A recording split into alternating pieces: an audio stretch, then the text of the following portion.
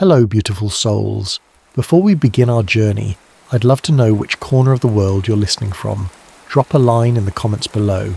And if you're enjoying these immersive bedtime stories, don't forget to like and subscribe to Insomniac's Lore for more adventures that will carry you into your dreams. Now, settle in as we explore a tale of devotion that transcends decades, of letters that waited patiently to deliver their message, and of two souls who discovered that some bonds cannot be severed, even by time itself. Maine, 2008. Maggie Foster's fingers betrayed her age only when she tried to open her mail. The thin skin, mapped with blue veins and speckled with sunspots, struggled with the precise task of sliding beneath envelope flaps.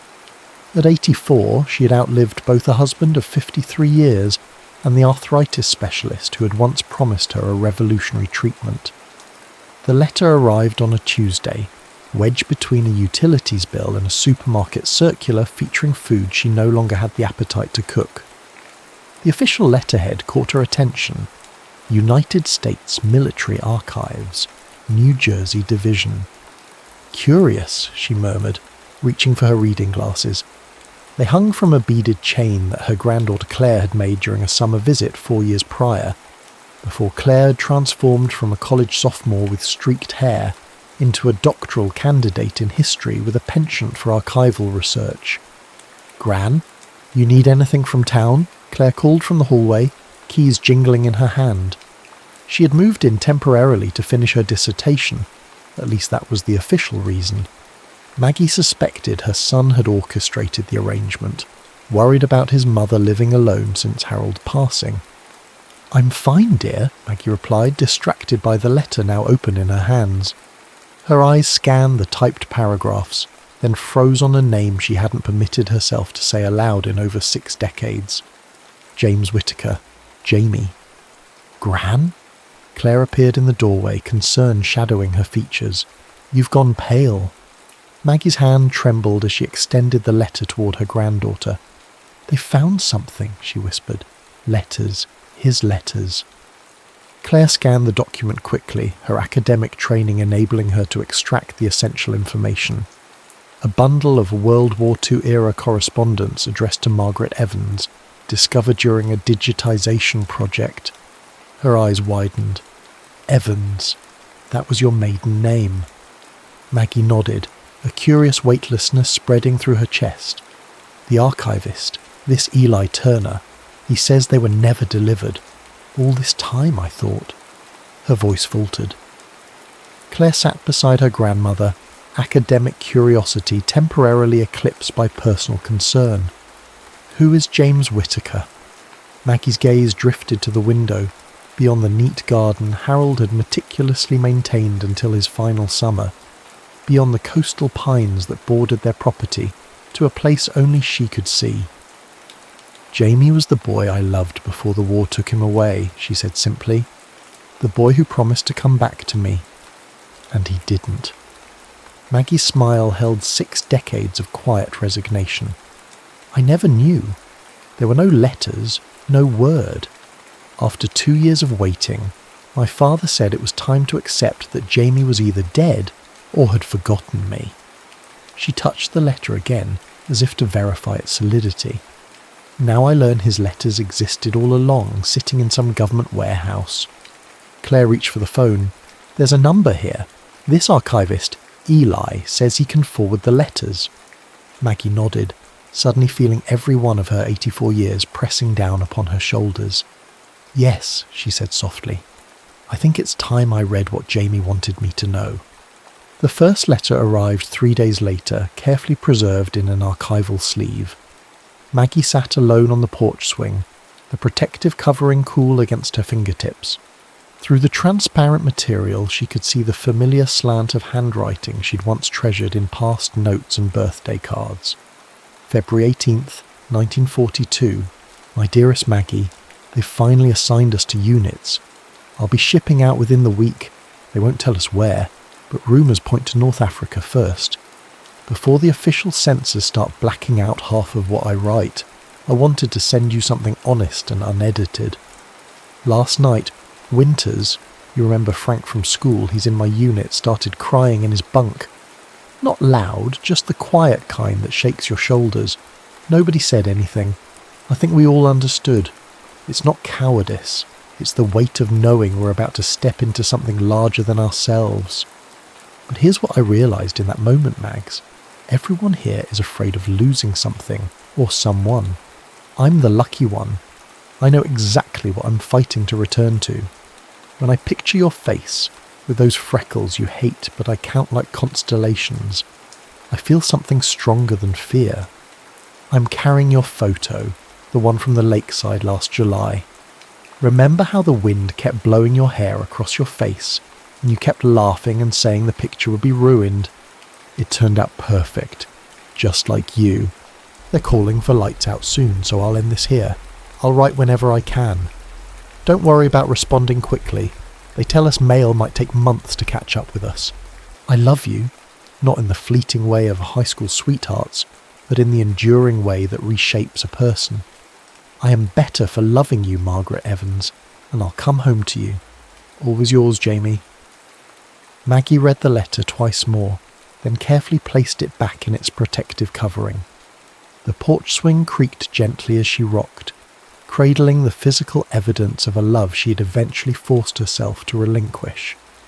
She closed her eyes, summoning the face of the boy who'd written these words. Not the sharp-jawed senior who had kissed her beneath the bleachers after winning the regional track meet, but the solemn young man in uniform who had held her on their last night, whispering promises against her hair while stars wheeled indifferently overhead.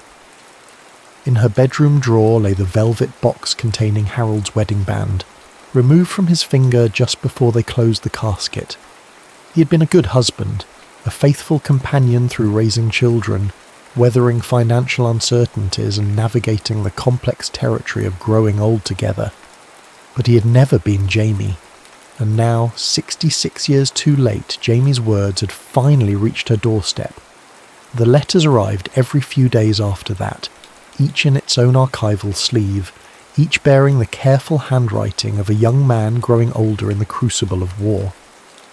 Eli Turner, the archivist, had arranged them chronologically, providing Maggie with a timeline of Jamie's experiences and his unwavering devotion. Claire observed her grandmother's ritual with a historian's fascination and a granddaughter's concern. Each evening Maggie would take a new letter to the porch swing, read it slowly, then sit in contemplative silence as twilight settled over the coastal property. "Did you ever try to find him? After the war?" Claire asked one evening, bringing her grandmother a cup of chamomile tea. Maggie accepted the mug with a grateful nod. "I waited 2 years," she said simply. "No letters came. His parents had moved away during the war, defense factory work in Michigan. Nobody seemed to know anything. But surely there were—" "Records?" Maggie smiled faintly. "Claire, you've grown up in an age where information flows like water. Back then, especially with the chaos after the war, finding someone wasn't as simple as typing a name into a computer." She sipped her tea, eyes distant. "Eventually I met your grandfather. He was kind, stable. My parents approved." A small shrug. "And life continued." Claire leaned against the porch railing. "These letters, though, he really loved you." Maggie's expression softened. "Yes, he did." She gestured to the small stack of red letters on the side table. "You can read them if you'd like. A historian might find them illuminating." Later that night, Claire sat cross-legged on her bed, carefully examining each letter. As a doctoral candidate specialising in 20th century social history, she recognised the academic value of first-hand war correspondence. But these weren't merely historical artefacts. They were windows into a love story that had shaped her family without anyone realising it.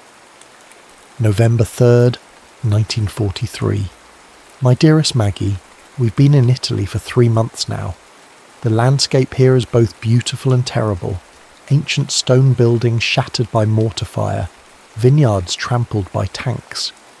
Yesterday we passed an old woman tending her garden as if the war was something happening in another country entirely.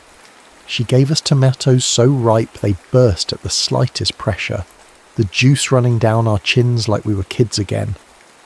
I haven't received any letters from you yet, but the mail system is in chaos. Some fellows got packets of month-old letters all at once last week. I'm hoping for the same luck soon. The strangest thing about war isn't the fighting, it's the waiting. Hours of boredom punctuated by moments of sheer terror. During those quiet stretches I've been reading poetry. Remember how you used to tease me about my fondness for Keats? The guys in my unit would never let me hear the end of it if they knew, but I keep his collected works tucked inside my jacket. There's a line I keep returning to. A thing of beauty is a joy forever. Its loveliness increases. It will never pass into nothingness. When I remember our days at Lake Winnipesaukee, or the way you look when you're concentrating on a difficult passage of music, I understand what Keats meant. Some memories don't fade, they grow more vivid with distance. I know this letter might reach you months from now when circumstances could be entirely different, but I need you to know that whatever happens, loving you has been the most real thing in my life. Forever yours, Jamie. Claire carefully returned the letter to its sleeve, her academic detachment giving way to a profound sadness. These weren't just words on paper, they were evidence of a life unlived, of possibilities foreclosed by circumstance and miscommunication. With sudden determination, she opened her laptop. If Jamie Whittaker had survived the war, there might be records, property tax filings, voter registrations, social security information. In her research work, she had become adept at tracing historical subjects through public documents. She typed his name into various databases, adding qualifiers. Born approximately 1922 to 1924, possibly from New Hampshire or Maine, served in World War II European theatre. Hours later, as the first hint of dawn crept through her window, Claire stared at her screen in disbelief. James Thomas Whittaker, born April 17, 1922 in Wolfboro, New Hampshire. Current address, Saratoga Springs, New York. "He's alive, Gran." The words hung in the kitchen air, competing with the scent of percolating coffee and the distant call of gulls. Maggie's hand stilled on the handle of a ceramic mug, a Mother's Day gift from Claire's father decades ago. "What did you say?" Claire gentled her voice, aware of the magnitude of her revelation. "Jamie Whittaker. He's alive. 86 years old, living in Saratoga Springs, New York." Maggie lowered herself carefully into a chair, her expression unreadable. "How can you possibly know that?" "I traced him through public records," Claire hesitated, then added. "I also found his phone number." A long silence followed, broken only by the coffee maker's final gurgle. Maggie's gaze drifted to the window, where fog was retreating from the morning sun. 86, she whispered. "All these years." Claire sat across from her grandmother, restraining her historian's eagerness in favour of simple compassion. According to the records, he never married. Maggie's eyes snapped back to her granddaughter's face. "Never?" "No children either. He owns a small house that he's lived in since 1950. He was a high school literature teacher until he retired in 1987. Maggie's hands trembled slightly as she reached for the latest letter, dated May 1945, written just after VE Day. In his last letter, he wrote about coming home, about finding me. Her voice caught.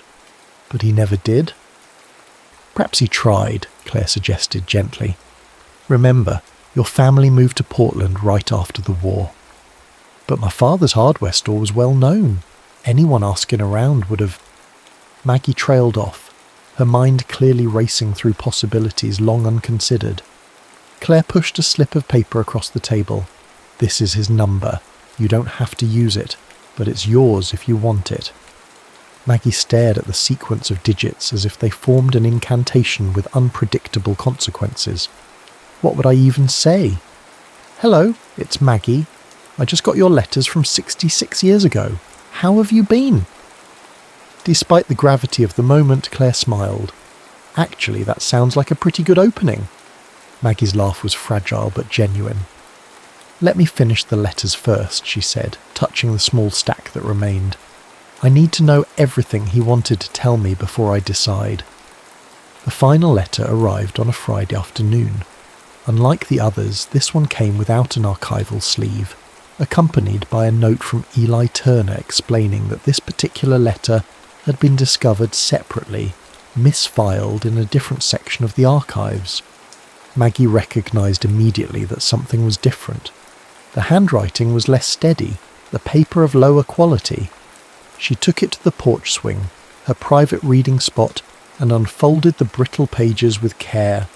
August 10th, 1945. My Maggie, the war is nearly over. The newspapers say Japan can't hold out much longer after the atomic bombs. I don't know what to make of such a weapon, but I'm grateful if it means no more young men will die on either side. I'm writing from a military hospital in England. Don't worry, I'm one of the lucky ones.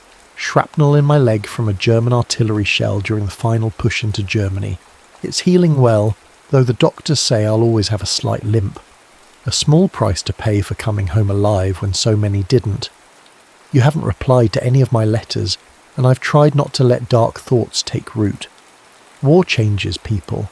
I understand that better than most. If your feelings have changed, I will accept it, though it would be a wound deeper than any I've sustained in combat. But I choose to believe in us, Maggie. In 2 weeks, they're putting me on a hospital ship back to the States. Another month of rehabilitation, and then I'm coming to find you. I don't care if you've moved or if your parents still disapprove of me. I promised I would come back to you, and I keep my promises. I've had a lot of time to think in this hospital bed, about what matters, about the life I want to build. I still see the same future I described in my first letter. A small house near enough to the lake to hear the loons at night. Children with your eyes and stubborn spirit growing old together on a porch swing. Wait for me, Maggie, just a little longer. All my love, always, Jamie. Maggie folded the letter, pressing it against her chest as if to absorb the words directly into her heart. She sat motionless as the afternoon light shifted around her, casting longer shadows across the porch. When Claire found her an hour later, Maggie's eyes were dry but resolute. I'd like to make that call now, she said quietly. The phone rang 4 times before a male voice answered, deeper than Maggie remembered, weathered by age but with the same distinctive New Hampshire cadence. Hello? Maggie's carefully rehearsed opening evaporated, her throat constricted around unsaid words. Beside her, Claire squeezed her hand encouragingly. Hello? The voice repeated, a touch of impatience colouring the word. Jamie? Maggie finally managed, her own voice sounding foreign to her ears. Jamie Whittaker. A pause, then cautiously, yes, this is James Whittaker. It's Margaret. Another beat of silence followed by a clarification. Margaret Evans. The silence that followed stretched so long that Maggie wondered if the connection had been lost. Then came a sound, something between a gasp and a sob. Maggie? My Maggie? The possessive pronoun, unchanged by 66 years of separation, brought tears to her eyes. Yes, she whispered. How? His voice faltered. After all this time, how did you find me? Your letters, she replied simply. They've been delivering your letters, Jamie. All of them, from 1942 to 1945. They were misplaced in a military archive all these years. Another long pause, this one filled with the weight of understanding. You never received them, not a single one. Number I waited, Jamie. For 2 years after the war, I waited for word from you. I came looking, he said, his voice stronger now, urgent with the need to explain.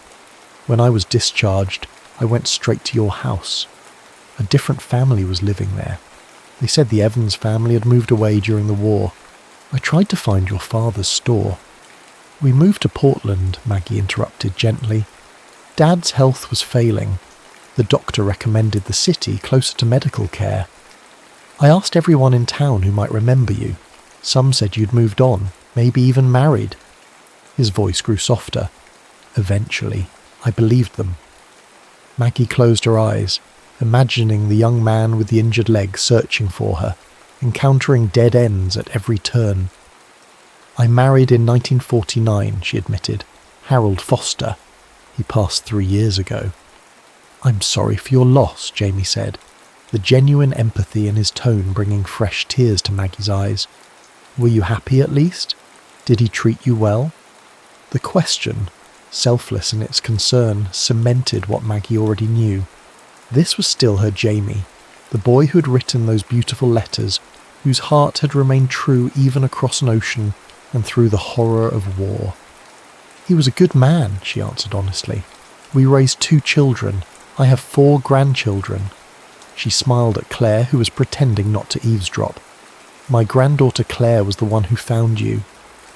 "Then I owe Claire my gratitude," Jamie replied, a smile evident in his voice. "Maggie, would it be too forward, after all this time, to ask if I might see you?" The question hung between them, simple in its phrasing but monumental in its implications. Maggie found herself nodding before remembering he couldn't see her. "I'd like that very much," she said. The journey to Saratoga Springs took 5 hours, with Claire insisting on driving. Maggie spent most of the trip gazing out the window, occasionally touching the small stack of letters she'd brought along. "Nervous?" Claire asked as they crossed the state line into New York. Maggie smiled faintly. "Terrified," she admitted. 66 years is a long time, Claire. We're not the same people who wrote and waited for those letters." "Maybe not," Claire conceded, changing lanes smoothly. "But from what I read in those letters, what you and Jamie had was rare. Some connections transcend time. Jamie's home proved to be a modest craftsman-style house on a quiet street lined with mature maples. The front garden showed signs of careful tending.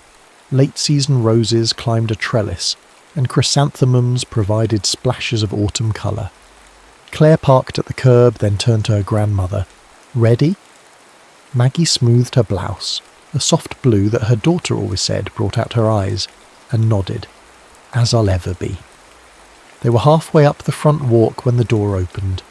The man who stood on the threshold was tall despite a slight stoop to his shoulders, his white hair still thick, his face lined but handsome.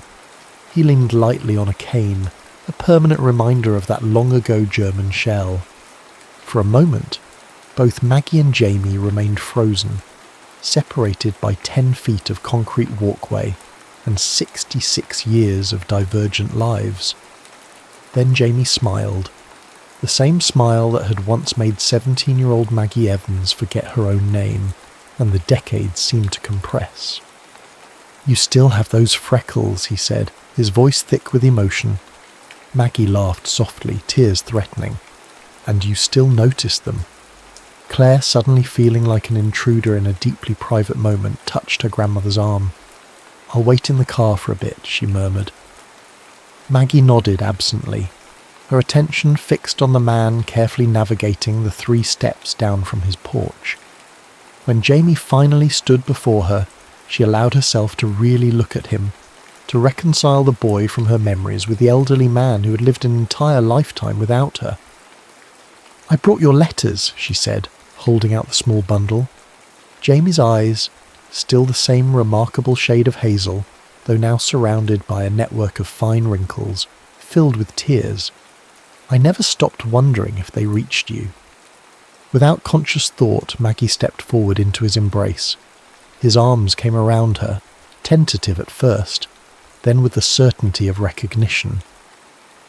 They stood that way for a long moment, an elderly couple on a quiet street in Saratoga Springs, holding each other as if making up for thousands of embraces never shared. "Come inside," Jamie said finally, reluctantly releasing her. "I have a pot of coffee on, and about 66 years of stories to tell you." "You kept it all these years." Maggie's voice was hushed as she held the small photograph. Herself at 17, standing by Lake Winnipesaukee, hair blowing across her laughing face. The colours had faded to sepia tones, but the image remained clear. On the back, written in faded pencil, Maggie, July 1941. Jamie nodded, the movement causing sunlight from the window to shift across his features. They sat in his small living room, surrounded by bookshelves that testified to a lifetime of literary appreciation. It was in my wallet throughout the war, he explained. I had it laminated in the 70s when it started to wear thin from handling.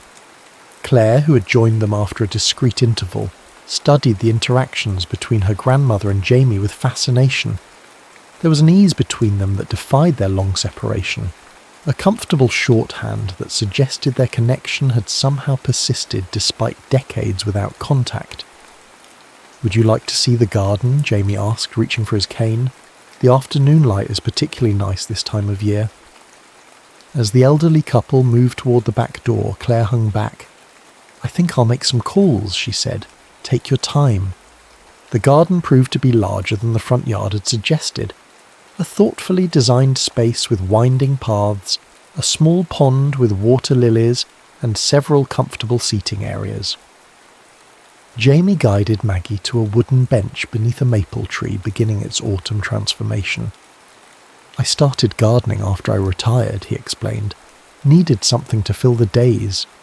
A self-deprecating smile crossed his face. The literature teacher in me appreciated the metaphors: growth, renewal, patience. Maggie touched a late-blooming rose with gentle fingers. "It's beautiful, Jamie." They sat in companionable silence, the afternoon sun casting dappled shadows through the maple leaves. A slight breeze carried the scent of earth and approaching autumn. "Did you ever marry?" Maggie asked finally, the question she'd been holding since learning he still lived alone. Jamie shook his head. "Came close once in the 50s. A fellow teacher named Eleanor. She was witty, kind." He looked at Maggie directly. "But she wasn't you. Eventually she realised I was still in love with a ghost." The simple admission hung in the air between them. "I don't regret the life I built," Maggie said carefully. "Harold was a devoted husband. My children brought me immeasurable joy. But—" She hesitated, then forged ahead with characteristic directness. "But there was always a Jamie-shaped void in my heart, a space no one else could quite fill." Jamie reached for her hand, his fingers, like hers, mapped with veins and marked by age but still strong. "I used to imagine, all the possible lives we might have had. Sometimes I'd see a young mother with children who had your smile, and I'd wonder." "We can't reclaim those years," Maggie said gently. "No," Jamie agreed, "but perhaps we're being offered something rare, a chance to write a different ending." As the sun began its descent, casting longer shadows across the garden, they shared stories of their separate journeys, of Jamie's years teaching literature to generations of students, of Maggie's work as a piano teacher, and later as a volunteer with the Portland Symphony's youth program, of illnesses overcome, of friendships treasured, of the complex joys and sorrows that constitute a fully lived life. "Will you stay in Saratoga Springs tonight?" Jamie asked as they walked slowly back toward the house. "There's a nice hotel downtown. Or—" He hesitated, suddenly seeming younger, almost boyish in his uncertainty. "My guest room is always prepared." Maggie smiled, squeezing his hand. "Claire checked us into the hotel already, but we're not leaving until tomorrow afternoon." Inside, they found Claire curled in an armchair with one of Jamie's first edition poetry collections, looking completely at home. She glanced up as they entered, noting their linked hands with a barely concealed smile. "Everything okay out there?" Maggie nodded, a new lightness in her expression that Claire hadn't seen before. "Yes, dear. Just catching up on a few decades." Later, as they prepared to leave for the hotel, Jamie pressed something into Maggie's hand. A small envelope sealed. "What's this?" she asked. "The letter I never sent," he replied simply. "Written 10 years after the war, when I'd finally accepted you weren't coming back into my life. Read it tonight." Maggie tucked the envelope carefully into her purse. "I will." In the quiet of her hotel room, After Claire had retired to the adjoining room, Maggie opened Jamie's final letter with careful fingers. April 17th, 1955. My dearest Maggie, you will never read these words. I've accepted that our paths, which once seemed so inevitably entwined, have diverged beyond reconnection. Yet on my 33rd birthday, I find myself needing to write to you one last time. I imagine you married now, perhaps with children. I hope he appreciates the way your eyes crinkle when you're trying not to laugh, or how you unconsciously hum Bach when you're concentrating. I hope he knows how fortunate he is to build a life alongside your particular brightness. As for me, I continue teaching literature to students who largely prefer baseball to Browning. Occasionally, a student will ask why I never married. I simply tell them I haven't found the right person, a half-truth that satisfies their curiosity without revealing that I found her at 17 and lost her to war and circumstance. I don't write this from a place of bitterness or regret. The war taught me that life is too precious for such indulgences. Rather, I write from a place of enduring gratitude. Loving you made me a better man than I might otherwise have become. Even in your absence, you have shaped me. Keats wrote that beauty is truth, truth beauty. That is all you know on earth, and all you need to know. Perhaps he was right. The truth and beauty of what we shared, however briefly, has been sufficient to illuminate my path forward. Be well, Maggie. Be joyful. Know that somewhere in this wide world you're remembered with perfect clarity and endless affection. Always, Jamie. Maggie wiped tears from her cheeks, carefully refolded the letter and returned it to its envelope. Then she reached for the hotel phone and dialed the number Jamie had given her. He answered on the first ring, as if he had been waiting beside the phone. I read it, she said simply. And... Maggie took a deep breath, feeling not like an 84-year-old widow but like the girl who had once promised to wait for a soldier's return. I was wondering if you might like to have breakfast with me tomorrow, and perhaps the day after that, and the day after that. She paused, then added softly, for as many days as we have left. Jamie's voice, when he answered, held a joy that transcended time and separation. I would like nothing better, Margaret Evans, nothing better in this world.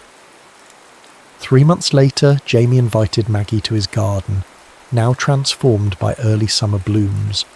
He'd arranged a small table beneath the maple tree where they often sat, adorned with a checkered cloth and her favourite wildflowers in a blue ceramic vase. This is lovely, Maggie said as Jamie pulled out her chair with an old-fashioned gallantry that made her smile. They shared a simple lunch, talking easily about Claire's dissertation progress and Jamie's latest gardening project. As Maggie finished her iced tea, she noticed Jamie seemed uncharacteristically distracted, his fingers tapping a nervous rhythm against the tablecloth. Is everything all right? She asked, reaching for his hand to still it. Jamie took a deep breath. I had planned something more elaborate, he confessed with a self-deprecating smile. At our age, perhaps that seems foolish. But then I remembered that the most meaningful proposal in literature isn't elaborate at all. He reached into his pocket and withdrew a small velvet box that looked as if it had been waiting patiently for decades. Mr. Darcy simply says, "You must allow me to tell you how ardently I admire and love you," Jamie quoted, his voice steady despite the emotion evident in his eyes. Jane Austen understood that true feeling needs no embellishment. He opened the box, revealing a vintage sapphire ring surrounded by tiny diamonds. "This was my mother's," he explained. "I've kept it all these years, though I never imagined I'd have the chance to offer it to you." Taking Maggie's hand in his, Jamie said, "I've loved you for 67 years, Margaret Evans. Would you do me the extraordinary honour of becoming my wife, so that I might love you even more completely for whatever time we have left?" Maggie's eyes filled with tears as she looked at this man who had waited a lifetime for her. "Yes," she whispered, her voice strengthening as she repeated, "Yes, Jamie. I've already wasted too many years not being your wife." As he slipped the ring onto her finger, a perfect fit, as if it had always been destined for her hand, Jamie gathered her close, his kiss a promise of the days to come. "I never stopped hoping," he murmured against her hair. Maggie leaned back to look into his face, memorizing every line that life had etched there. "Neither did I," she admitted.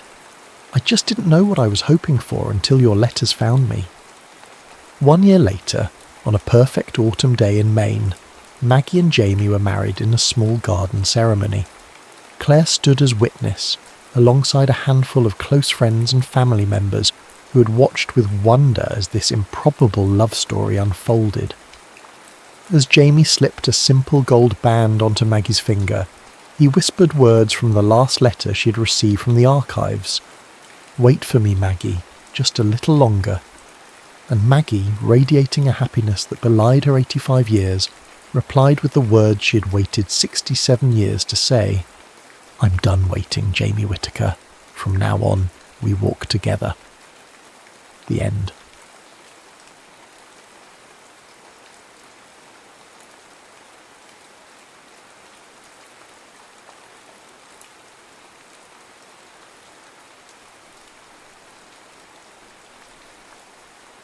The violin case was heavier than Chiara remembered.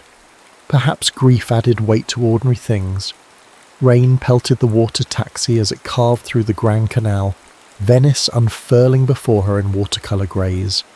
The city seemed to be mourning alongside her, washing itself, clean in quiet tears.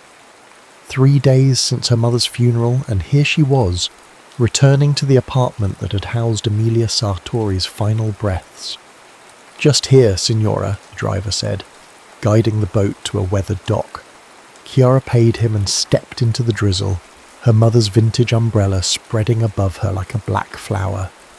The key to the apartment felt foreign in her hand. When she'd last visited, her mother had been the one to open the door, frail but standing, a ghost of the woman who once commanded symphony halls. Now, only stunts greeted her. Emilia Sartori had been precise about her exit from this world, just as she had been about her entrances onto stages across continents. The will was clear: cremation, no memorial concert, though 3 orchestras had already announced tribute performances, and instructions for Chiara to retrieve personal items from the Venice apartment before it was sold. "There's nothing of value," her mother had written, "only memories, and you may keep or discard those as you wish." Their relationship had been like a complex musical arrangement, beautiful in theory, difficult in execution. Chiara had chosen contemporary violin over classical, electronic experimentation over Vivaldi. Her mother had responded with polite interest masking disappointment. The apartment smelled of rosemary and dust. Chiara moved through its narrow hallways, touching surfaces her mother had touched. In the bedroom, clothes hung with military precision. In the kitchen, a single cup and saucer sat in the drying rack, a life distilled to essentials. She left the music room for last. When she finally pushed open the door, the late afternoon light was streaming through tall windows, catching dust motes in golden suspension. Her mother's Guarneri violin rested in its open case on a small table, looking orphaned. Chiara approached it with the reverence one might approach a sleeping child. The instrument, worth more than most Venetian apartments, had been her mother's voice for 60 years. Now it would go to a museum, per the will. She ran a finger along the polished wood, feeling the invisible imprint of her mother's touch, when something caught her eye. Tucked into the lining of the case was the edge of a photograph. Chiara gently worked it free. The image was sun-faded but clear. Her mother, perhaps 20 years younger, standing in a Venetian piazza beside a man Chiara had never seen. They weren't looking at the camera, but at each other, captured in a moment of shared laughter. The man held sheet music in one hand, his other rested lightly on Emilia's arm. Chiara turned the photo over, written in her mother's elegant script. Luca and me, San Marco, 1999. Luca. A name never mentioned in family conversations. She looked more closely at the case and noticed a slight bulge beneath the velvet lining. Working her fingers underneath, she extracted a yellowed envelope and a single sheet of handwritten music titled The The Last Song in Venice. The envelope contained one page, written in a hand that wasn't her mother's. My dearest Amelia, by the time you read this, you'll be gone from Venice. I understand you've always been moving towards something while I've been standing still. Perhaps that's why the universe allowed our melodies to intertwine, if only briefly, to teach us both something about time. I've enclosed our song. Play it when you're ready to remember, not before. Some music isn't meant to be heard too often. Like us, it exists in a moment. With love that doesn't require forever to be real, Luca Chiara sat on the faded velvet bench, holding the letter to her chest. Who was this man? Why had her mother, so forthcoming about her achievements, so reticent about her heart, kept him hidden?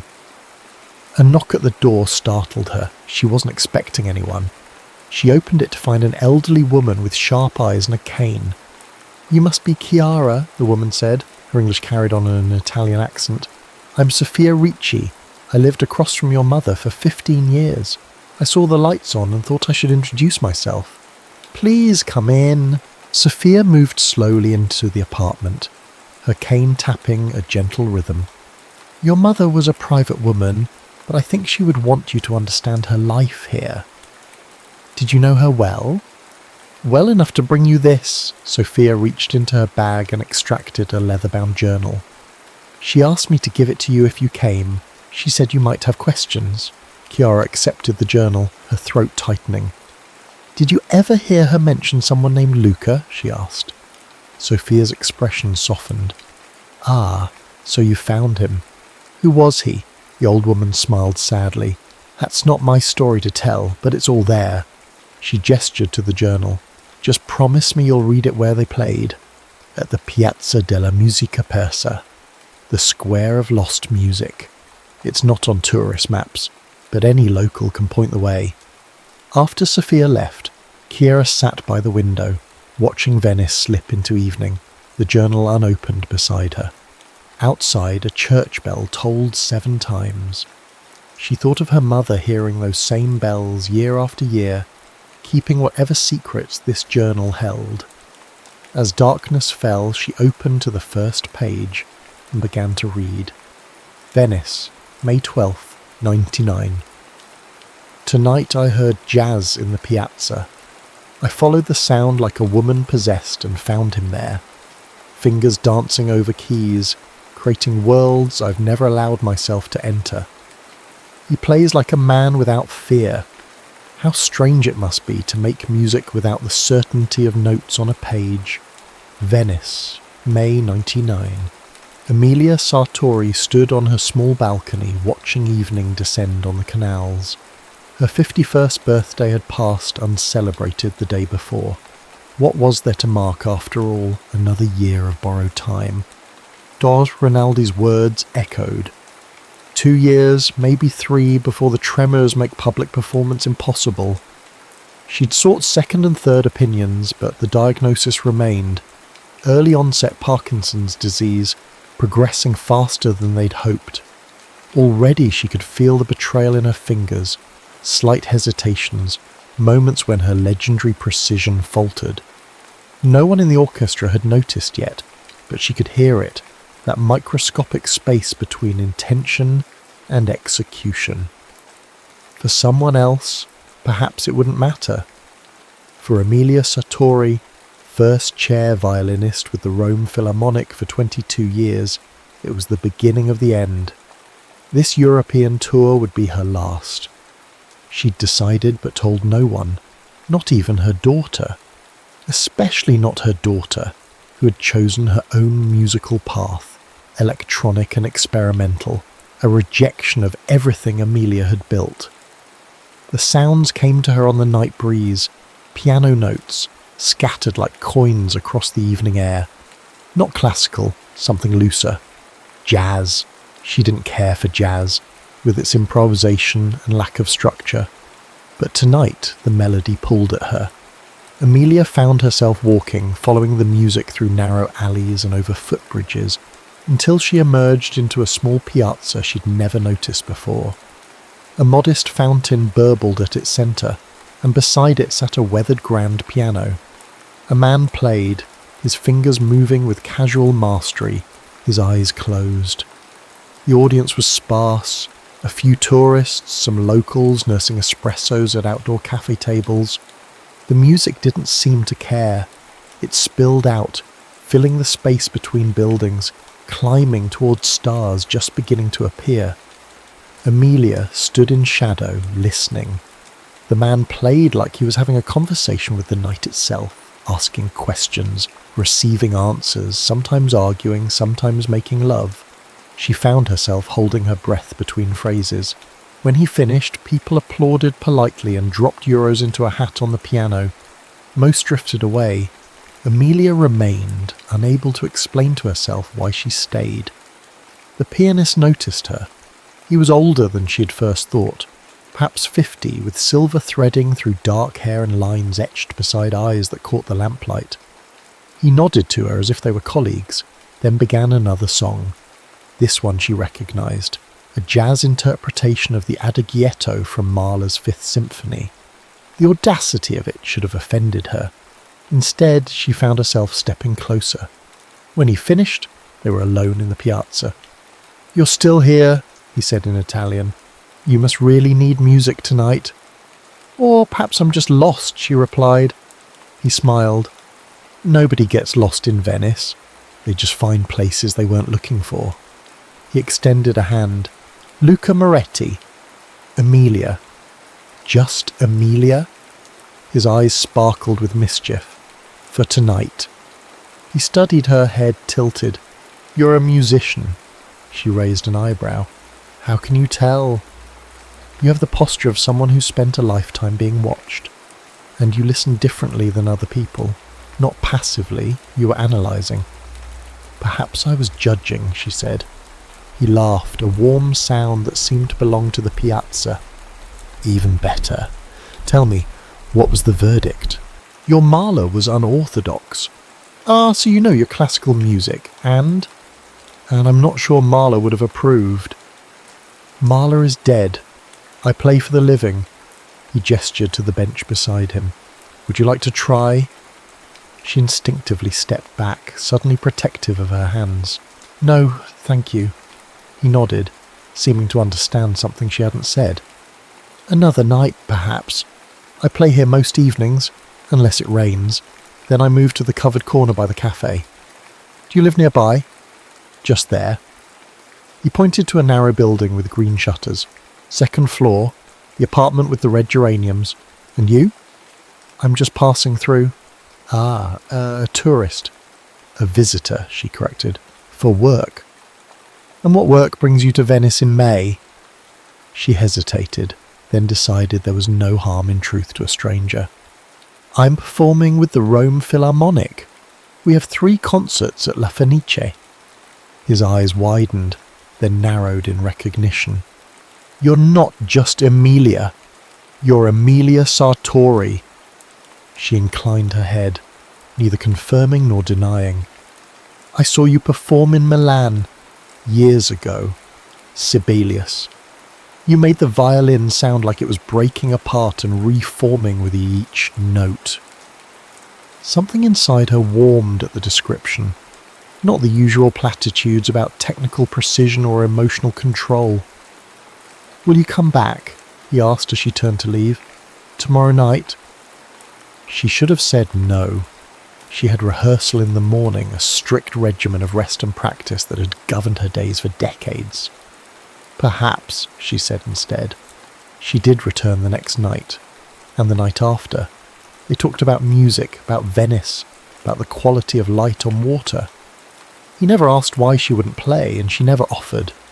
Instead, she watched his hands and wondered what it would be like to live so openly in music, without the armour of perfection she'd forged around herself. On the 4th night, he wasn't at the piano. Disappointed beyond reason, she turned to leave when a voice called her name. Luca stood in the doorway of the cafe, waving her over. "Too much rain for the piano," he explained. "They have a decent upright inside."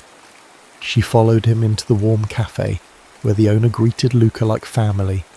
They were guided to a back room where a simple upright piano stood against the wall. A bottle of wine and 2 glasses waited on a small table. "I took the liberty," Luca said. "Unless you don't drink before performances."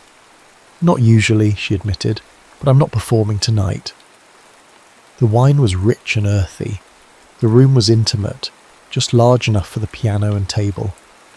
Through a small window she could see rain falling on the canal. "Tell me something," he said, refilling their glasses. "Why does Amelia Sartori, who can play in any concert hall in the world, spend her evenings listening to a street pianist?" "Perhaps I'm researching the enemy," she said, the wine making her bolder. "And am I the enemy? You and your kind. Jazz, improvisation, playing without a score is the opposite of everything I've devoted my life to. Is that why you won't play with me? Because I'm the enemy?" She stared into her wine glass. "I won't play with you because I can't play like you."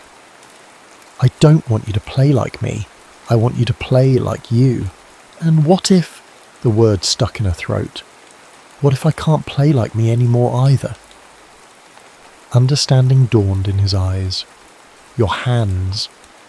She nodded, not trusting her voice. "Show me," he said gently. She extended her right hand and he took it in both of his. His skin was warm, fingers calloused from years at the keys. For a long moment he simply held her hand, as if listening to it. "Play with me," he said finally. "Not for an audience, just for us." "I can't." "You can. I'll follow where you lead." "And if I falter?" "Then we'll call it jazz," he said with a smile that reached his eyes. She found herself at the piano bench, Luca beside her, her violin case open, the Guarneri gleaming in the low light. For the first time in her professional life, Amelia Sartori played without a score, without rehearsal, without certainty. Her hands trembled. Notes that should have been crisp blurred at the edges, but Luca followed, his piano weaving around her imperfections, transforming them into intentional deviations. They played for an hour, moving from classical fragments to jazz standards, to things that existed only in that room, on that night. When they finished, she was crying, not from shame or fear, but from something she couldn't name. "See," Luca said softly, "the music doesn't care if you're perfect, it just wants to be played." She looked at him then, really looked at him, and felt something calcified within her begin to crack. In her mother's journal, Chiara found a Venice she'd never known, a city of music-filled nights and sun-drenched mornings, of canal-side conversations and shared wine, of 2 musicians finding in each other what they'd lost in themselves. She read about their first kiss, on a gondola beneath the Bridge of Sighs, tourists above them completely unaware of the world shifting beneath. She read about their nights in his small apartment, how they would play music with the windows open, letting their impromptu duets spill into the piazza below. How crowds began to gather, night after night, to hear the famous violinist and the piazza pianist create something ephemeral and perfect. She read about her mother's hands, how the tremors would come and go, how some nights she couldn't play at all, and how Luca would simply hold her until the frustration passed. And she read about Luca's past, his promising career cut short when his wife fell ill, how he'd chosen love over ambition without regret, how he'd found peace in playing for the moment rather than posterity. By the time Chiara reached the final pages, dawn was breaking over Venice. She closed the journal and went to stand on the balcony, watching the city wake.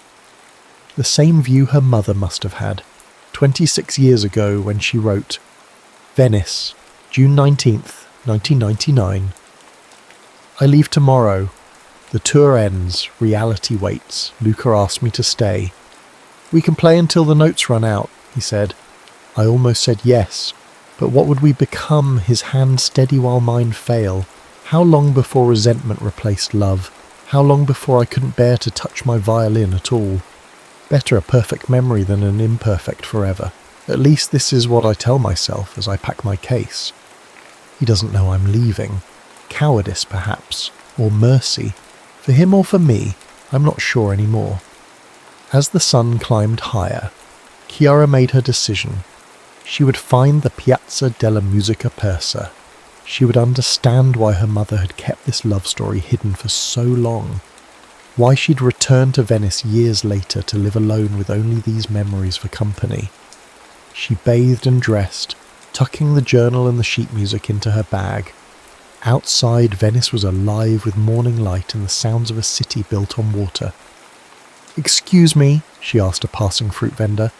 "Could you direct me to the Piazza della Musica Persa?" The man's weathered face softened. "Ah, the Square of Lost Music. For the American pianist and the violinist, yes. Follow the canal to the third bridge, then left through the narrow passage. You'll hear it before you see it." "What do you mean?" He smiled cryptically. Some say music never really leaves a place where it was played with love. Chiara followed his directions, moving through the labyrinth of Venice's back streets. The passage he'd mentioned was barely wide enough for one person, walls close enough to touch on both sides. It opened suddenly onto a small piazza with a central fountain. The square was empty, save for a sleeping cat and an old piano under a weathered tarp. She approached slowly, feeling as if she were walking into the pages of her mother's journal. This was where it happened. Where Emilia Sartori, renowned for her technical perfection, had learned to embrace imperfection. Where she had loved, briefly but completely. A voice startled her. "You must be Chiara." She turned to find an elderly man emerging from the cafe. He moved with the stiffness of age, but had keen eyes that studied her carefully. "Yes, how did you know?" "You look like her." He extended a gnarled hand. "I'm Marco. I own the cafe. I knew your mother. And Luca." "Luca Moretti. Is he still?" "No," Marco said gently. "He passed 5 years ago, heart. Quick, they say." Chiara felt a strange grief for a man she'd never met. Did they ever see each other again after she left? Marco gestured to a small table outside the cafe. As they sat, he said, "Not until she moved back to Venice. 10 years ago it was. She came looking for him. By then his health was failing." Did they rekindle their relationship? The old man's smile was sad. They were different people by then, but the music, that was still the same. They played here together every Thursday evening for almost a year, until he couldn't anymore. And my mother, after he died, she came to the piazza often, just to sit, sometimes with her violin, though she rarely played in public by then. He studied Chiara's face. "She never told you about him?" "No, I only found out yesterday, after she died." Marco nodded, as if this made perfect sense. Some loves are too private to share, even with those closest to us. They belong only to the people who lived them. "I brought this," Chiara said, extracting the sheet music from her bag. "It's called The Last Song in Venice. Did you ever hear them play it?" Marco's eyes grew distant. "Only once, the last time they played together. There wasn't a dry eye in the piazza." He gestured to the piano. "It's still in tune, if you'd like to try." "I don't play piano." "But you play violin, yes? I can see it in your hands." "Yes, but I don't have—" "Your mother left her Guarneri to the museum, I know, but her first violin, the one she learned on, that's behind the bar. She left it for you," she said. Marco disappeared into the cafe and returned with a violin case, the leather cracked with age. Inside was a modestly crafted instrument, not valuable but well loved. She wanted you to have it, and to play here, if you ever came. Chiara lifted the violin, feeling its familiar weight. Different from her own modern instrument, with its aged wood and gentle curves. She tucked it under her chin and drew the bow across the strings. The sound was warm, surprisingly resonant. She placed the sheet music on the edge of the fountain and began to play The Last Song in Venice. The notes were simple at first, a delicate melody that spoke of tentative beginnings. As the piece progressed, it grew more complex, layering emotions like brushstrokes on canvas: joy, passion, doubt, resignation. People began to gather, drawn by the music. Chiara played with her eyes closed, feeling her way through the story her mother and Luca had written together. When she reached the final notes, a haunting refrain that seemed to ask a question that couldn't be answered, there was complete silence in the piazza, then applause, gentle at first, then building. When she opened her eyes, the small square was filled with people, many of them wiping away tears. Marco approached, his own eyes glistening. "You play like her, but also like yourself." "Thank you for this," she said, gesturing to the violin, the piazza, the moment. "Don't thank me, thank her. She knew you'd come one day." As the crowd dispersed, Chiara remained, holding the violin that had belonged to her mother. She thought of Emilia Sartori, not as the formidable musician the world had known, but as the woman who had stood in this same spot, finding and losing love, choosing duty over desire, carrying the music of those nights through the rest of her life. In that moment, Chiara understood something about her mother that decades of strained conversations had never revealed, and she began to understand something about herself as well. Present day Venice. Chiara spent the next week immersed in her mother's Venice. She visited La Fenice, where Emilia had performed her final concert with the Rome Philharmonic. She found the gondola stop where, according to the journal, Luca had first told Emilia he loved her. Not despite your hands, but because of everything they've played and everything they still might. She spent evenings in the Piazza della Musica Persa, sometimes playing, sometimes just listening to the ambient sounds of Venice at night. Marco would bring her espresso and tell stories about the summer of '99, when locals and tourists alike would gather to hear the unexpected duets. They weren't just playing music, he told her, they were playing each other. On her 8th day in Venice, a letter arrived from the Conservatory Museum where her mother's Guarneri had been donated. They were organising a memorial concert and wanted Chiara to perform a piece that captures your mother's essence, the director had written. She knew immediately what she would play. But first, there was one more piece of the puzzle missing. According to Marco, after Luca died, his piano had been moved to the home of his nephew, a music teacher who lived on the island of Murano. If anyone had recordings of Luca and Emilia together, it would be him. The water taxi to Murano cut through the lagoon, spray occasionally misting Chiara's face. She watched Venice recede, its spires and domes compacting into a unified skyline. Her mother had made this same journey many times during that final year with Luca, according to Marco. Alessandro Moretti lived in a modest home near one of Murano's famous glass factories. When Chiara introduced herself, his face registered immediate recognition. "I've been expecting you," he said, ushering her inside. Marco called. "He said you've learned about your mother and my uncle." Alessandro was younger than Chiara had expected, perhaps 40, with Luca's dark eyes and expressive hands. His home was filled with music, instruments in various states of repair, shelves of vinyl records and CDs, framed sheet music on the walls. "I teach piano to the children of glass blowers," he explained. "Not as romantic as playing in piazzas, but it pays the bills." "Did you know my mother well?" Chiara asked. "Only in her later years, after she reconnected with Uncle Luca. She was formidable, intimidating, until you saw her with him. Then she softened." Marco mentioned you might have recordings of them playing together. Alessandro nodded, moving to a shelf of unmarked CDs. Uncle Luca recorded most of their Thursday performances, said he wanted to capture lightning in a bottle. He selected a disc and handed it to her. This was their final duet, 3 weeks before he died. Chiara held the CD carefully. "May I?" He gestured to a stereo system in the corner. As she inserted the disc, Alessandro said, "I should warn you. By this point, both of them were physically diminished. Uncle Luca's heart was failing.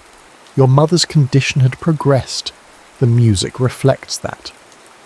The recording began with ambient noise, conversations, the fountain bubbling, Venice being Venice, then a piano, hesitant at first, finding its way note by note. A violin joined, equally tentative.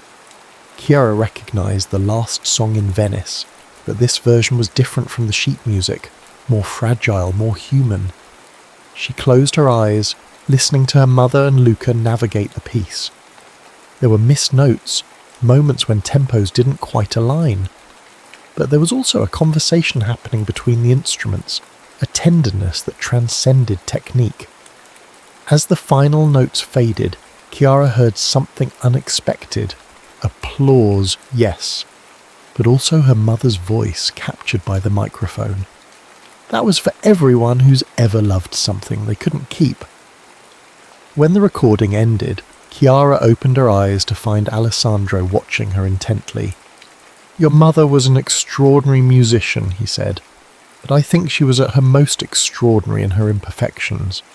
"May I have a copy of this?" Chiara asked. "Uncle Luca would have wanted you to have the original."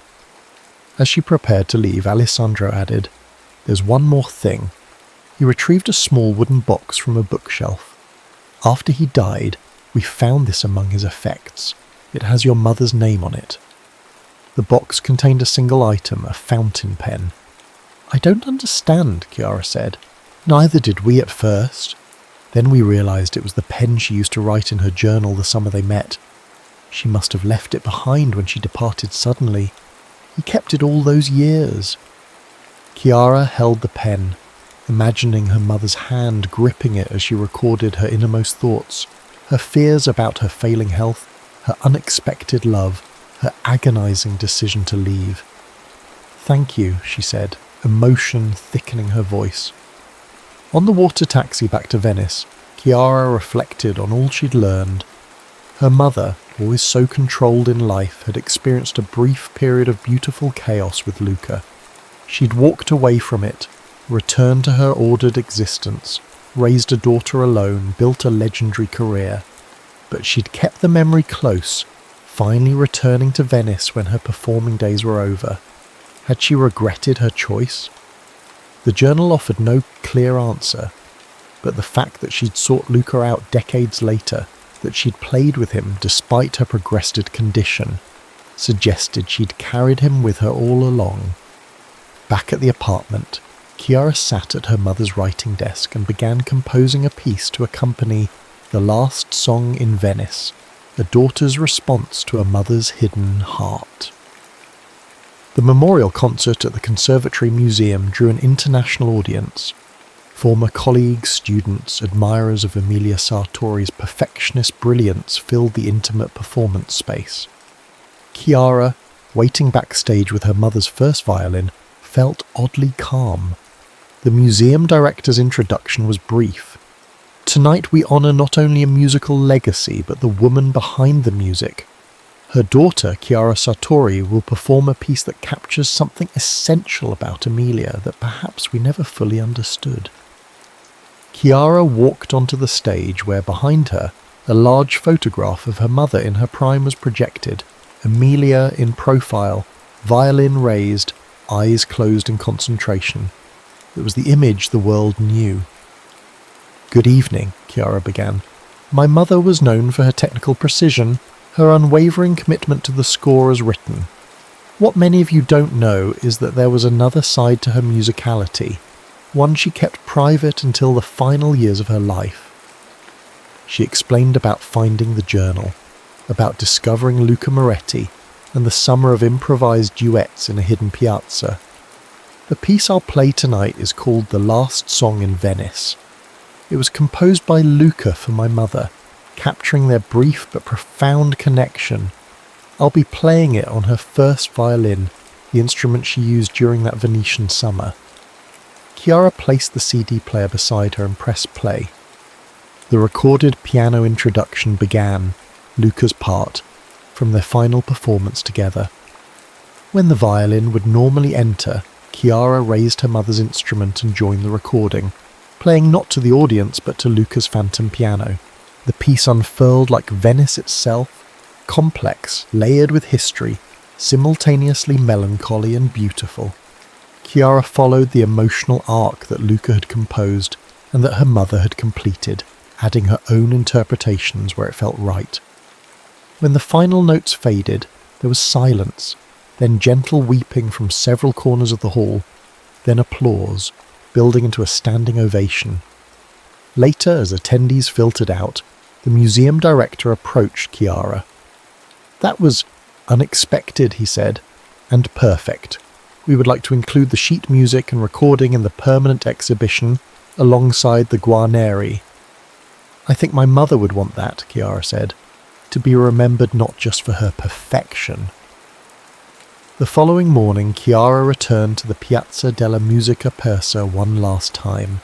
She had agreed to sell her mother's apartment, but not before making arrangements with Marco to establish a small music scholarship in Emilia and Luca's names. The piazza was empty except for Marco, who was supervising the installation of a small bronze plaque beside the fountain. "What does it say?" Chiara asked, approaching. Marco stepped back so she could read the inscription. "In this piazza from May to June 99, and again from 2019 to 2020, Emilia Sartori and Luca Moretti created music that exists now only in memory. Some songs are meant to be played just a few times. Some loves are meant to be lived just once, but both echo forever." "It's perfect," Chiara said, tears welling. "Your mother approved the text before she died," Marco revealed. "She knew she wouldn't live to see it installed." She planned all of this, Chiara realized. The journal, the violin, making sure I would find my way here. She wanted you to understand not just her story with Luca, but something about music itself, about life. "That perfection isn't the point," Chiara said softly. Marco nodded. "That beauty exists in the attempt, not just the achievement. That sometimes the notes we don't play are as important as the ones we do." As Chiara prepared to leave Venice the next day, she tucked her mother's journal and Luca's fountain pen into her carry-on bag. She would return to her own life, her own music, carrying with her a new understanding of the woman who had raised her. Emilia Sartori had lived two lives, one of public perfection and private loneliness, and another, briefer one of messy, beautiful connection. She had chosen duty over desire, structure over improvisation, but she had also, in her final years, returned to the scene of her greatest vulnerability and found it again. Chiara thought about her own career, her own choices. The electronic compositions that had so disappointed her mother now seemed less like rebellion and more like continuation. Different instruments, but the same search for something transcendent in sound. On her final night in Venice, she returned once more to the balcony of her mother's apartment. The same moon that had watched over Emilia and Luca's brief romance now illuminated the city's ancient facades and rippling canals.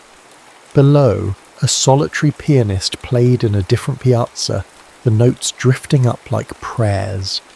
Chiara closed her eyes and listened, not just to the music, but to everything that lay beneath and beyond it. The water lapping at stone foundations, distant conversations in multiple languages, the gentle creaking of a city perpetually in dialogue with the sea that both threatens and sustains it. She understood now what her mother had found in Luca's jazz, in his philosophy of musical improvisation. Life itself was improvisation, a constant navigation between structure and spontaneity, between what we plan and what simply happens. The journal's final entry, dated just 3 months before Emilia's death, read, "Venice, January 2025. Chiara will come when I'm gone. I've arranged everything. She'll find Luca, or at least his memory, and perhaps understand why I lived as I did, why I left him, why I returned, why I never spoke of him. Don't regret the life I chose. The concert halls, the recordings, the students who now lead orchestras across the world, these matter. but I regret not telling her sooner about those nights in the piazza, about music that existed only in the playing of it. I hope she'll forgive me for keeping this part of myself hidden. I hope she'll understand that some loves aren't meant to be explained or shared, only experienced. And I hope most of all that she finds her own piazza someday, a place where her music can simply be, without judgment, without fear. The tremors are worse now. Some days I cannot hold a pen, let alone a bow, but in my mind I still play our last song perfectly. Memory at least allows for flawless performance.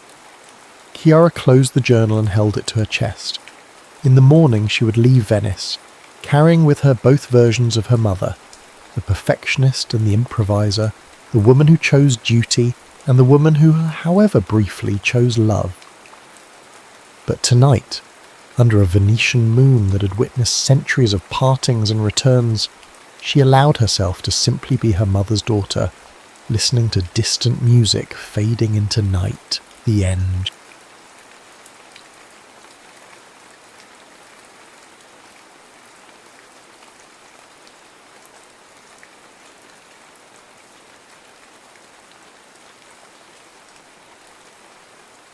The winter of 1992 settled over Sarajevo like a shroud. Not the pristine white blanket of postcards, but something grey and oppressive, stained with soot and speckled with blood. Lena Kovacevic moved through it like a ghost, her medical bag clutched to her chest, a prize more valuable than gold in a city where morphine had become currency and antiseptic was worth dying for. The makeshift hospital had once been a primary school, now children's drawings still clung stubbornly to walls that trembled with each distant explosion. Lena worked by candlelight, the electricity having failed 2 days prior. Her patients lay on classroom desks pushed together to form beds, their groans forming a terrible chorus that echoed down hallways once filled with laughter. "Water!" rasped the boy beneath her hands, no older than 12. A piece of shrapnel had torn through his abdomen while he stood in line for bread. His mother had carried him 3 kilometers under sniper fire to reach them. "Please, water." Lena reached for her canteen, half empty, reserved for patients, and held it to his cracked lips. She had learned to ration compassion as carefully as supplies. Too much, and you'd bleed yourself dry in a week. Too little, and you became something worse than the men in the hills with their guns. "What's your name?" she asked, checking his bandages. "Emir," he whispered. "Mir, you're being very brave. Your mother is waiting outside." His eyes, glassy with pain, suddenly focused. "Did they get her too?" "No, Habibi, she's safe." The lie came easily. His mother had collapsed at the hospital entrance, a sniper's bullet having found her just as they reached sanctuary. Lena had watched the life fade from her eyes while orderlies carried her son inside. Another orphan in a city manufacturing them by the hundreds. A whistle cut through the air, the unmistakable sound of an incoming mortar. Lena instinctively threw herself over Amir, shielding his fragile body with her own. The blast hit somewhere nearby, close enough to shower the windows with debris. Glass tinkled across the floor like wind chimes. When silence returned, punctuated only by the wailing of a new victim somewhere outside, Lena straightened. An elderly doctor named Farouk approached, his face a map of fatigue. "The generator's running on fumes," he muttered. "We'll lose refrigeration for the blood supplies by morning." Lena nodded, making quick calculations. "I know a way to the brewery. They have a diesel tank that... Too dangerous. The crossing is exposed to sniper positions." "I've made it before," she countered, already untying her surgical apron. "Twice last month." Farouk's eyes, sunken from months of inadequate sleep, regarded her carefully. "Your brother would disapprove." "Dragan disapproves of breathing if it isn't in service of his resistance," she replied sharply. Then softening, "I'll be back before dawn. Keep Amir comfortable." Outside, Sarajevo had transformed from the cosmopolitan city of her youth into a maze of dangers. Lena moved with practiced caution, keeping to walls, ducking beneath blown-out windows, traversing the sniper alleys with the quick, unpredictable movements that had kept her alive while friends and neighbours fell. She knew the snipers watched from the hills surrounding the valley, like wolves surrounding a wounded deer, patient, calculating, waiting for a clear shot.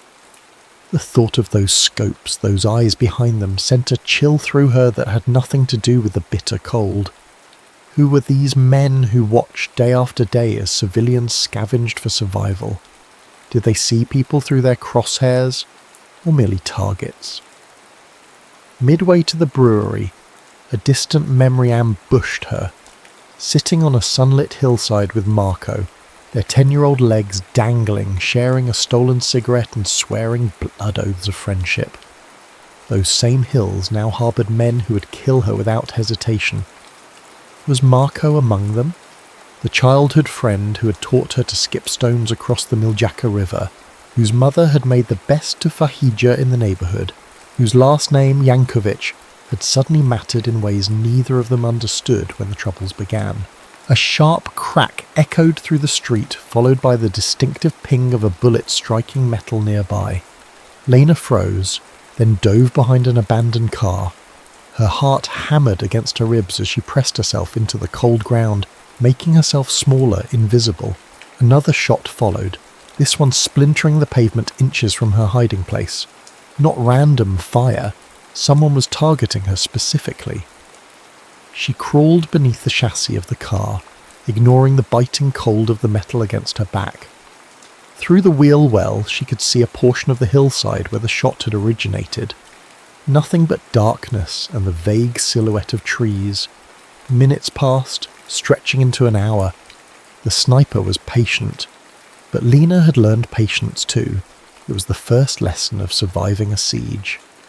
Eventually, the distant sound of artillery drew the attention elsewhere, and she seized her chance, abandoning her mission, and instead sliding through a broken fence into the ruins of what had once been a library.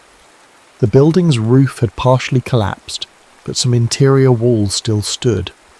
Lena made her way through the rubble, her boots crunching on broken glass and charred book pages. Here, at least, she might find shelter until daybreak, when movement became marginally safer. In what must have been the reference section, a portion of ceiling remained intact. Lena sank down against a bookshelf, her exhaustion finally catching up to her. She closed her eyes just for a moment and was transported back to sunlit days, to the Sarajevo that existed before the world turned upside down. A sound startled her awake, the unmistakable click of a rifle's safety being disengaged. "Don't move," came a man's voice, low and controlled. Lena froze, her eyes adjusting to the darkness. A figure stood several meters away, his face obscured by the shadow, but the outline of his weapon unmistakable. "I'm a medic," she said, keeping her voice steady. "I have no weapons." The man stepped closer, and moonlight slanting through the damaged roof illuminated half his face. Recognition hit her like physical blow. "Marco?" she whispered, disbelief coating each syllable. The rifle's aim faltered, then lowered slightly. "Lena Kovacevic," he breathed, her name emerging like a prayer and a curse entwined. For a moment, they were just two ghosts from each other's past, surrounded by the ashes of a civilization that had once prided itself on tolerance.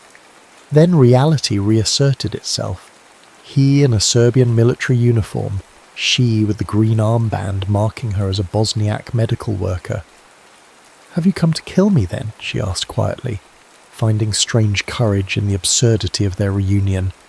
Marco's face, harder than she remembered, but still unmistakably his, twisted with something unreadable. "If I wanted you dead," he said, "you would never have seen me." 3 weeks earlier, Marko Jankovic had watched Sarajevo burn through the crosshairs of his rifle. From his nest in the hills, the city resembled a wounded animal, smoke rising from its flanks, its streets empty save for the desperate souls who risked death for water or firewood. He had not fired a single kill shot in 4 days. Instead, he aimed at walls, at abandoned cars, at anything that would make his targets dive for cover without actually striking them. It was a dangerous game. Twice now, Commander Radovich had reviewed sniper footage, eyeing Marco with growing suspicion. "Your grandfather fought the Nazis without hesitation," Radovich had said that morning, cleaning his sidearm with methodical precision. Yet his grandson seems to have developed an inconvenient conscience. Marco had maintained eye contact, his face a practiced mask. "Conserving ammunition, sir. The supply lines are stretched." "Ammunition is meant to be used, Yankovic, especially on legitimate targets." There was nothing legitimate about children collecting snow to melt for drinking water, but Marco had merely nodded. "Understood, sir." Now, as evening descended, Marco scanned the ruined avenues below. His spotter, Nenad, dozed beside him, having consumed most of a flask of Slivovitz to ward off the cold.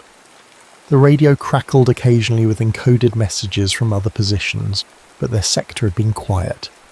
A movement caught his eye, a figure darting between buildings with practiced stealth. Through his scope, Marco observed the feminine form, the medical bag, the determined set of the shoulders. Something about the woman's movements triggered a memory. He adjusted the focus, bringing her face into sharp relief. The recognition hit him like a physical blow. Lena, the girl from the apartment below his, the one who had taught him to dance before his first school formal, the one whose family had abruptly stopped speaking to his when the nationalist rhetoric began heating up.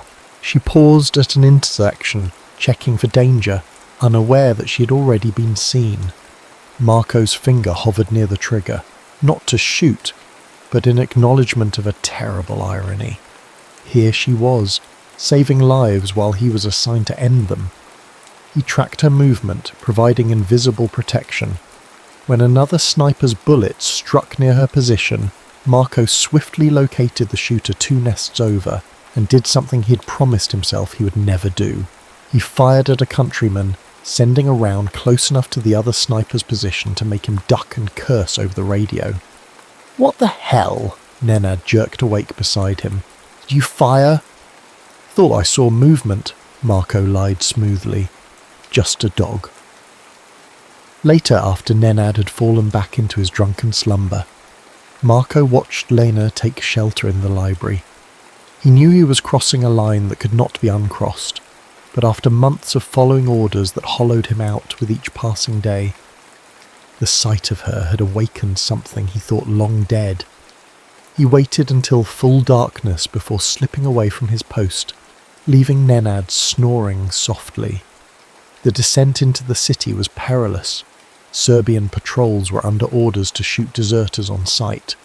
But Marco knew the blind spots, the gaps in coverage that resulted from months of comfortable superiority in the hills.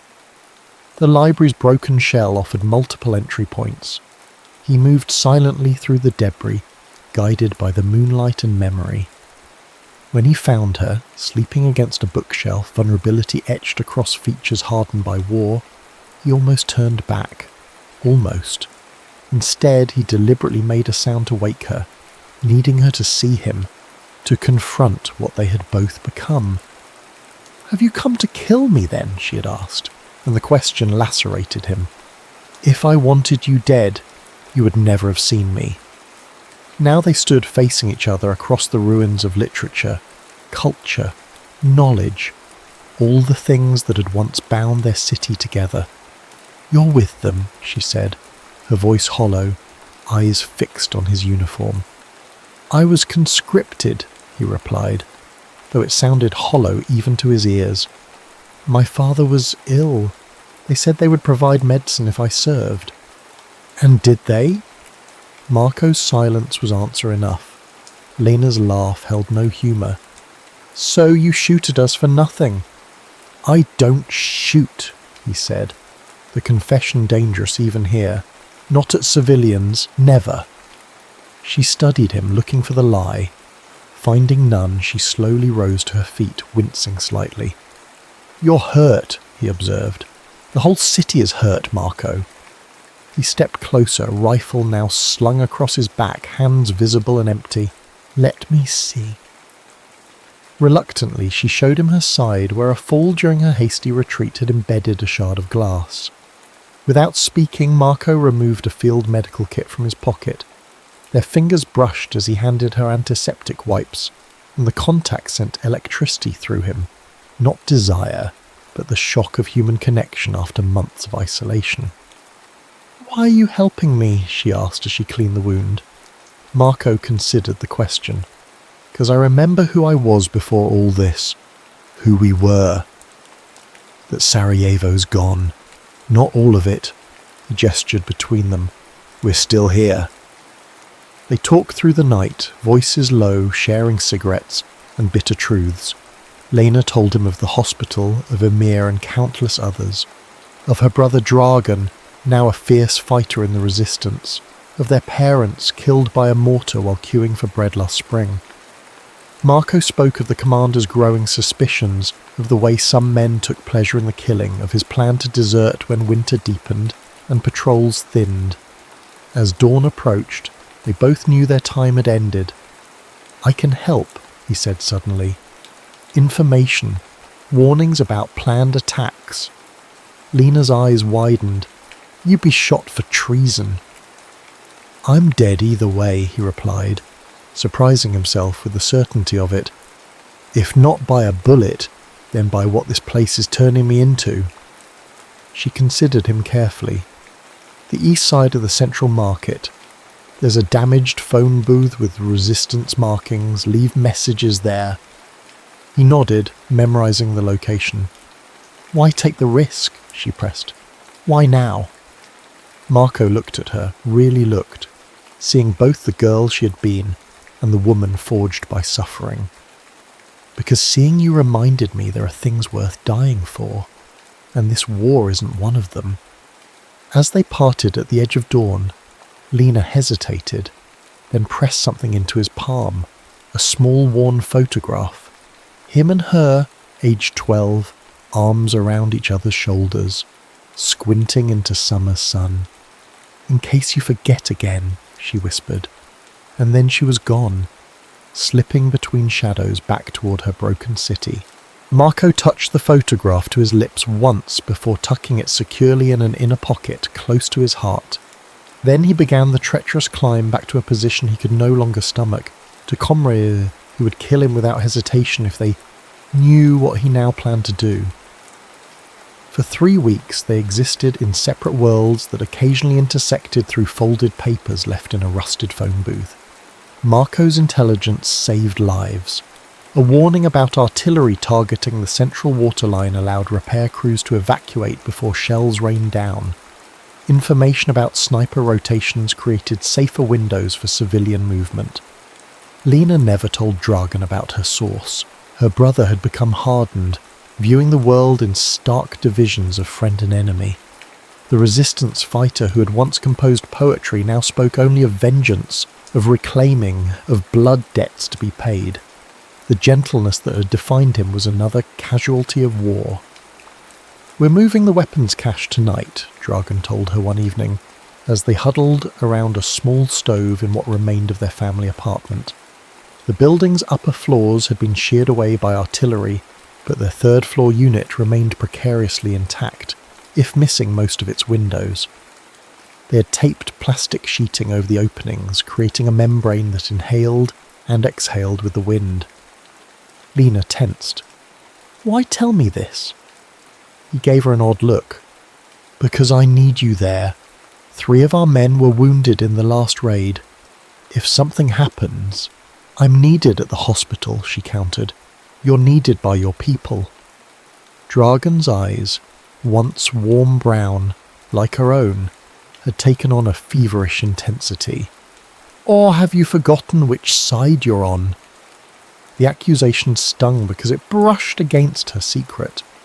Was she betraying someone by helping Marco, by accepting his help? The boundaries between loyalty and humanity had blurred beyond recognition. "I'll be there," she finally agreed, knowing she could not afford his suspicion. Later, alone, she crept to the phone booth and left an urgent warning. "Weapons moving tonight. Southeast Warehouse District. Keep watch elsewhere." She lingered longer than was safe, hoping Marco might appear in person. They had not seen each other since that night in the library, but the streets remained empty save for the occasional shadow of someone else making their furtive journey through the battlefield that had once been neighbourhoods. At midnight, Lena joined Dragan and a small group of resistance fighters. They moved in silence through a network of partially collapsed basements and sewers, emerging near a warehouse that had once stored imported furniture. Now it contained ammunition, small arms, and this grim determination of people who had adjusted their definition of victory from thriving to merely surviving. Halfway through the transfer, the night erupted. Not with gunfire, but with the thunderous approach of tanks. Dragan cursed, shooting her a look of pure betrayal that made her blood freeze. "How did they know?" he hissed, grabbing her arm roughly. "Who did you tell?" "No one!" The defense was automatic, but the guilt must have shown on her face. Before Dragan could press further, the warehouse's wooden doors splintered under the impact of a vehicle. Chaos erupted as fighters scattered, grabbing what weapons they could. Lena found herself pulled along by her brother's iron grip as they fled towards the river. "We were compromised!" he spat as they crouched behind an overturned kiosk. "Someone knew!" The accusation hung between them, unspoken but palpable. Lena's heart hammered against her ribs. Had Marco betrayed her? Had her message somehow been intercepted? Or was this raid planned regardless? Coincidental timing that now marked her as suspect. They made it back to relative safety, but the damage was done. 3 resistance fighters captured, a cache of precious ammunition lost, and Dragan's trust in his sister, already fragile, had fractured further. The next morning, Lena made her way to the phone booth, anger and confusion warring within her. To her shock, Marco was there, hunched inside the broken structure, waiting. "You betrayed us," she accused without preamble. His face, gaunt with exhaustion, registered surprise, then understanding. "The raid," he said. "It wasn't because of your message. I never received it." "Then how did you know what I was talking about?" "Because I've been demoted," he explained, voice low. "They caught me filing false reports about civilian sightings. I'm no longer in the intelligence loop. The raid was planned days ago by Commander Radovich himself." Lena wanted to believe him, needed to believe him. "Prove it." Marco unbuttoned his jacket enough to reveal angry purple bruising across his torso. "This is what happens to soldiers who show too much restraint," he said quietly. "I'm being watched now. Coming here was a risk, but I needed to warn you." "Warn me about what?" "They're executing prisoners tomorrow at dawn, public display in the central square." His eyes met hers, conveying the gravity. "Resistance fighters captured last night are among them." The blood drained from Lena's face. Dragan had told her which of their comrades had been taken. Young men she had treated for previous wounds. One was barely 19. "We have to stop it," she said automatically. "We can't. The area will be heavily guarded." "Then we need to break them out tonight, from wherever they're being held." Marco shook his head. "Suicide." "Then what?" Lena demanded, desperation rising. "We just let them die? Write it off as an acceptable loss in this godforsaken war?" "No," he replied, reaching for her hand. The contact was electric, dangerous. "We leave. Together. Tonight." The proposal hung between them, radical in its simplicity. "Leave," she echoed. "There's a supply convoy heading to the Croatian border. The driver owes me a favour. He'll take us if we can reach the checkpoints by midnight." "I can't leave," Lena protested, though a treacherous part of her heart leapt at the possibility. "The hospital, my patients, Dragan, Dragan will die here, Marco said, the bluntness like a slap. So will most of the people you're trying to save, so will I, eventually.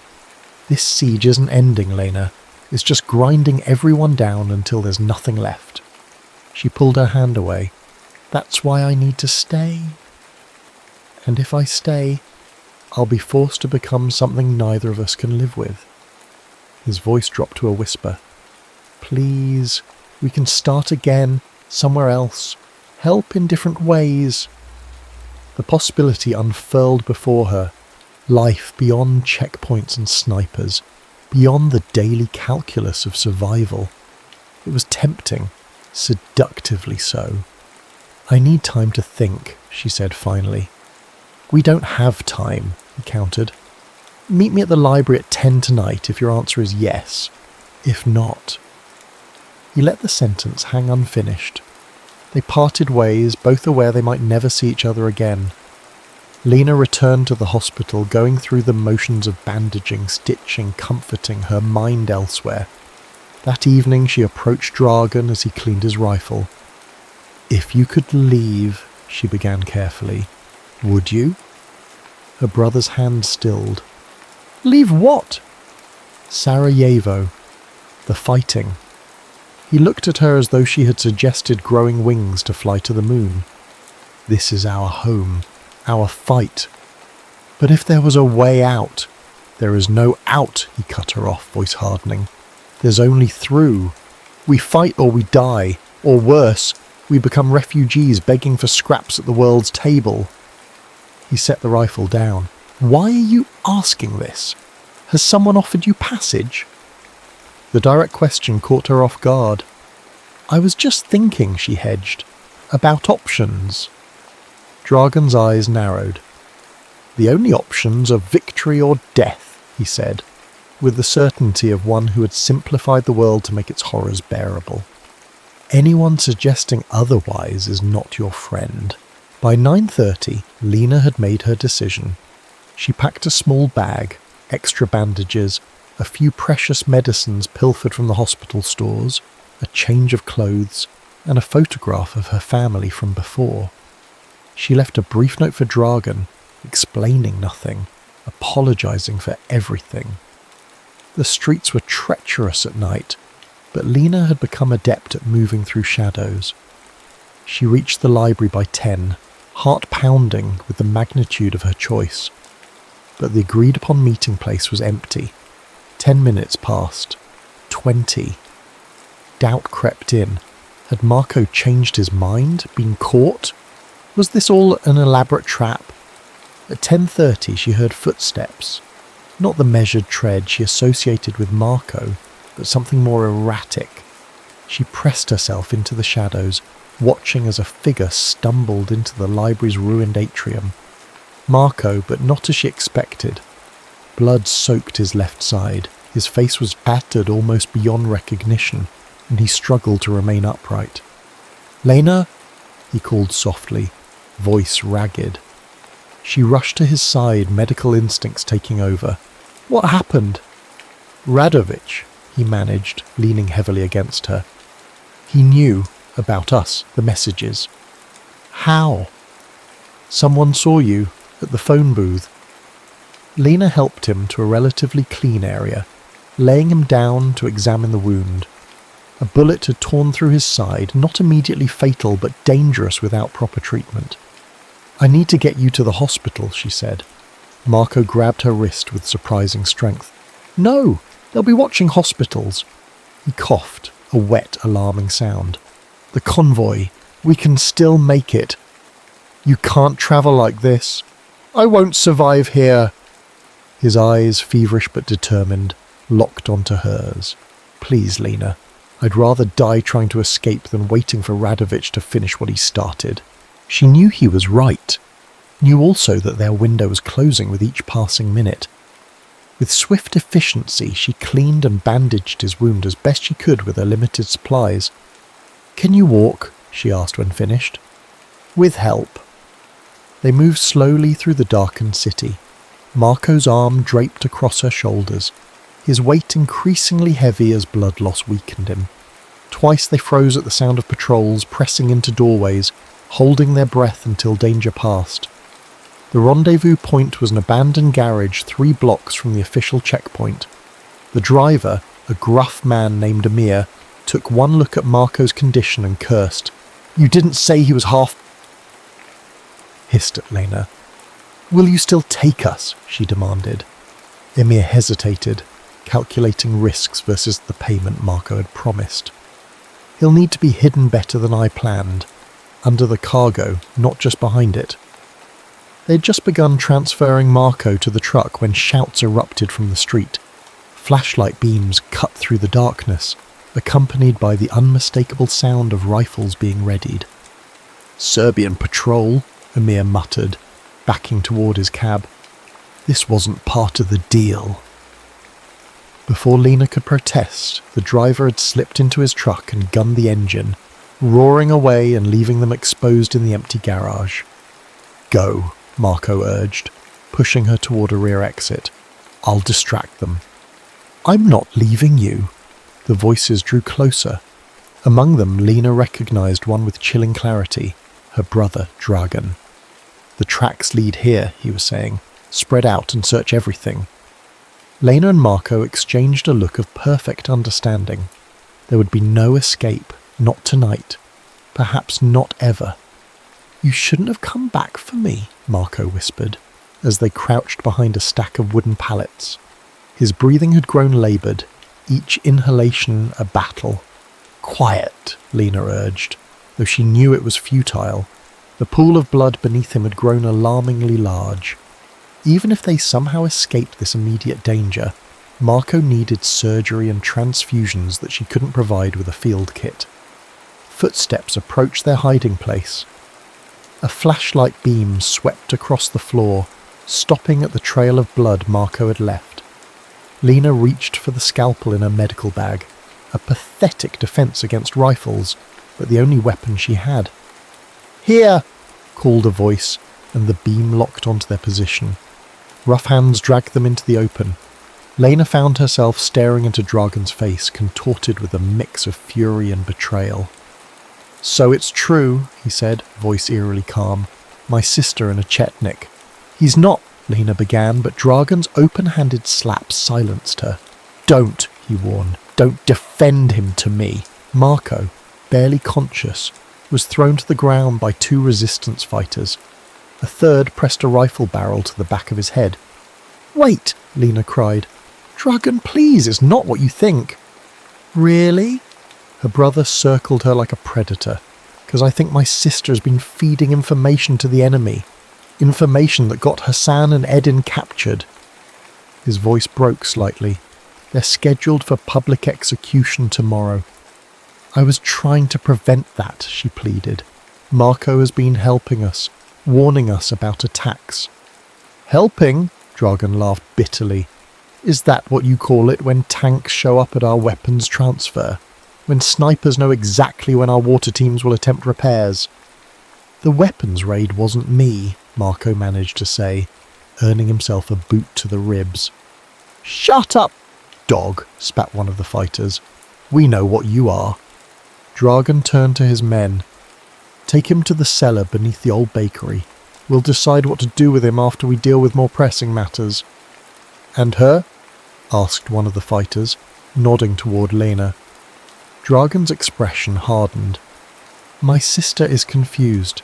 She needs time to remember which side she's on." "I know exactly which side I'm on," Lena shot back, finding courage in desperation. "The side of people who are suffering. All of them." She gestured around the devastated cityscape. "Look at what we've become, Dragan. Serb, Croat, Bosniak. We're all just starving and dying together while the world watches." "Pretty words," her brother replied. "Tell them to Edin's widow, to the parents of children killed by snipers from his side." He jabbed a finger toward Marco. As the fighters began dragging Marco away, he locked eyes with Lena one last time. "Don't give up," he mouthed silently. Dragan led Lena back to their apartment in silence, his grip on her arm bruising. Once inside, he secured the door and faced her. "What were you thinking?" he asked quietly, and the genuine confusion in his voice was somehow worse than anger. "I was thinking that not everyone in uniform is a monster," she replied, sinking onto their threadbare couch. Maybe there are people on both sides who want this madness to end." "Naive," he muttered. "Dangerously naive." "Is it naive to remember that Marco's family shared Eid meals with us? That his mother taught me to make baklava?" "That world is dead, Lena." Dragan ran a hand through his unkempt hair. "They killed it. What's left is just survival." "Survival isn't enough." He studied her, as though seeing a stranger. "You were going to leave with him, weren't you? Leave all of us to die here." The accusation struck deep because it contained a kernel of truth. "I thought, maybe we could find help outside, bring attention to what's happening." "The world knows," Dragan replied bitterly. "They watch it on television with their dinners. Our suffering is background noise to them." Exhaustion suddenly overwhelmed her. "What will you do with Marco?" "That's no longer your concern." "If you kill him, I'll never forgive you." Dragan laughed humorlessly. "Add it to the list of things we won't forgive each other for." He moved toward the door. "Stay here. I've posted Tarek outside. Don't try to leave." After he departed, Lena sat motionless, mind racing through possibilities, each more desperate than the last. A daring rescue? Impossible without knowing exactly where they'd taken Marco. An appeal to reason? Her brother had abandoned reason months ago, replacing it with the clarity of hatred. Around midnight, the door opened to reveal Nera, the elderly woman who ran a shelter for orphaned children in the building's basement. Her lined face was solemn as she placed a small bundle on the table. "Your brother asked me to check on you," she said, "to make sure you had eaten." Lena hadn't, but food was the furthest thing from her mind. "Thank you, Nera." The old woman lingered, seemingly hesitant to leave. "I've lived through 3 wars, she said finally. Always the same story. Young people dying for old hatreds they didn't create. "This one feels different," Lena replied. "More personal." "They all feel personal to those living through them." Nera's gnarled hand covered Lena's. "You're Serbian, boy. You love him?" The question caught Lena off guard. Did she love Marco? Or was it simply that he represented everything the war had stolen? Normalcy, possibility, a future? "I don't know," she admitted, "but I can't let him die." Nera nodded, as though the answer confirmed something. "The bakery cellar has a secondary entrance, through the adjoining building that once sold fabric. The entrance is hidden behind a fallen beam." She rose to leave. "I tell you this because I buried 2 sons in the last war. Enough mothers have lost children in this cursed place." After Nera departed, Lena waited until the building fell silent before gathering essentials, her medical bag, a kitchen knife, a small flashlight. Tarek was slumped outside her door, snoring softly, a half-empty bottle of rakia explaining his negligence. The journey to the bakery was perilous. Serbian patrols had increased, likely in response to Marco's capture. Twice, Lena had to hide for long minutes, pressed against cold stone, barely breathing as boots passed within meters of her position. She found the fabric shop as Nera had described, its elaborate storefront now reduced to rubble. Inside, the darkness was near complete, forcing Lena to risk using her flashlight in brief controlled bursts. The fallen beam concealed a narrow passage that might once have been used for deliveries between businesses. The air grew thick with dust and the lingering smell of flour as she descended into the bakery's cellar. Voices reached her from below, 2 men speaking in hushed tones. "Execution at dawn along with the others," one was saying. "Dragan wants it done publicly, a message." "Seems excessive," replied the second voice. "The Chetnik is half dead already." "Orders are orders." Lena extinguished her light and proceeded by touch alone. each step carefully placed to avoid creating noise. The cellar opened into a larger space, dimly lit by a single kerosene lamp. Through a partially open door, she could make out 2 resistance fighters playing cards at a small table. Beyond them, barely visible, lay a figure on the ground, Marco, unmoving. She retreated, mind racing. Direct confrontation was suicide. She needed a distraction. Inspiration came from an unexpected source, the building's ancient electrical system.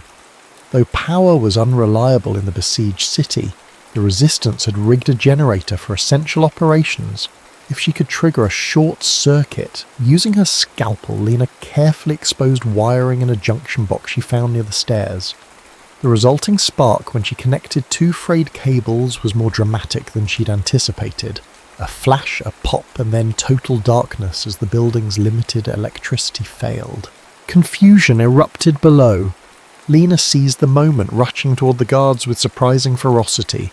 The kitchen knife caught the first man across the forearm, his cry of pain masked by the general confusion. The second received a strategic elbow to the throat, an efficient method Dragan himself had taught her just in case. "Marco," she hissed, kneeling beside his prone form, "can you hear me?" A faint groan was her only answer. His skin burned with fever. The bandages she'd applied earlier now soaked through. Moving him would be dangerous, but leaving meant certain death. "I need you to try standing," she urged, "just for a little while." With monumental effort, she helped him to his feet. His weight threatened to topple them both as they staggered toward the passage she'd used to enter. Behind them, shouts indicated reinforcements were arriving. The journey back through the war-torn streets was an exercise in agony. Twice they had to hide from patrols, crouched in rubble as searchlights swept past. Each time they resumed their painful progress, Marco's condition deteriorated further. His breathing grew more his skin clammy despite the fever. Blood seeped through the hasty bandages, leaving a trail Lena desperately tried to conceal. She knew the signs of shock, knew that without proper medical intervention, he had hours at most. The hospital was too risky. Dragan would check there first. Instead, she guided their faltering steps toward Nera's orphanage in the basement of her apartment building. The old woman had basic medical supplies and, more importantly, decades of experience treating wounds with limited resources. They arrived just before dawn, Marco barely conscious. Nera took one look at him and gestured toward a small back room where a narrow cot stood ready. "The children mustn't see," she explained, helping Lena lay Marco down. "It frightens them to see adults so vulnerable." Working together by candlelight, they cleaned and redressed his wounds. The bullet had passed through cleanly, but infection had set in. Without antibiotics, his chances were slim. "I know someone who might have medicines," Nera said, reading Lena's thoughts. "It will take time." Time was the one thing they didn't have. By now, Dragan would have discovered Marco's escape and Lena's involvement. The city would be crawling with resistance fighters searching for them. "We need to leave Sarajevo," Lena said quietly as they finished their work. "Tonight, if possible." Nera nodded, unsurprised. "There is a tunnel," she said, "under the airport. The resistance uses it for supplies.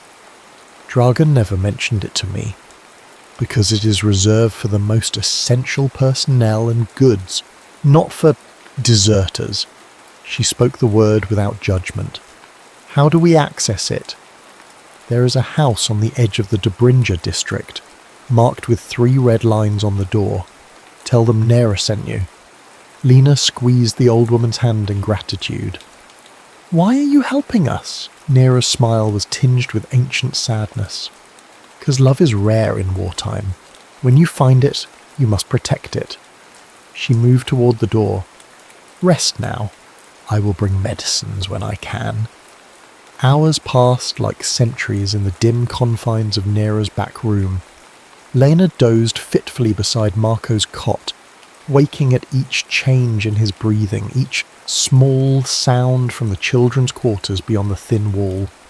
His fever neither broke nor worsened, a precarious plateau that could tip either way. Near noon, the door opened to reveal Nera accompanied by a stranger, a gaunt man with a doctor's careful movements. "Dr. Karachu," he breathed, recognizing a surgeon from the central hospital. "Your friend here has been quite insistent," he said, nodding toward Nera as he set down a small case of supplies. "Something about a patient who couldn't come to the hospital." He examined Marco with professional detachment, the kind necessary when practicing medicine in a war zone. Gunshot wound, infected, beginning stages of sepsis. He should be dead already. "But," Lena prompted, hearing the unspoken qualification, "but he's young and apparently stubborn." Dr. Karich opened his case, revealing several vials of antibiotics, precious beyond measure in the besieged city. "I can give him enough to fight the infection, if his body is strong enough." As he administered injections and changed dressings, the doctor maintained a deliberate ignorance about his patient's identity. Better not to know, his silence suggested. Better not to ask why a young woman was hiding an injured man who clearly wore parts of an enemy uniform beneath his civilian clothes. "Keep him still for at least 12 hours, Karich instructed as he prepared to leave. "After that, if he's stable enough to move..." He left the sentence unfinished, but his meaning was clear. "Get him out of Sarajevo if you can." Nera returned later with troubling news. "Your brother has men watching the hospital, the checkpoints, even the black market areas. They're showing Marco's photograph." "And mine?" Lena asked. "No. Dragan tells people his sister was kidnapped by a Serbian soldier.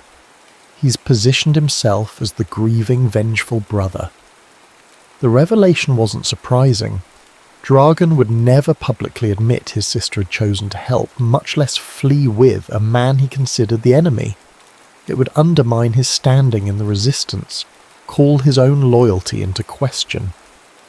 "How long until the tunnel?" Lena asked. "Tonight, after curfew." Nera hesitated. There's a complication.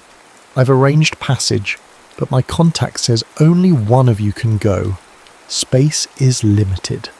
Priority is given to wounded resistance fighters being evacuated for treatment." "Then Marco goes," Lena said without hesitation. "And you?" "I'll find another way out." Or she left the alternative unspoken.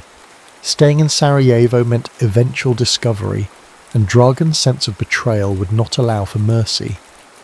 As evening approached, Marco regained consciousness. His eyes clearer now as the antibiotics fought back the infection, found Lena's. "You came for me," he said, voice hoarse. "Of course I did." He reached for her hand, his grip weak but determined. "They'll kill you if they find you helped me escape. They'll have to find me first." She tried for a lightness she didn't feel. When Nera explained the plan, the tunnel, the single passage available, Marco's response was immediate. "No, I won't go without her." "You'll die here," Lena argued. "I'm not leaving you behind to face your brother's wrath." His attempt to sit up ended in a grimace of pain. "Stop being a hero," she snapped, frustration born of fear making her voice sharp. "One of us needs to survive this. Otherwise, what was any of it for?" Their argument was interrupted by a commotion outside. Through the small window, Lena could see people running, hear distant shouts. Nera hurried in moments later, her usually composed face tight with anxiety. "They're searching the building," she said. "House by house, room by room. Someone must have talked, perhaps saw you arrive." Lena's mind raced. "The children are my concern," Nera cut her off. "You must go, now, through the back alley. My contact will meet you behind the collapsed school, the one with the blue door." "Marco can't walk that far yet." "Then you must help him, or you both die here." The old woman's bluntness left no room for argument. With desperate efficiency, Lena gathered their meagre supplies. Marco insisted on trying to stand, his determination compensating somewhat for his weakness.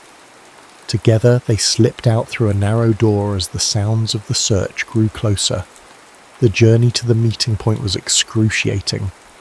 Marco leaned heavily on Lena, each step clearly agony.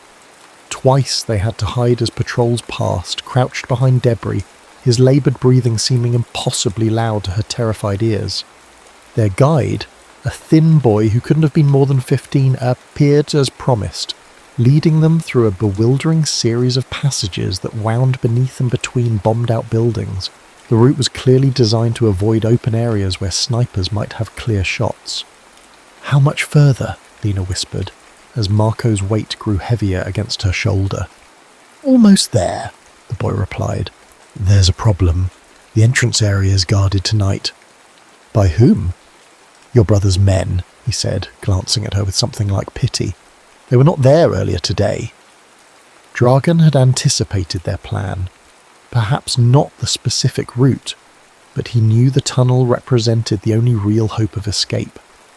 The question was whether he had shared this suspicion with others, or kept his own counsel, unwilling to admit publicly that his sister had betrayed him. "Is there another way in?" Marco asked, each word a visible effort. The boy hesitated. "Yes, but it's exposed. You'd have to cross about 50 meters of open ground. The snipers would be on our side of the siege line," Lena finished. "Serbian positions." Marco straightened slightly. "That might work in our favour." "How?" she demanded. "I'm still wearing parts of my uniform under these clothes. If they see me clearly enough, they might hesitate," Lena realised. "But it's a desperate gamble." "We're down to desperate gambles," he replied.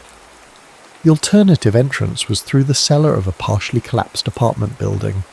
From their vantage point in a neighbouring structure, Lena could see the two resistance fighters guarding it, men she recognised from Dragan's inner circle. "I'll create a distraction," the boy offered unexpectedly. "Draw them away for a few minutes. That's all I can give you," before they could protest. He was gone, slipping through the ruins with the agility of youth. Moments later they heard a crash from the opposite direction, followed by shouts. The guards, after a brief hesitation, moved to investigate. "Now," Lena urged, helping Marco to his feet. They crossed the open space as quickly as his condition allowed, painfully visible against the moonlit rubble. With each step, Lena expected gunfire, expected to feel the punch of a bullet, but only silence followed them to the cellar entrance. Inside, the passage narrowed to a crude tunnel barely wide enough for one person. The ceiling was so low they had to crouch, making their progress even more difficult. Water dripped from above, the ground beneath their feet a mess of mud and debris. "Keep moving," Lena encouraged when Marco faltered. "We're almost there." The tunnel seemed endless, winding beneath the airport runway in near total darkness. Air grew scarcer, the close confine threatening to trigger claustrophobia even in the most stable mind. For Lena, each metre was a battle against panic, not for herself, but for Marco, whose breathing had grown increasingly laboured. After what seemed like hours, a faint glow appeared ahead. The tunnel's end, and with it the promise of safety beyond Sarajevo's death grip. They emerged into a small clearing surrounded by trees, the open space disorienting after the tunnel's confines. Several resistance members manned a small outpost that marked the tunnel's exterior entrance. They eyed the newcomers with suspicion that quickly turned to recognition. "That's him," one said, gesturing toward Marco. "The Serbian, the one we're supposed to watch for." "And her, Dragan's sister." Lena felt hope slipping away as hands reached for weapons. Then, unexpectedly, an authoritative voice cut through the tension. "Stand down." A tall figure emerged from the shadows, Commander Jusic, the overall leader of this sector's resistance. His weathered face betrayed nothing as he approached them. Dragan Kovacevic claims his sister was taken against her will, he said evenly, addressing Lena directly. Yet here you are, supporting this man rather than fleeing from him. Lena lifted her chin. My brother knows the truth. He simply can't accept it. And what is the truth, Ms. Kovacevic? That I choose humanity over hatred. That this man risked everything to save lives on both sides. Yusic's expression remained neutral. You realize I could have you both shot as traitors? Yes, she replied simply. A long moment passed as the commander seemed to take their measure. Finally, he turned to his men. I saw no one come through the tunnel tonight, he said. Is that clear? Confusion gave way to understanding as the fighters nodded their assent. The supply truck leaves in 20 minutes, Yusic continued, addressing Lena again. It can take you as far as the UN checkpoint at Kisseljak. After that, you're on your own. He stepped closer, voice dropping. This is not forgiveness. This is recognition that this war has stolen enough from all of us. 19 minutes later, hidden beneath tarps in the back of a battered truck, Lena felt the vehicle lurch into motion. Beside her, Marco's hand found hers in the darkness. Why? He whispered. Why did Yusic let us go? Lena thought of the commander's final words to her, spoken privately as they boarded the truck. He lost his son and daughter in the first months of the siege, she replied. He said sometimes mercy is the only victory left. The truck wound its way through mountainous roads, each kilometre increasing the distance between them and the broken city they had once called home. Neither spoke of the future. Such planning seemed presumptuous when survival itself remained uncertain. Hours later, as dawn broke over unfamiliar hills, the truck slowed at a checkpoint manned by blue-helmeted UN peacekeepers, the end of one journey, the uncertain beginning of another. What happens now? Marco asked as they prepared to reveal themselves. Lena looked eastward, where the rising sun had begun to illuminate the landscape. Beyond their vision, Sarajevo continued its struggle, her brother continued his fight, and countless others faced another day of a siege that seemed without end. Now we live, she said simply. We live, and we remember, and someday we find a way to help rebuild what was broken. Together. Her hand tightened around his. Is there any other way? As they emerged from hiding, stepping onto ground free from the constant threat of snipers and shells, Lena felt the weight of guilt and grief that would always accompany their escape. But alongside it grew something she had thought lost forever in the ashes of Sarajevo, the fragile, defiant bloom of hope. Sarajevo, 2005. The rebuilt bridge spanned the Miljacka River like a declaration, not of victory, but of survival. Lena stood at its centre, the spring sunlight warm on her face, watching the city that had once been her entire world. Beside her, Marco adjusted the camera hanging around his neck. The years had added silver to his temples, lines at the corners of his eyes, but had softened nothing of the intensity with which he observed the world. His photographs of the siege, published years after they had found safety in Germany, had helped ensure the world remembered what had happened here. Smaller than I remembered, she said, gazing at the hills that had once held such terror. Most battlefields are, he replied. They had returned for the memorial 10 years since the official end of the siege, though the true end had come earlier for them. Their presence was both pilgrimage and penance. They had survived when so many had not. The cemetery had expanded beyond what Lena could have imagined. White stones stretching across the hillside in ordered rows. They moved among them slowly, reading names, placing flowers. At one marker, more elaborate than the others, Lena knelt longer. Dragan Kovacevic, beloved son, brother, defender of Sarajevo. He had survived the war, only to die in a car accident 3 years later. They had never reconciled. Some wounds, Lena had learned, remained beyond healing. "Do you regret it?" Marco asked quietly as they walked away from the cemetery. "Leaving?" The question surfaced periodically between them, less frequently as years passed, but never fully laid to rest. "No," she answered, the same response she always gave. "But I regret that it was necessary." They made their way toward the old library, its reconstruction finally complete after years of international fundraising. Inside, beneath the magnificent restored dome, children sat reading while sunlight streamed through stained glass windows. This was why they had returned, not just to remember, but to witness the city's rebirth, to see that life had continued, that beauty had managed to emerge from the rubble of hatred. Later, as the evening settled over Sarajevo, they stood on the balcony of their hotel room. In the distance, lights twinkled from homes built atop the ruins of others. Music drifted up from a cafe below. Young people laughed, living their lives in a peace that must sometimes seem fragile, but was peace nonetheless. "We did the right thing," Marco said softly, arms encircling her from behind. And for the first time since they had fled through that dark tunnel, Lena believed it without reservation. Their love had not been a betrayal of her city or his duty, but rather an affirmation of the humanity that war sought to destroy.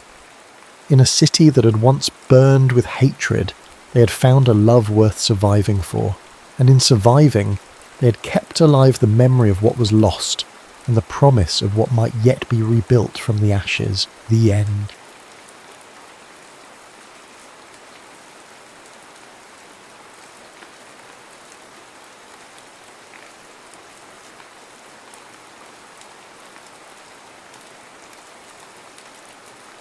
Rain pelted the glass roof of the Parisian auctioneer's, where high society mingled in tailored suits and glimmering gowns. The item of the night, the coveted blue siren sapphire, was rumoured to be worth more than a king's ransom. Its origin was steeped in myth. Sailors once believed the gem called out like a siren song to drag men beneath the waves. Tonight, it was perched on a rotating pedestal under bulletproof glass, surrounded by an aura of impossible desirability. For Jade Kaufman, the blue siren was just another job, albeit one with a higher risk and an even higher reward. 27 years old, resourceful and infamous in the underground for her flawless thefts, she prided herself on leaving no trace behind except rumours. Growing up in the foster system had taught her not to expect loyalty or kindness, but it had also forged her into someone with unbreakable survival instincts. She moved like a shadow across the rafters, invisible to the partygoers below.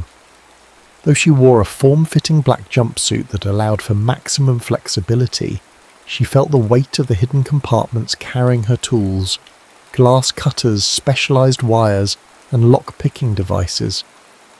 She had a plan for each step of this heist, but plans could always go wrong. The stakes, more than she liked to admit. The auctioneer's gavel fell with a resounding crack, announcing the final sale, 50 million euros. Polite applause rose from the crowd, cameras flashed, and the tension in Jade's chest tightened. Now was her moment.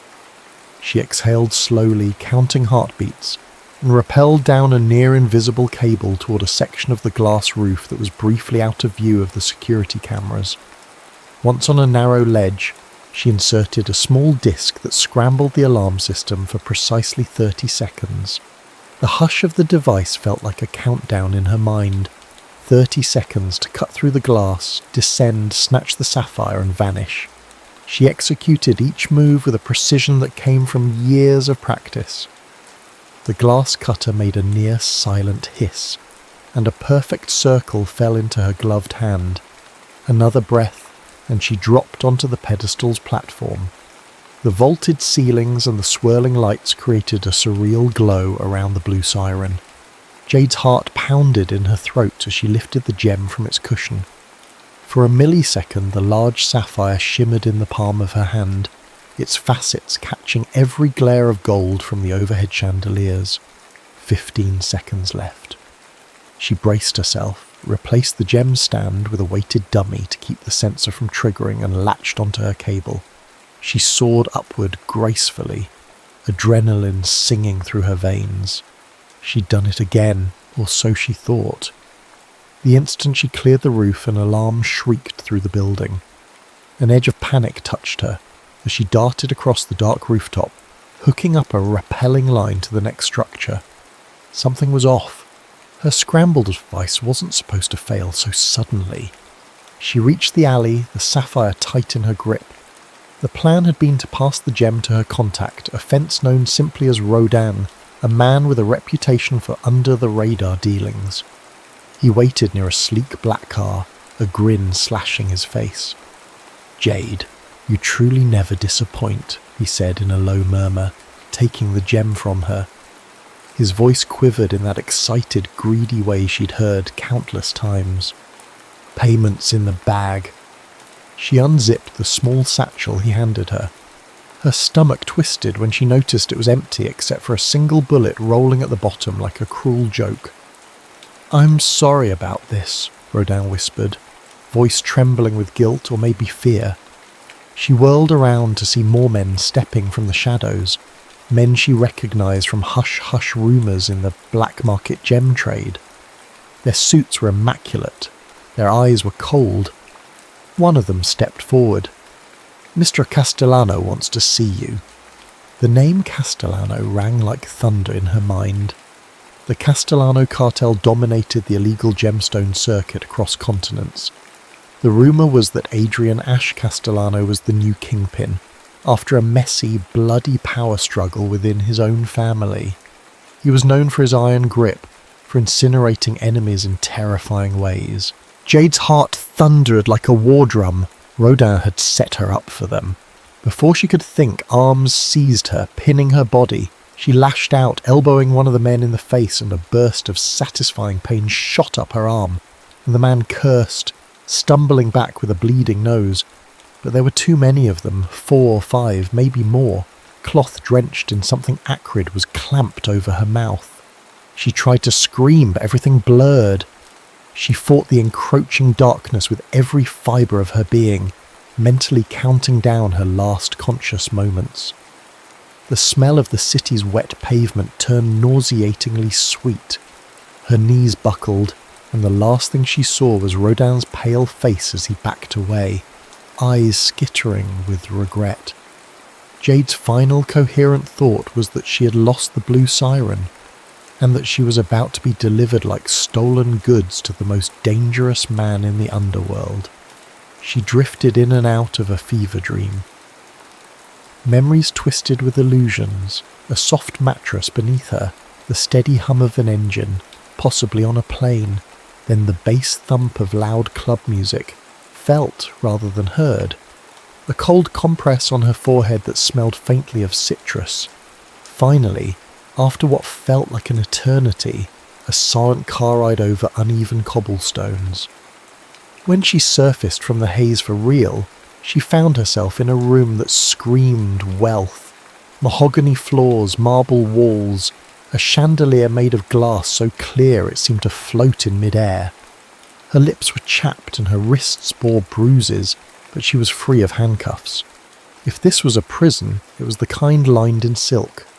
She swung her legs over the bed's edge, noticing that someone had changed her into a satin robe likely to check for concealed weapons or trackers. A jolt of revulsion shot through her.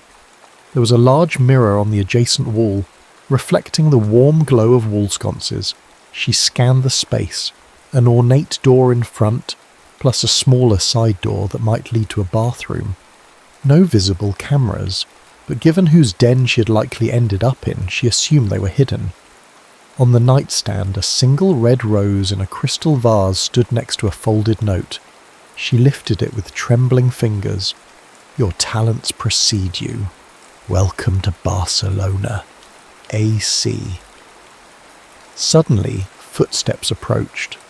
The door opened to reveal a man with broad shoulders, dark hair precisely swept back, and eyes the colour of onyx.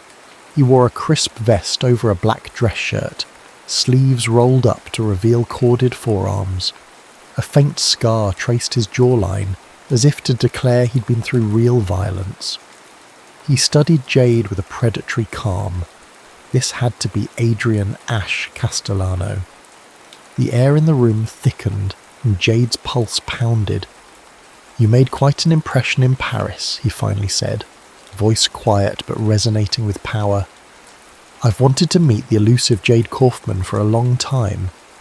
His gaze flicked down to the note in her hand, before returning to her face. The corners of his lips curled into a smile that was neither warm nor cold. It was the smile of a man used to having control. His throat felt dry. She wanted to fling the rose in his face to demand her freedom, but something about the lethal confidence in his posture stopped her. She remembered the stories. Men who crossed Ash ended up missing or worse. He gestured with a slight tilt of his head. "You have something of mine, or rather, you stole it in Paris. Now, you'll repay that debt, one way or another." Jade swallowed, her mind racing for an exit strategy. She had always survived on her own terms, but this time she had a sinking feeling she was about to discover just how complicated survival could become. Jade stood at the threshold of the lavish penthouse suite in Barcelona, her bare feet against the cool marble, a swirl of dread and defiance clashing in her chest. She had no illusions. She was a captive, just one with gilded shackles. Adrian Ash Castellano's presence was a suffocating force. Though polite on the surface, he exuded that brand of quiet menace only the truly powerful possess. Every object in the penthouse, from the imported rugs to the antique paintings, declared wealth. Yet it felt sterile, as if no real life ever thrived there.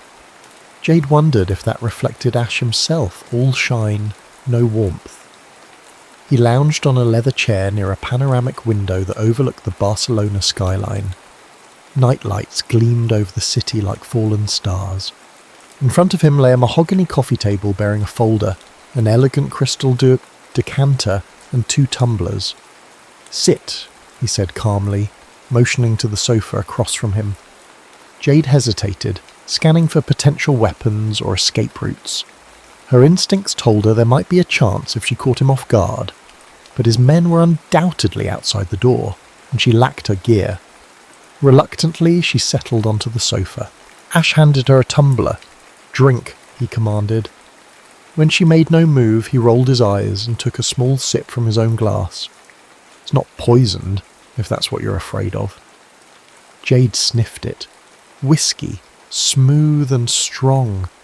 She took a measured sip, hoping the burn would sharpen her frayed nerves. He leaned forward. "So, let's talk about the Blue Siren. You cost me a great deal of inconvenience. And money." "You don't strike me as the type to worry about loose change," Jade replied, her tone biting. She wanted to provoke him, to see cracks in his composure. A flicker of amusement lit his gaze. Bravado. Admirable, if not misguided. I knew you would try for the sapphire in Paris. That's why I had Dan in place. She set her glass down. "Then you know I'm worth more to you alive than dead. So what's your plan? Ransom? Torture for kicks? Would you fancy turning me into your personal cat burglar?" Ash's jaw tightened, but his voice remained calm. "You're perceptive, Miss Kaufman. Indeed, I want your services. You owe me, and I prefer to collect debts through utilization of talent rather than brute force. If you refuse, I'll deliver you to a less forgiving party, Interpol, or certain other individuals who'd relish your downfall. Alternatively, you can work off your debt stealing for me." She hated the chill of his words, more so because they were true. She doubted there was a safe corner of the world where she could run now that Ash Castellano had her in his sights. "What if I say no?" she challenged. He shrugged, a gesture too casual. "Then you spend the rest of your life in prison, or in a shallow grave, depending on who claims you first. You're smart enough to see that's not a bluff." A knot of fury formed in her throat. She had always loathed having her freedom stripped away. Memories of her childhood in foster homes, where every rule felt like a cage, came rushing back. She clenched her fists. "Fine, I'll do it. But on one condition. Once this is done, you let me go. Clean break." He paused, swirling the whiskey in his glass, as though contemplating. "That's what a bargain is, Jade," he said at last, letting her name roll off his tongue with a strange intimacy. "You deliver, I release you, no strings, for now." Over the next few days, Jade explored the penthouse's halls, each corridor leading to opulent rooms decorated with priceless art.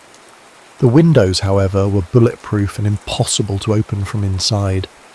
Security cameras were discreetly embedded in corners. At intervals, she saw well-dressed guards who politely averted their eyes, but she could sense their readiness to pounce. A private tailor arrived with racks of designer clothing just her size. Jade scowled, feeling like a doll being dressed for display. She selected only practical items: black trousers, form-fitting tops, boots that wouldn't hinder her movement if she decided to make a run for it. She hadn't seen Ash much. Rumour had it he was dealing with fallout from a smuggling ring on Sour, but on the third day, he summoned her to a penthouse library. Jade stepped inside cautiously. Shelves of leather-bound books rose to the ceiling, and a single massive window offered a breathtaking view of the city. Ash stood behind a carved wooden desk, pressing a phone to his ear. A silver laptop was open, showing an array of security feeds, warehouses perhaps, or secret vaults.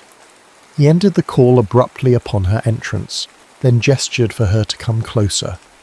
"I have your first assignment," he said, sliding a folder across the desk. She flipped it open. Photographs and blueprints revealed a grand mansion in Amsterdam with a vault rumoured to contain a rare emerald pendant. A note at the bottom read, "Owner under watch by Interpol, proceed with extreme caution." Jade's adrenaline spiked. He continued, "My buyer wants that emerald.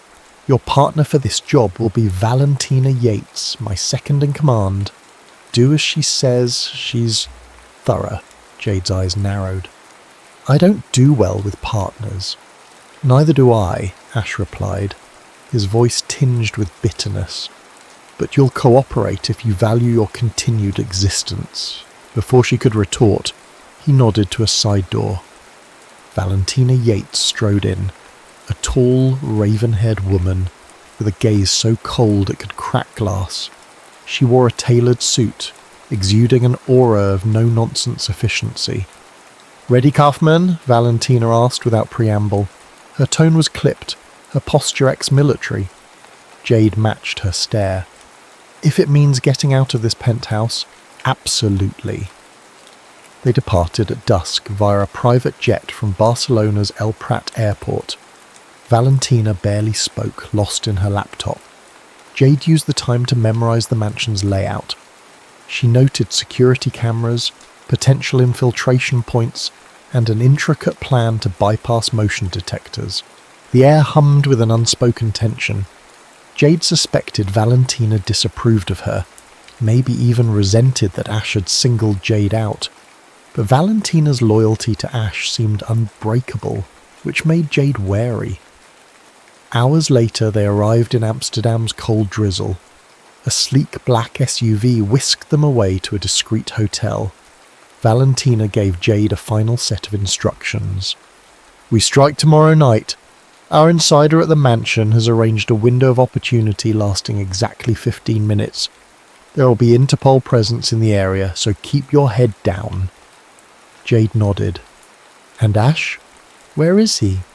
Valentina's expression hardened. "He's got his own matters to handle. Don't worry yourself about him. Focus on the job." Under the cover of darkness, they approached the mansion, a palatial estate with manicured lawns, stone fountains, and patrolling guards. Jade wore a black bodysuit under a dark hooded cloak. Valentina coordinated from a vantage point near the gates, scanning security frequencies. Once Jade scaled the high fence, her muscle memory took over. She avoided the cameras by slinking along the estate's blind spots. The drizzle turned the grass slick, forcing her to dig her fingers into the soil for stability. Near the side entrance, she used a keypad scrambler to unlock the door, stepping inside with cat-like silence. Her heart pounded in her ears, but she kept her breath even. The mansion's interior was an opulent labyrinth. She crept to a hidden corridor leading to the vault. The informant had guaranteed no guards would patrol there for precisely 5 minutes. The vault's lock was a complicated puzzle of rotating discs, but Jade's nimble fingers deciphered the mechanism swiftly. When the heavy door finally swung open, she saw it. An emerald pendant resting on a velvet cushion. It was mesmerizing, the gem reflecting a deep green glow in the dim light. Her earpiece crackled with Valentina's voice. "Move quickly! We have 2 minutes left." Jade slipped the pendant into a protective pouch. Just as she closed the vault door, footsteps echoed down the corridor. The insider's timing had failed, or perhaps Interpol had changed their pattern. She had no time to worry about whether it was a double cross or mere bad luck. She pressed herself against the wall, listening to the footsteps pass. After the guard disappeared around a corner, Jade sprinted back the way she'd come. She nearly collided with a second guard rounding a corridor, forcing her to slide behind a potted plant. He paused, scanning the area, but moved on. Heart hammering, Jade made it outside and scurried across the lawn toward the fence. Once over, she darted into the cluster of hedges where Valentina was waiting, disguised as a groundskeeper. Valentina slid a glance at the emerald pouch. "Got it?" Jade held it up, panting. "Good. Let's get out of here." Back at the hotel, Valentina examined the emerald pendant under a small flashlight. She nodded, satisfied. "Ash will be pleased." They flew back to Barcelona that same night, exhaustion creeping into Jade's bones. She wondered if completing the job actually brought her closer to freedom, or just pulled her deeper into Ash's world. The next evening, Ash summoned her to his study. She entered, tossing the emerald to him with a forced casualness. He caught it mid-air. "Nicely done," he murmured, a hint of approval lighting his features. "You continue to impress." Jade folded her arms. "So that's one job done. How many more before I'm free of this arrangement?" He set the emerald on his desk. "See, Jade. Trust is earned piece by piece. Rest for now. New instructions will follow." Before she could protest, he turned away, his posture dismissive. Jade left with her teeth clenched, hating how he played her like a chess piece. Yet, an unsettling warmth flickered inside her. Had she seen a spark of admiration in his eyes, or was it simply her imagination? Life in Ash Castellano's penthouse turned into an odd dance of tension and anticipation. Jade no longer felt like a caged animal. She had partial freedom to roam the estate, but only under the watchful eyes of discreet guards. She was part prisoner, part asset, and when Ash was near, she felt something else entirely. He invited her to high-stakes poker nights where the world's elite and underworld met in a swirl of tuxedos, diamonds, and swirling cigar smoke. Jade, despite her distaste for such gatherings, recognized an opportunity to glean information about Ash, his operations, and a possible weakness to exploit. Yet each time she studied him, she found his guard up, face unreadable except for fleeting moments of curiosity when their eyes met across the room. Late one evening, after a particularly tense game, Ash pulled Jade aside. He handed her a small velvet box. Inside was a sapphire pendant, darker in hue than the blue siren, but still mesmerizing. "For the fire in your eyes," he said, his voice low. Jade laughed bitterly, unsure whether he was mocking her or sincerely offering a gift. The tiny sapphire felt heavy with meaning. She hesitated. "Why?" she finally asked, eyes drifting to the gem in her hand. His lips curved into a half smile. Because I can. It was an answer that told her everything and nothing. The power dynamic was still in his favour. He might view her as a treasure he'd acquired, but there was a peculiar gentleness in his tone, as though he saw something in her that mirrored a part of himself. That night, she paced in her room, the sapphire pendant glinting on the bed. She wanted to throw it out the window to demonstrate she couldn't be bought. But a deeper part of her ached. For years she'd kept the world at arm's length, relying only on her skill. Yet something in Ash's eyes, his loneliness perhaps, resonated with her own sense of isolation. While she wrestled with her thoughts, there came a soft knock on the door. Ash stepped inside without waiting for permission. He wore a black silk shirt, unbuttoned at the collar, and the tension in his posture hinted he was waging a silent war within himself. "I should have knocked properly," he said quietly, glancing around her room. Jade raised an eyebrow. "Surprised you bother with politeness now," he let out a soft chuckle. "You're free to kick me out." "Am I?" she asked, bitterness lacing her tone. A flicker of pain crossed his face, but he pressed on. "I want to show you something." He gestured toward the hallway, and curiosity, along with a desire to end the suffocating tension, made her follow. They walked to his study. This time, instead of taking her behind the desk, he led her to a large painting on the wall, an abstract piece with violent streaks of red and black. He pressed a hidden latch, and the painting swung open, revealing a safe. Punching in a code, he opened it. Inside were documents, stacks of cash, and a single photograph that he took out carefully. It depicted two young boys with bright smiles, arms around each other, standing on a sunlit dock. "This was me and my brother Diego years ago," Ash said, his voice wavering slightly. "We were close once. Our father ran the family business, smuggling gems. Diego was older but reckless. We had dreams of taking the business legit, but things changed." He paused, gaze turning distant. "Diego betrayed us. He tried to align with a rival cartel, nearly had me and our father killed to seal the deal. I had no choice but to confront him. The confrontation escalated. Our father died in the crossfire. Diego fled. I never forgave him, or myself." Jade studied his face in the dim light, seeing the raw torment etched into his features. She'd expected a hardened criminal, not a man burdened by regret. "Why tell me this?" she asked softly. "Because you might understand," he replied, setting the photo back. "That feeling of always being alone, mistrusting everyone, including your own blood, and because you're not just a pawn in my game." His final words lingered, heated by an undertone of longing. It happened unexpectedly. Perhaps it was the weight of confessions or the vulnerability Ash rarely displayed, but Jade found herself leaning closer. The tension between them ignited. He reached out, brushing a strand of her hair aside. She closed her eyes, inhaling the faint scent of his cologne, smoke and spice. His lips hovered near hers, and in that breath of uncertainty she realized she wanted it. She wanted to feel alive in a way she'd never allowed herself. Their mouths met in a fierce bruising kiss that tasted of desperation and pent-up desire.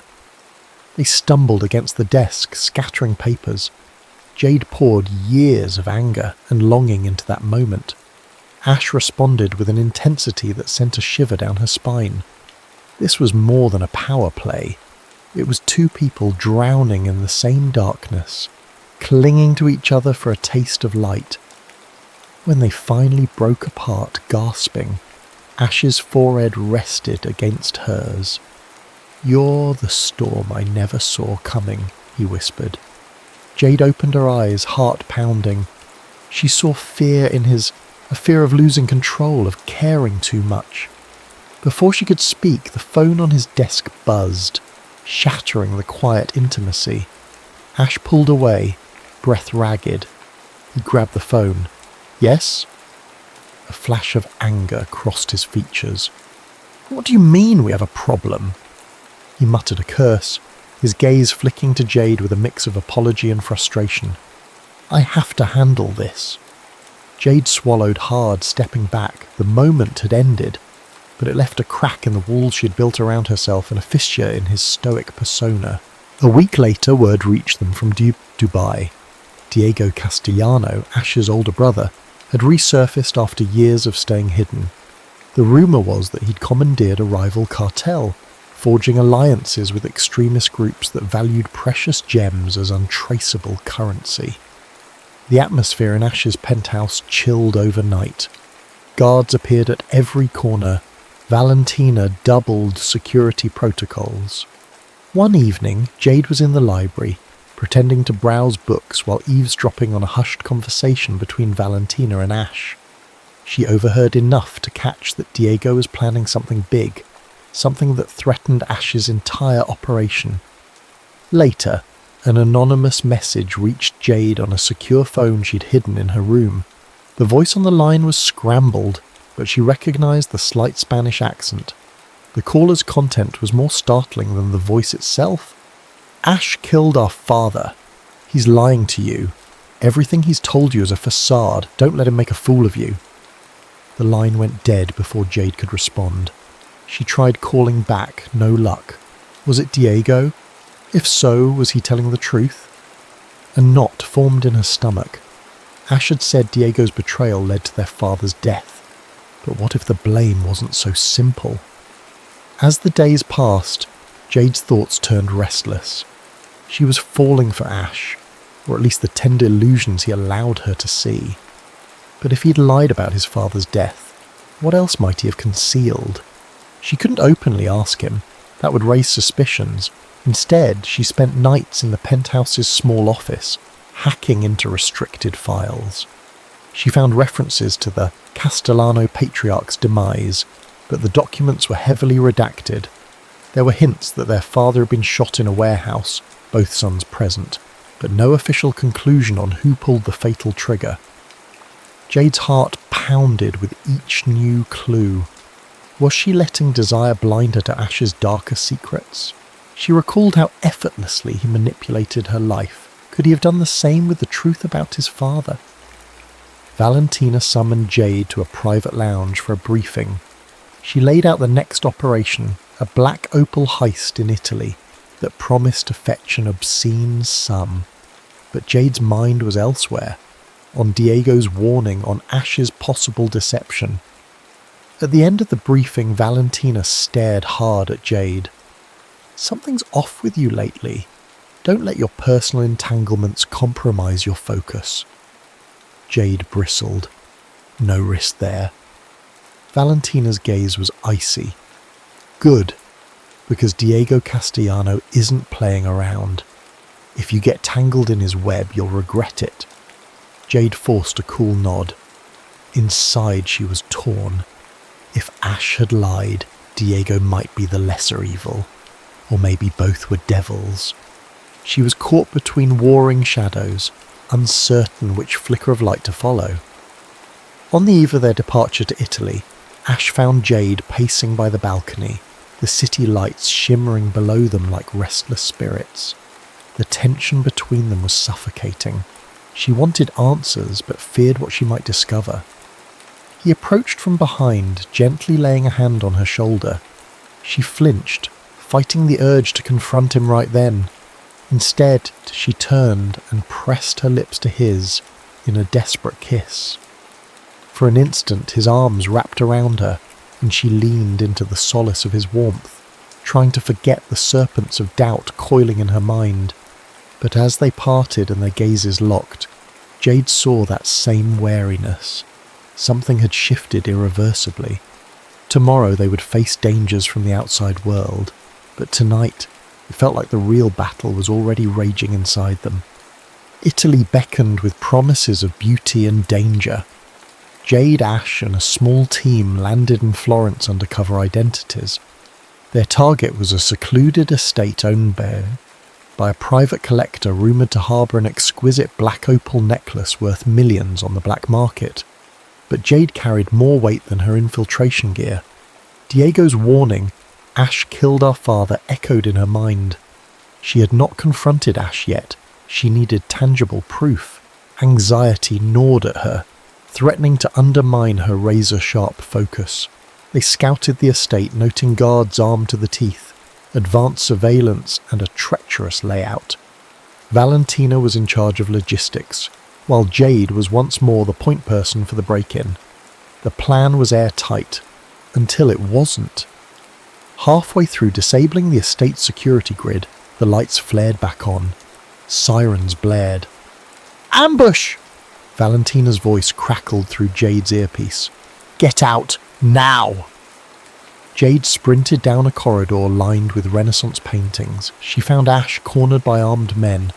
Without thinking twice, she hurled a smoke grenade covering their retreat. Gunfire erupted, bullets ricocheting off marble. As the smoke thickened, she seized Ash's hand, guiding him toward the exit. The moment they were clear, Ash whipped around, suspicion blazing in his eyes. "You told Diego, didn't you? You sold me out." Jade's chest tightened in outrage. "I never—" He cut her off, voice razor sharp. "Don't lie. My father's memory might mean nothing to you, but I won't die in a trap orchestrated by my own blood." Something inside Jade snapped. "If you trusted me, you'd know I'd never do that.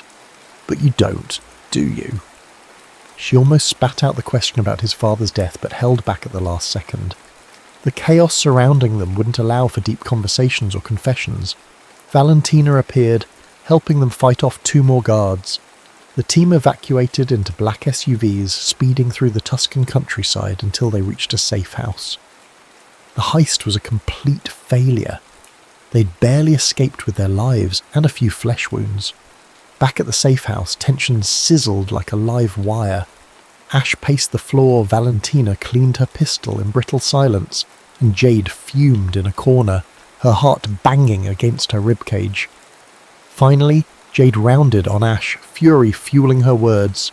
"You accuse me of betrayal, but maybe you're the one who set this up. A test of loyalty or something twisted to confirm your paranoia." Her voice cracked with pent-up frustration. Ash glared. "I lost men out there. Don't suggest this was a game." "Then maybe you're just incompetent," she fired back.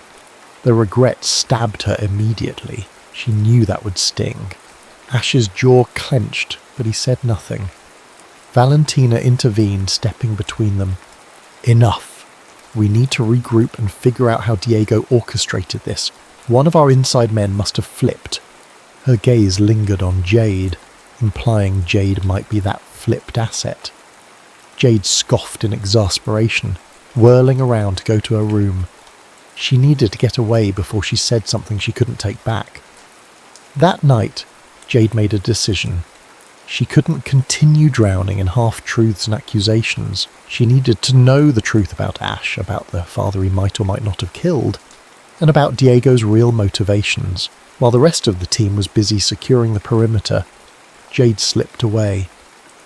She found an unlocked car in the safe house garage and hotwired it. She realized she had no clear destination, only an overwhelming urge to be free from the swirl of lies. Driving down a moonlit road, she called a contact in Paris, someone who specialized in forging new identities. If she could confirm Ash's story and find a safe place, she'd decide her next step. Yet, she'd barely gotten a few miles when headlights flared behind her. A black motorcycle roared up, weaving dangerously close. Jade recognized the rider, Ash. He pulled up beside her window, motioning for her to pull over. Fear and anger clawed at her. She accelerated, hoping to outrun him, but he cut in front, forcing her to stop. They screeched to a halt on the deserted roadside. Ash yanked off his helmet, eyes ablaze.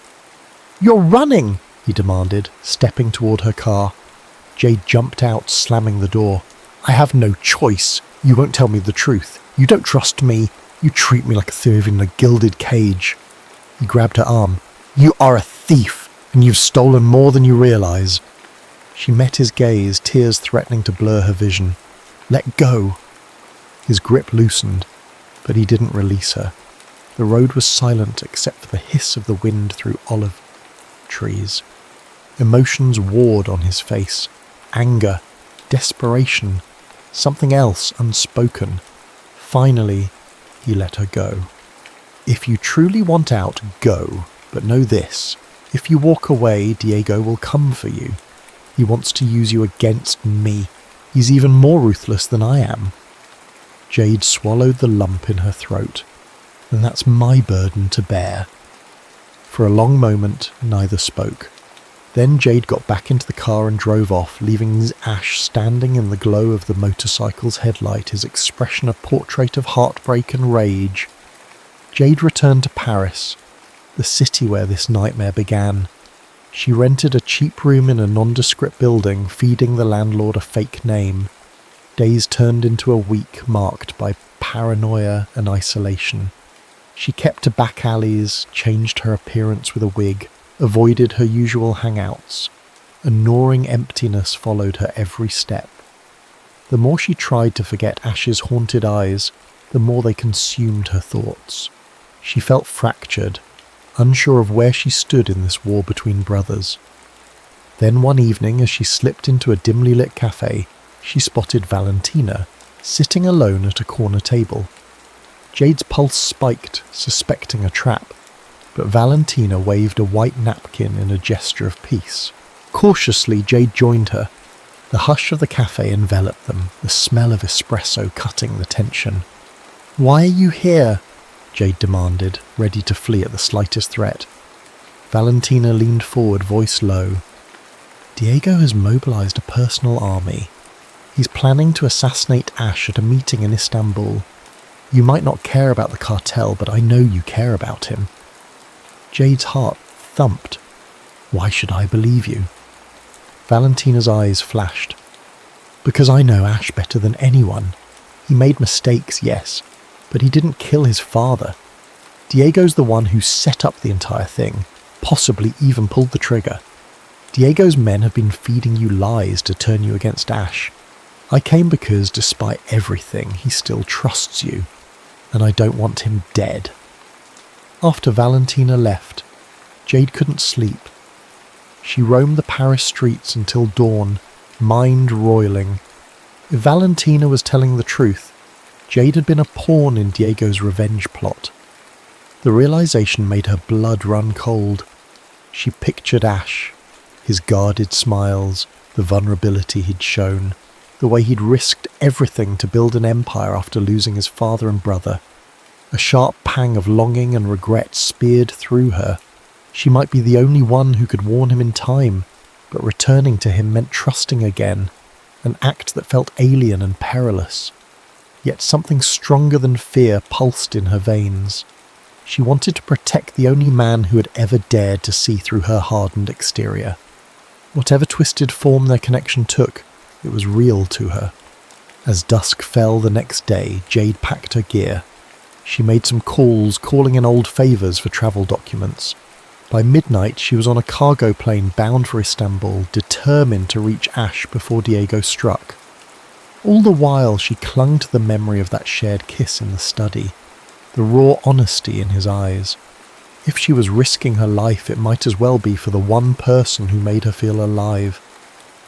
Istanbul's Grand Bazaar pulsed with life, a chaotic blend of colours and scents.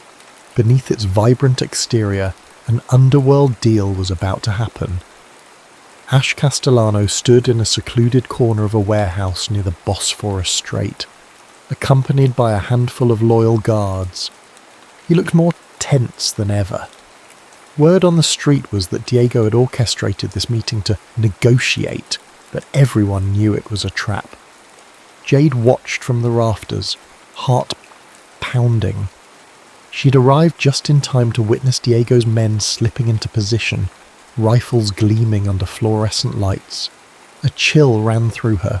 She had to act now or Ash would be cut down in a hail of bullets. When the first shot rang out, Jade leaped into action, dropping from the rafters behind a stack of crates.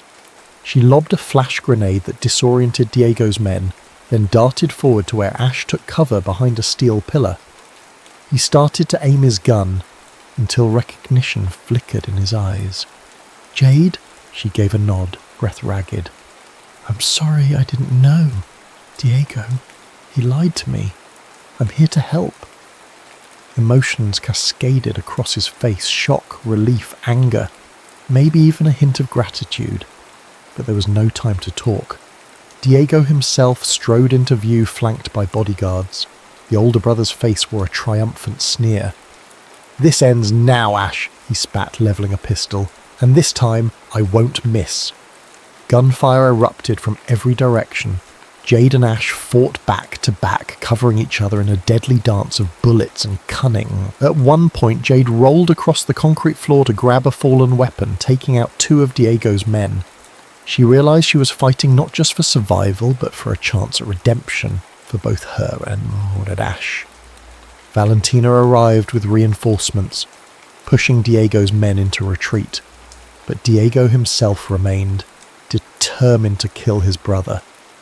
He cornered Ash behind a shipping container, pistol aimed at Ash's chest.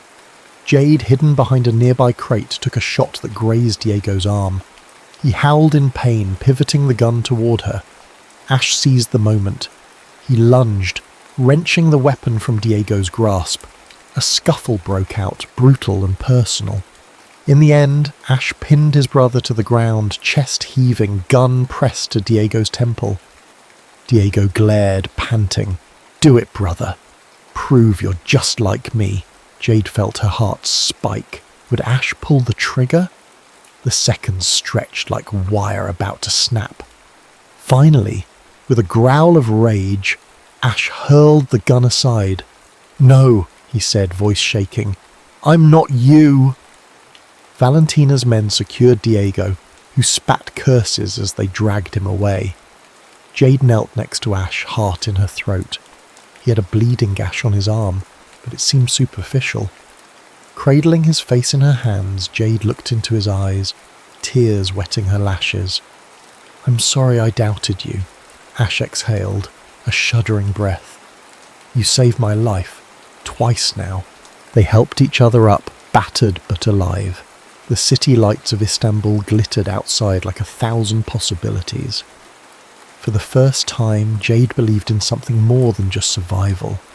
A gentle ocean breeze caressed Jade's skin as she stood on the sun-drenched balcony of a secluded island villa. The horizon was a tapestry of turquoise waves and golden sunlight. She sipped from a cup of spiced tea, letting the salty air soothe her. Behind her, Ash emerged, dressed casually in linen pants and a half-buttoned shirt, a faint scar visible on his forearm, one of the many they'd both acquired. After the showdown in Istanbul, rumours spread that Adrian, Ash Castellano, and his infamous jewel thief accomplice had vanished, presumed dead or in hiding. The truth was more nuanced. They'd decided to step away from the black market empire altogether, leaving Valentina to handle the transition to legitimate ventures, or dismantle them if she wished. Now, on this remote island, they ran a private security firm specialising in the protection and recovery of rare artefacts, flipping their skills from theft to preservation. It felt like a surreal twist of fate, yet it also felt right. Jade's hand absently touched the ring on her finger, its centrepiece, the blue siren sapphire. Once a symbol of her captivity, now it sparkled as a testament to a shared destiny. The memory of their stormy path still brought flashes of pain and regret, but they found solace in building something honest, side by side. From the open doorway, Ash smiled. "Ready for our next job? There's a lost manuscript in an auction house that needs protecting." She turned, a playful glint in her eye. "Let's go steal it before anyone else tries then. Old habits die hard after all." He chuckled, crossing the balcony to stand beside her. Their hands entwined, and for a moment, the ghosts of their pasts receded, replaced by the pounding of the ocean against the shore and the simple warmth of each other's presence. No matter the shadows that lingered, they had found a form of freedom in the very thing that once bound them: trust in one another. Even if tomorrow brought fresh storms, Tonight they stood together, hearts still beating in unison amidst the quiet hum of the surf.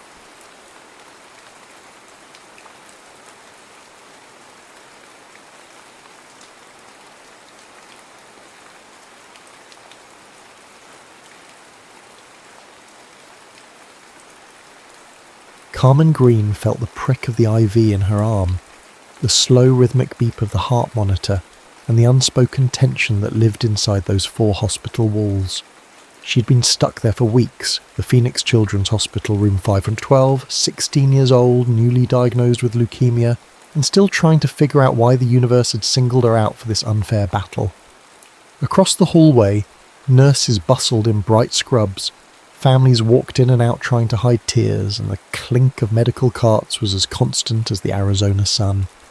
If Carmen closed her eyes, she could almost picture herself anywhere else, in a movie theatre with friends, under stadium lights at a Friday football game, or even just lazing around in her bedroom with a music playlist turned way up.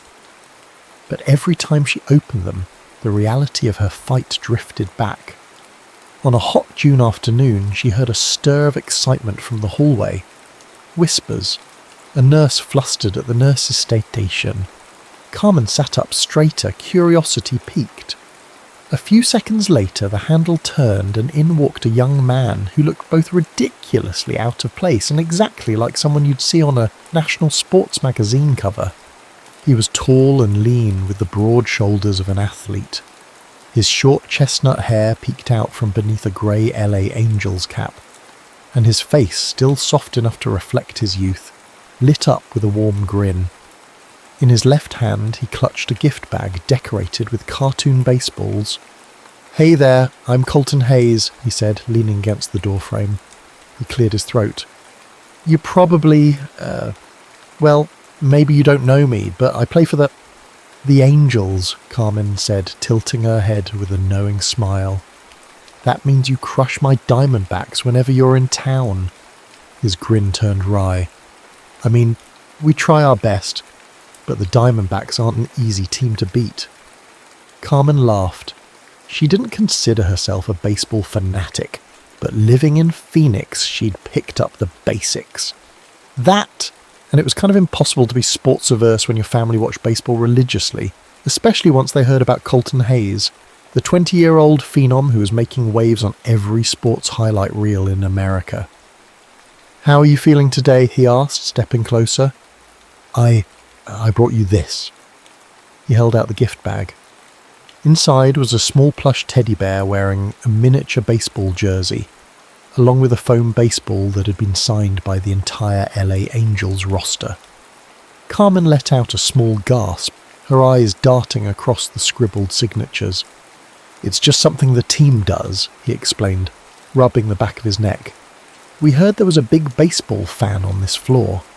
And, well, might be you, might not be, but I figured it was worth a shot."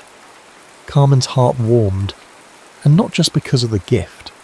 There was something in his voice, a genuine nervousness. He was big-time famous. She'd definitely seen him in a commercial or two, yet he seemed almost shy talking to her. For the next 15 minutes, they chatted about everything from hospital cafeteria food. She gave it a solid 5 out of 10, although the jello is suspiciously bland, to the latest Marvel movies, to how unbelievably hot an Arizona summer could get. Carmen found herself cracking more jokes in that short time than she had in her entire hospital stay. The conversation was easy, like they'd known each other for months. At one point a nurse peered in making subtle time's up gestures, but Carmen didn't want him to leave.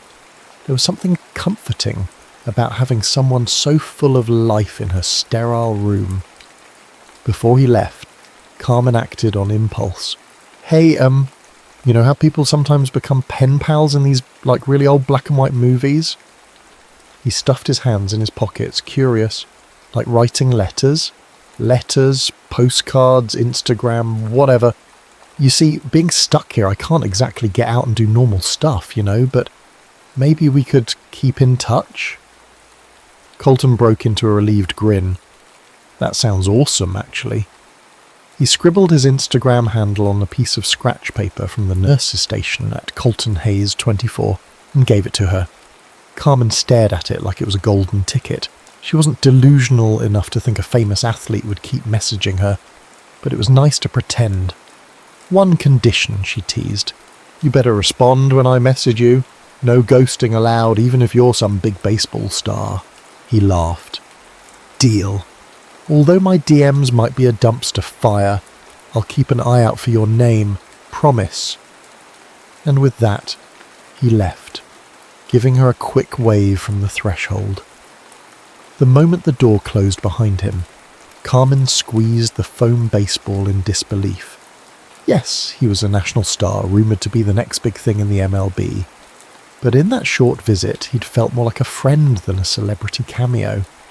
Days passed, and Carmen was sure it was just a fun memory, one she could replay in her head on nights when chemotherapy made her feel lonely. Then early one morning, her phone buzzed with a new notification on Instagram. She opened it, her mouth dropping when she saw the direct message. At Colton Hayes 24. Hey Carmen, how's it going in there? On a scale of 1-10, how terrible is the hospital food? Her heart flipped. She typed back. Carmen G. Probably a 6. However, the lemonade is worse than dish soap, so that drags the overall rating down to a 4.5. He responded almost immediately, sending back an audio clip of him pretending to interview her about culinary atrocities in the healthcare system. Carmen laughed so hard that a nurse poked her head in to make sure she was okay. From there, they talked every day, or as close to every day as possible. Between his workouts, travel schedules and interviews, Colton always found a moment to reply to her messages, and Carmen looked forward to each notification. She would send him photos of the silly craft she made with other patients, or jokes on sticky notes plastered to her IV pole. He reciprocated with behind-the-scenes glimpses of the Angels' training facilities, short video clips of him signing merchandise, or telling cringily dad jokes that his teammates apparently loved. It felt surreal. Two people from very different worlds forging a bond through phone screens and hospital walls. Then, against the odds, Carmen's doctor delivered miraculous news. Her white blood cell counts were back to near normal range, and the latest scan indicated that her leukemia was in remission. We're moving in the right direction, the doctor said, smiling for the first time in what seemed like forever. If this continues, you'll be home soon. It happened so fast that Carmen barely had time to process it. One day she was reviewing the next chemotherapy appointment. The next she was packing up her things, hugging nurses who'd become her surrogate family. As the elevator doors opened to the hospital lobby on her last day, she inhaled the sweet, antiseptic-free air of freedom. Outside, her mother waited, tears streaming down her face as she embraced her. For Carmen, it felt like stepping into a brand new life. She returned home to a surprising package on the doorstep. Inside was a large baseball-themed gift basket. Peanuts, Cracker Jacks, a plush blanket stitched with angels across the front, and a simple handwritten note.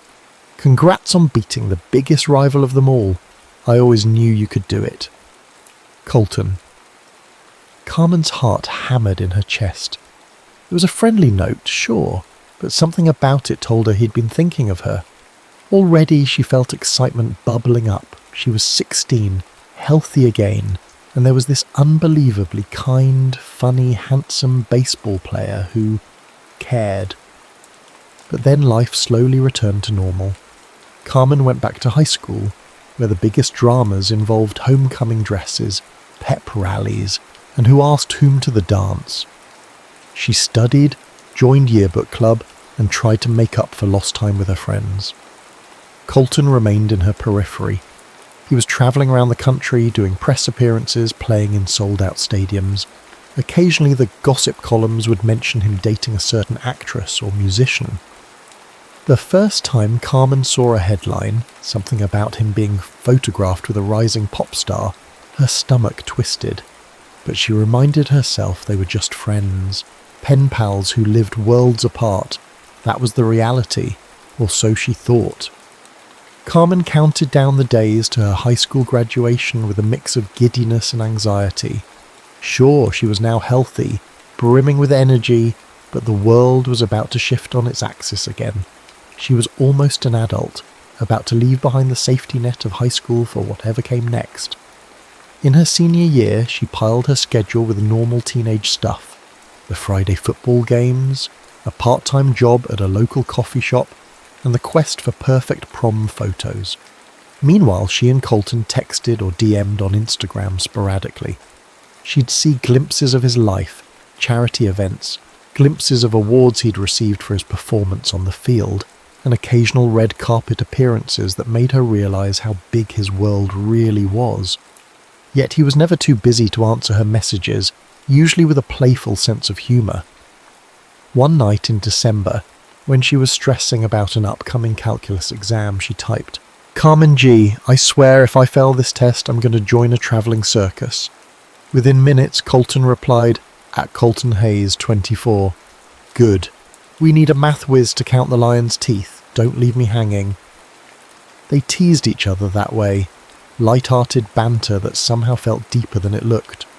Sometimes, though, Carmen's mind drifted to thoughts of him in a more serious, longing way. She had to remind herself not to get carried away. He was a rising MLB star who had cameras chasing him at every turn. She was a normal, albeit resilient, high school senior whose biggest accomplishment thus far was beating cancer. Still, as her mother once said, the heart doesn't care about logic. A few months before graduation, Carmen was scrolling through Instagram during study hall. She stumbled on a paparazzi shot. Colton at a movie premiere, arms around a famous actress. The actress beamed at him, leaning in close, wearing a glamorous gown. Carmen felt a pang in her chest, an uninvited wave of jealousy. She knew it wasn't fair. He was free to date whomever he pleased. Yet she couldn't ignore the knot in her stomach. So she threw herself into normal teenage life. She let her friends talk her into going to prom with a boy from her Spanish class. He was tall, polite, academically gifted, but no sparks flew.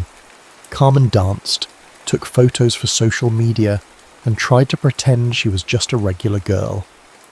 Deep inside, she knew that since beating leukemia, nothing in her life had really felt routine or regular at all. Graduation day arrived with a scorching Arizona sun overhead, heating up the metal bleachers at the outdoor stadium. Carmen's bright red hair ribbons fluttered in the breeze as she lined up with her classmates. She wore the standard cap and gown, decorated with a few honor cords for her extracurricular achievements. Her parents waved from the stands, and her younger brother was there too, busy taking photos on his phone. The principal gave a speech about resilience, about how these seniors had persevered through adversity. Carmen noticed her father wiping his eyes during the part about challenges that tested our faith. After all, he nearly lost his daughter. It was a day of celebration beyond just academic achievement. Then, from the corner of her eye, Carmen saw something that made her heart pound. Toward the back of the bleachers, half hidden by a pair of sunglasses and a baseball cap pulled low, was Colton Hayes. No entourage, no camera crew, just him, leaning forward slightly to catch a glimpse of the ceremony. She nearly tripped walking across the stage to get her diploma. When her name was called, Carmen tried to look poised, but she was all too aware of him in the crowd. How had he found the time or even the desire to come to her high school graduation? The idea both thrilled and terrified her. As soon as the ceremony ended, and they tossed their caps into the air, the stadium erupted into cheers and general chaos. Carmen wove through the crowd, scanning for that baseball cap. Family and friends pressed in, and she offered quick hugs, but her eyes kept searching. Finally, on the edge of the bleachers near the exit, she found him, sunglasses perched on his nose, a grin so big it seemed to radiate happiness. "You made it," she breathed, throwing her arms around him for a tight hug. The adrenaline of the moment made her bold. "Are you kidding? I wouldn't miss this for the world," he said, stepping back just enough to look into her eyes. "Congratulations, graduate." She felt her cheeks warm. "Thank you. "Oh my gosh, do my parents know you're here? They'll flip out." "Not sure," he said with a chuckle, "but I'm prepared for anything." Sure enough, her mum and dad came rushing over, starstruck. They welcomed Colton with open arms. Everyone knew him from the baseball highlights, but it was the personal connection that mattered more. Her mother was practically speechless, only able to stammer out how proud she was of Carmen and how grateful she was that Colton would come all this way just for a commencement ceremony. "I've got a couple of days here in Phoenix before heading to Chicago for a series," he said, glancing at Carmen. "I'd love to take you and your family out to dinner, celebrate your big day properly." Carmen hesitated, a swirl of excitement and apprehension. Her father nodded immediately. "We'd be honoured." That evening they gathered at a local southwestern grill. The hostess nearly dropped her pen when she realised who was in the party. A mild commotion ensued, but once they were seated, the haze effect seemed to mellow. Everyone gave them space to enjoy the meal. Colton asked Carmen how she felt about finishing high school, what her plans were for college. She spoke animatedly about possibly attending Arizona State, maybe majoring in journalism or something communications related, but she wasn't locked in. Afterwards, on the short walk back to their cars, Carmen's mother pulled her aside for a moment. "I might be imagining things," her mum whispered, "but you two have an incredible connection. Are you sure there's nothing more going on?" Carmen gave a wry smile, shaking her head. "He dates movie stars, Mum, and I'm just a kid fresh out of high school. This is just a friendship that started when I was sick, that's all." But her mother's words played over in her mind all night. She couldn't deny the truth. Seeing him had jolted something inside her, something that felt like more than just appreciation. But then again, it was one magical night and he was heading out soon. No sense turning it into a daydream. Still, fate sometimes laughs at our attempts to keep life simple. Weeks later, Carmen's acceptance to Arizona State University came in. She squealed with delight, calling up friends and family to share the news. She posted a celebratory picture on Instagram, then typed a quick message to Colton. "Carmen G. Got into ASU, officially a Sun Devil next year. Might see you at spring training if you're still in Arizona then." P. He responded with an immediate swirl of emojis, fireworks, baseballs, confetti, and a promise at Colton Hayes 24. "That's awesome. Let me know when you're settled on campus. And definitely come visit during spring training. I owe you a celebratory lunch at least." Carmen felt a fresh wave of excitement. For once, the future didn't seem so uncertain. It felt full of promise. The desert sun was beginning to mellow, slipping into the mild warmth of early March. Carmen, now 18 and a freshman at Arizona State, couldn't believe how busy college life was. She juggled classes, study groups, and the thrill of living in a dorm with new friends. It was everything she'd hoped for and more. Independence, a chance to reinvent herself, and a schedule that bordered on chaos in the best possible way. Mid-semester, Colton messaged her. "At Colton Hayes 24, spring training is in full swing. Want to swing by and watch us practice?" He attached a digital pass to the team's training facility, complete with VIP access. Carmen's pulse sped up. For some reason, even though they'd been in touch for years, every new invitation from him felt like stepping into a surreal dream. She asked two of her closest college friends, Haley and Denise, if they wanted to come along. They screamed "yes" in unison the moment she mentioned Colton's name. When they arrived at the practice field, Carmen expected to feel awkward or out of place. Instead, an official usher guided them to a shaded seating area near the dugout. For the next couple of hours, they watched batting practice, fielding drills, and pitchers warming up. Colton, wearing his red Lay Angels jersey with the number 24 on the back, snuck them ways between drills. Each time, Carmen's stomach fluttered. When practice ended, Colton jogged over, still catching his breath. Sunlight glistened off the fine layer of sweat on his arms. Haley and Denise were starstruck. Carmen, for her part, wasn't sure if her sudden warmth was from the Arizona heat or from seeing him in action. "You made it," he said, beaming. as he gave Carmen a half-hug. "Thanks for coming." "You kidding? Thanks for letting us watch," Carmen replied. "You were amazing out there." He shrugged, but she could see the pride in his eyes. "We're still working out the kinks before the regular season starts." Before long, he proposed taking them all out to dinner. "I know a place nearby, good tacos, great music," he said, pulling off his batting gloves. "We can just relax and catch up." The four of them ended up at a lively Tex-Mex joint. The walls adorned with colourful murals and neon signs. A local band played upbeat tunes on a small stage in the corner. The energy was infectious. Haley and Denise teased Carmen relentlessly, describing embarrassing stories from the dorm. You should see her at 2 a.m. with a mountain of flashcards. Colton took it all in stride, matching their humour with a playful banter of his own. While the others were busy trying different hot sauces, Carmen and Colton slipped into easy conversation at the corner of the table. He asked how her classes were going, whether she'd chosen a major yet. She told him about her interest in broadcast journalism, how she dreamed of telling stories that mattered, especially stories of resilience, like the patients she had met at the children's hospital. He listened intently, nodding along. At some point, Haley suggested they go dancing. The restaurant had a small dance floor near the band, and couples were already swaying to the beat. Denise dragged Carmen out there, and Colton followed, leaving his baseball cap behind at the table. Under the twinkling lights, with the band switching to a slower romantic tune, Carmen found herself paired with Colton. He placed a hand gently on her waist, and she slid her arms over his shoulders. It felt like the rest of the world blurred out, leaving just the hum of the music and the thump of her heart. They talked quietly as they swayed.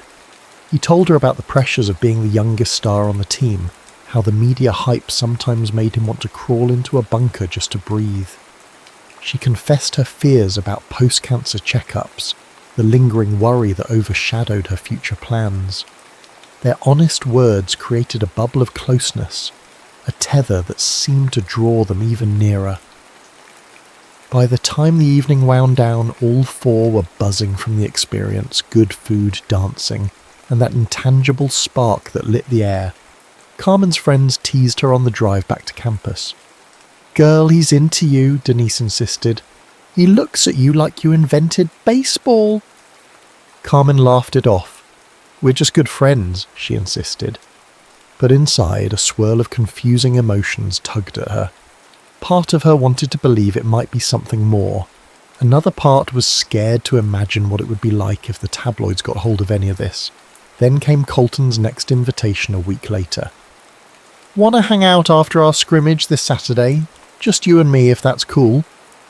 On the designated evening, Carmen arrived at the training facility after the stands had emptied. Players milled about, heading to the locker rooms or chatting with staff. Colton emerged wearing casual jeans, a plain black t-shirt, and a hat turned backward. He flashed a grin that made her pulse quicken. "Hungry?" he asked. "We can go grab a milkshake or something." They ended up at a hole-in-the-wall burger joint. The neon sign out front flickered, and inside the decor seemed frozen in the 1950s. They slid into a vinyl booth, ordered 2 chocolate milkshakes, and talked about everything from music tastes to childhood memories. He spoke with passion about his father, who had passed away a few years prior, and how baseball was their shared dream. She opened up about the existential fear she felt after beating leukemia, like her life was on borrowed time, so every moment had to count. After the milkshakes and burgers, they stepped back out into the warm desert night. The distant city lights of Phoenix stretched across the horizon. In a nearby empty lot, someone had strung fairy lights around a battered chain-link fence, an odd but whimsical sight. Colton glanced around, then guided her gently by the elbow toward the fence. It felt private, illuminated by soft light and the hum of the city. They walked in comfortable silence for a minute, his hand resting lightly at the small of her back. Carmen sensed a trembling excitement building with every step. She turned to him, intending to say something witty, but the moment their eyes locked, words faltered. The vulnerability in his gaze, like he was both terrified and exhilarated, mirrored her own feelings. Then he leaned in, hesitant at first, almost to give her a chance to stop him. She didn't. Their first kiss was tender, laced with the sweetness of chocolate milkshake and the thrill of a million what-ifs. A gentle press of lips that seemed to ask an unspoken question. Could this be real? And the answer, at least for that moment, felt like an undeniable yes. A flash interrupted them, bright and unmistakable. Carmen jerked away, startled, her heart thudding. Across the street, half hidden in the shadows, someone held up a phone or camera. The figure snapped another picture, then rushed off. She felt panic coil in her stomach. "Oh God, what was that?" Colton cursed under his breath. "Paparazzi, probably. I should have been more careful." Her mind flooded with anxiety. Would they post it? Of course they would. And soon. The tabloids would have a field day with the headline, "LA Angels Phenom Kisses Mystery Girl." And that mystery girl was her. She covered her mouth, trying to steady her breath. "But how? What?" He placed both hands gently on her shoulders. Hey, look at me." His eyes were calm, though tinged with regret. "We'll figure it out, all right? I'm so sorry. I wanted this to be just our moment." Carmen swallowed hard, her cheeks burning from both embarrassment and fear. She was old enough to understand the ramifications, but also so new to this kind of spotlight.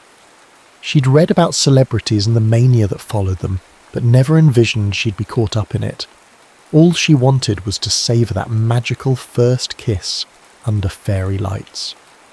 Now, it was compromised by the glare of a camera lens. Still, one thing felt irrevocably clear. Their connection had shifted. This was no longer just a pen-pal friendship or a casual bond formed in a hospital room years ago.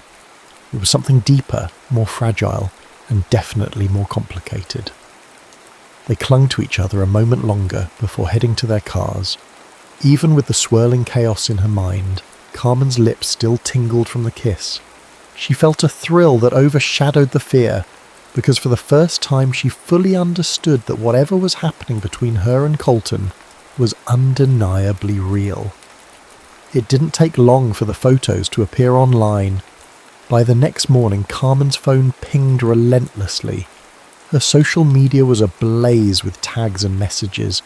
Who is she? Colton's mystery girl.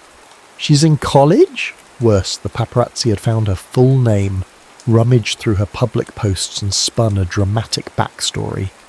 A couple of fan blogs tried to cast her as a gold digger, or a small town girl chasing fame, while others ran with the angle of her being a leukemia survivor. Carmen barely slept that night. The next morning she had a mild panic attack walking across campus, feeling every glance as though it carried judgment. Was she imagining the stares? Possibly, but then a local news crew actually showed up outside one of her lecture halls, which proved it wasn't all in her head. Her phone lit up with Colton's name. She answered in a hushed voice, hand trembling. "Carmen, I'm so sorry," he said, his tone laden with guilt. "I really am. The last thing I wanted was for you to be harassed like this." Tears pricked her eyes. She knew he meant well, but the avalanche of sudden fame felt crushing. "I just don't know what to do," she whispered. "My professors are giving me weird looks. Students whisper my name in the hallway. It's like I can't just be me anymore." He sighed heavily on the other end. "This is part of my world I wish I could keep you out of.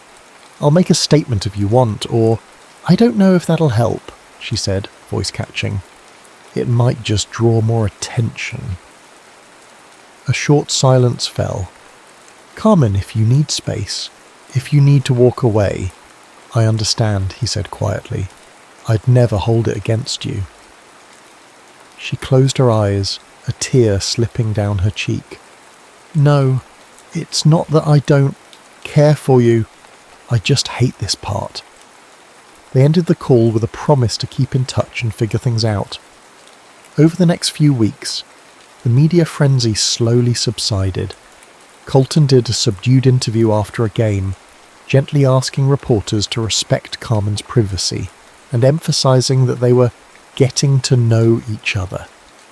He offered no sensational details, which helped the story fade from the tabloid's front pages. Meanwhile, life marched on. Carmen threw herself into coursework and found comfort in her circle of friends who shielded her from gossip as best they could. Whenever she felt overwhelmed, she remembered how resilient she'd been during her illness. She reminded herself she could handle this too. Colton and Carmen decided to meet up discreetly whenever their schedules allowed.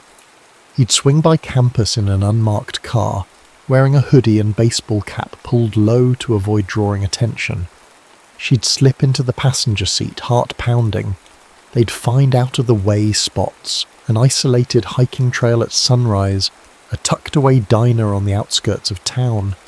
In these stolen hours, they laughed about silly things, watched streaming shows on his iPad, or had deep discussions about their futures. Still, the secrecy wore on both of them. There was an unspoken desire to live openly, to share their happiness with the world. But each time Carmen remembered the intense scrutiny, she hesitated. She wasn't ready to become the subject of viral speculation again, at least not until she was sure where this relationship was heading. One afternoon, months later, Colton's name popped up on her phone. She answered cheerily, leaning on a park bench between classes. "Hey," he said, "I have a random day off next week before the regular season starts. I want to see you properly. No baseball caps, no hiding. Would you be okay grabbing dinner in public?" She exhaled. "Are you sure you're ready for that kind of attention again? I mean, last time..." He cut her off gently. "I'm not ashamed of you, Carmen. I'm tired of feeling like we have to hide something that could be really good." Her heart soared. "Yeah," she murmured. "Let's do it." So they did. They picked a casual Italian bistro near the downtown area, known for homemade pasta and a laid-back vibe. Carmen dressed in a simple sundress, not wanting to appear like she was dressing up just for the cameras. Colton arrived in jeans and a button-down shirt, looking calm and determined. When they stepped inside, a few patrons did double takes, whispering as they recognized him. A reporter might have been there, or maybe not, but either way, Colton took Carmen's hand openly and led her to a small corner table. They ordered bruschetta and spaghetti carbonara, clinking glasses of soda.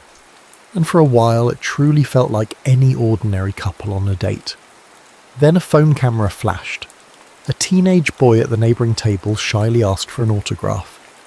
Colton obliged with a smile, and the boy's mother snapped a photo of the moment. It wasn't invasive, just the typical starstruck reaction. Carmen felt her shoulders relax. Maybe this was manageable after all. Just normal fans, not paparazzi climbing fences or stalking them at night. After dinner, Colton drove her back to her dorm. They parked in a quiet lot beneath a street lamp. Turning to face her, he brushed a stray lock of her brown hair aside, letting his fingers linger against her cheek. "You're so brave," he murmured, "for everything you've been through. I admire you more than I can say." She smiled, leaning into his hand. It's easy to be brave when you have someone worth facing the fear for. Their kiss this time was unhurried, warm, and tinged with the relief of acceptance. Carmen's concerns about tabloids and social media took a back seat to the tenderness in that moment. They weren't just friends or pen pals, they were something more.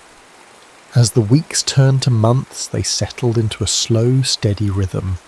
Colton travelled for games, hitting home runs that dominated sports headlines. Carmen focused on her studies, slowly learning to tune out the occasional social media gossip. They texted throughout the day, FaceTimed after especially tough matches or stressful exams. Whenever he was in Arizona, or she could fly to his city for a weekend, they shared quiet, precious time together. Still, a question hovered between them. What would happen after Carmen graduated from ASU? She was on track to finish in 4 years, and he was halfway through his stellar MLB contract. She told him about her dream internships, about wanting to broadcast stories of hope and survival. He told her about wanting to establish a foundation for kids with chronic illnesses, maybe even rename a wing at Phoenix Children's Hospital if that was allowed one day. Their visions seemed to intertwine, but there was also the reality of distance media scrutiny and the unstoppable pace of professional sports. They never pinned each other down for a define the relationship talk, because in many ways, it was obvious. They were deeply invested in each other's lives. The next big milestone that loomed on the horizon wasn't marriage or anything official. It was Carmen's upcoming checkup, her annual test to confirm she was still cancer-free. In late spring of her sophomore year, she sat in a sterile exam room once again, waiting for results. The fluorescent lighting and antiseptic smell triggered old memories, fueling her anxiety. Colton couldn't be there. He had a double header in Houston, but he sent a flurry of texts. "I'm with you in spirit. Please call the second you know anything." When the doctor entered with a small smile, Carmen released the breath she didn't realize she was holding. "Your scans are clear," he said. "Everything looks fantastic. You're healthy as can be." Tears of relief sprang from her eyes. She stumbled out of the hospital, hardly able to contain the joy. Dialing Colton felt like the most natural thing to do. He answered after one ring. "Tell me, good news, right?" She laughed, tears streaming down her cheeks. "Yeah, I'm good. I'm healthy. I'm fine." Cheers erupted in the background. His teammates must have overheard the call. "Oh, Carmen," he said, voice thick with emotion. "I wish I could be there right now." That night, a giant bouquet of orchids, her favourite flower, arrived at her dorm, along with a card that said, "You're unstoppable. Love, Colton." Sinking onto her bed, Carmen cradled the flowers and smiled through watery eyes. She realised that their relationship had survived near constant upheaval, her health scares, his fame, the media storms, and each time they'd grown closer, more certain that cliché or not, they were in this together. Junior year brought a whirlwind of busier coursework for Carmen. She honed her reporting skills at the college radio station, practicing interviews and broadcasting daily news segments. She also pitched a series of stories about real-life survivors, people who overcame illness, adversity, or personal tragedy. Her station director loved it, giving her the green light to produce a weekly spot. Meanwhile, Colton continued blazing a trail in the MLB. By 24, he'd become one of the Angels' star players, hailed as a future Hall of Famer if he could maintain the streak. His face adorned magazines and sports channels, and he was invited to every talk show imaginable. Yet he turned down many of these appearances, preferring to spend off days quietly in Phoenix or wherever Carmen happened to be. They celebrated her 20th birthday together, in a small group, a far cry from the wild parties that typically define celebrity nightlife. He surprised her with a vintage typewriter, telling her he thought her stories deserved a timeless medium. She laughed, promising to type him love letters at least once. Still, life had a habit of throwing curveballs at even the best of us. Going into the final stretch of her senior year, Carmen scored a rare opportunity, a semester-long study abroad in London, where she could work as a correspondent for a student-run international news outlet. It was a dream gig, the kind that could launch her reporting career, but it meant an ocean's distance between them for several months. They sat together one afternoon at a rooftop cafe in Phoenix, the desert wind tangling Carmen's hair. She laid out the acceptance letter on the table, biting her lip. "I really want to go, but I know it'll be tough on us." Colton read through the papers carefully. "Carmen, you can't pass this up," he said, though his voice was tight. "I can't let you hold back because of me." Tears pricked her eyes. "It's just, we've finally gotten used to being semi-normal together. And now, I'm leaving for 6 months. He reached across the table, interlacing his fingers with hers. "We'll make it work. I promise. We've survived worse than a plane ride between us, right?" So she went. The first few weeks were rough. Time zone differences meant their calls were at odd hours, and they often texted each other pictures of daily life to compensate. A snapshot of him in the dugout, an image of her in a bustling London street. They left video messages, falling asleep to the other's voice.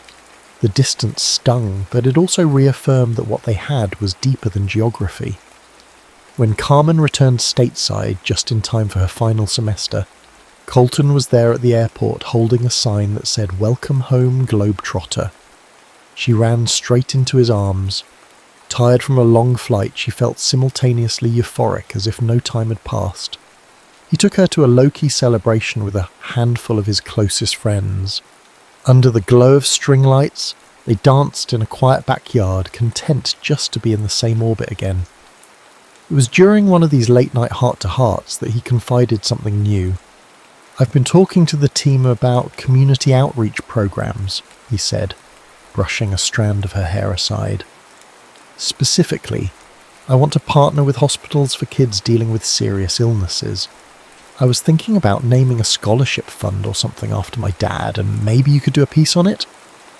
Her eyes sparkled with pride. "Of course, I'd love to." Time flew. Carmen graduated from ASU with a degree in journalism, and on that scorching May afternoon, she wore a black cap and gown. Her parents sat proudly in the stands, but it was Colton's presence near them that made her heart ache with happiness. Nobody was surprised this time. He'd become a fixture in her life for years now, though they'd kept much of their romance private. When her name was called, he rose from his seat, clapping so hard the people around him shot him amused smiles. He didn't care. That moment was for her. Once again, Carmen experienced a wave of déjà vu, recalling her high school graduation and how he'd shown up then too.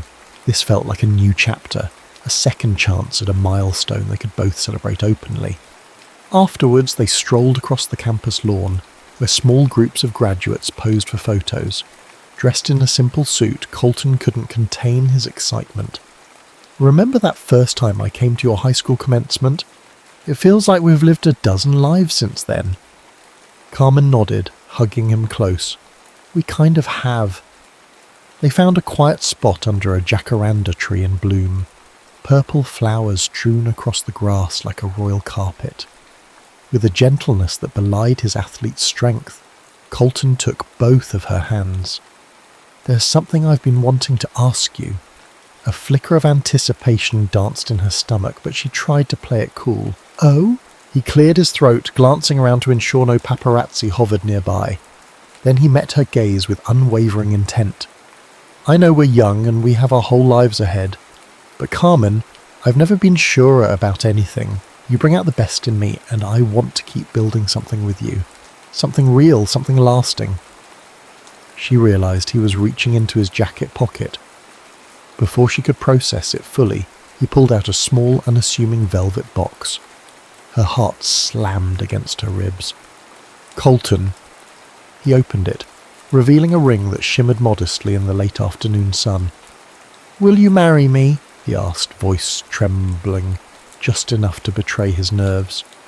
"I don't have a fancy speech, I just know that I don't want to wait any longer to make it clear that I choose you, always." Tears blurred her vision as she stared at him. Memories flooded her. The first time he walked into her hospital room with a teddy bear, the DMs they exchanged that gave her hope during chemo, the stolen dances, the stadium waves, the heartbreak, and the joy. It all led to this. "Yes," she breathed, barely able to get the word out. "Yes, of course I will." He slid the ring onto her finger, and she laughed through her tears as they embraced. The moment was so simple yet monumental. Two people who started as strangers in a hospital, forging a bond that defied the odds. The jacaranda petals fell around them like confetti, drifting on a gentle breeze. Months later, the engagement was announced formally, but by then they didn't care how many headlines blared. Baseball star proposes to former cancer patient, or MLB phenom ties the knot with hometown heroine. They had each other, and everything else paled in comparison. In the end, they decided on a small wedding ceremony, family and a few close friends in attendance. As Carmen walked down the aisle, her brown hair cascading over her shoulders, her crystal blue eyes sparkling with tears of joy, Colton stood at the altar in a crisp suit, his eyes reflecting awe. No paparazzi invaded, no stadium roar, just the quiet hum of loved ones, the soft desert wind, and the vow that they would continue writing each other into every chapter of their lives. And yes, they still referred to each other as pen pals sometimes, laughing at how it all began with one fleeting question in a hospital room. "Hey, would you ever want to be pen pals?" Sometimes the simplest beginnings lead to the most extraordinary journeys.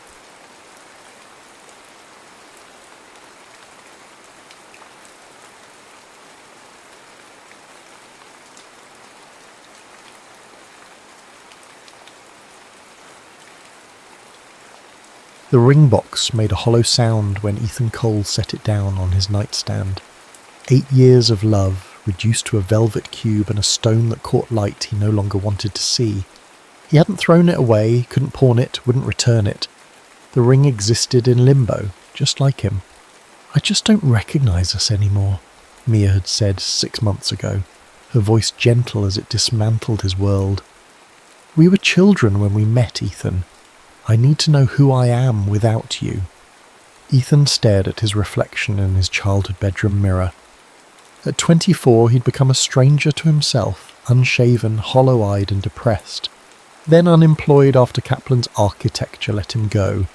3 missed deadlines, 2 client complaints, and 1 partner who'd finally said, "Take some time, Cole, come back when your head's clear."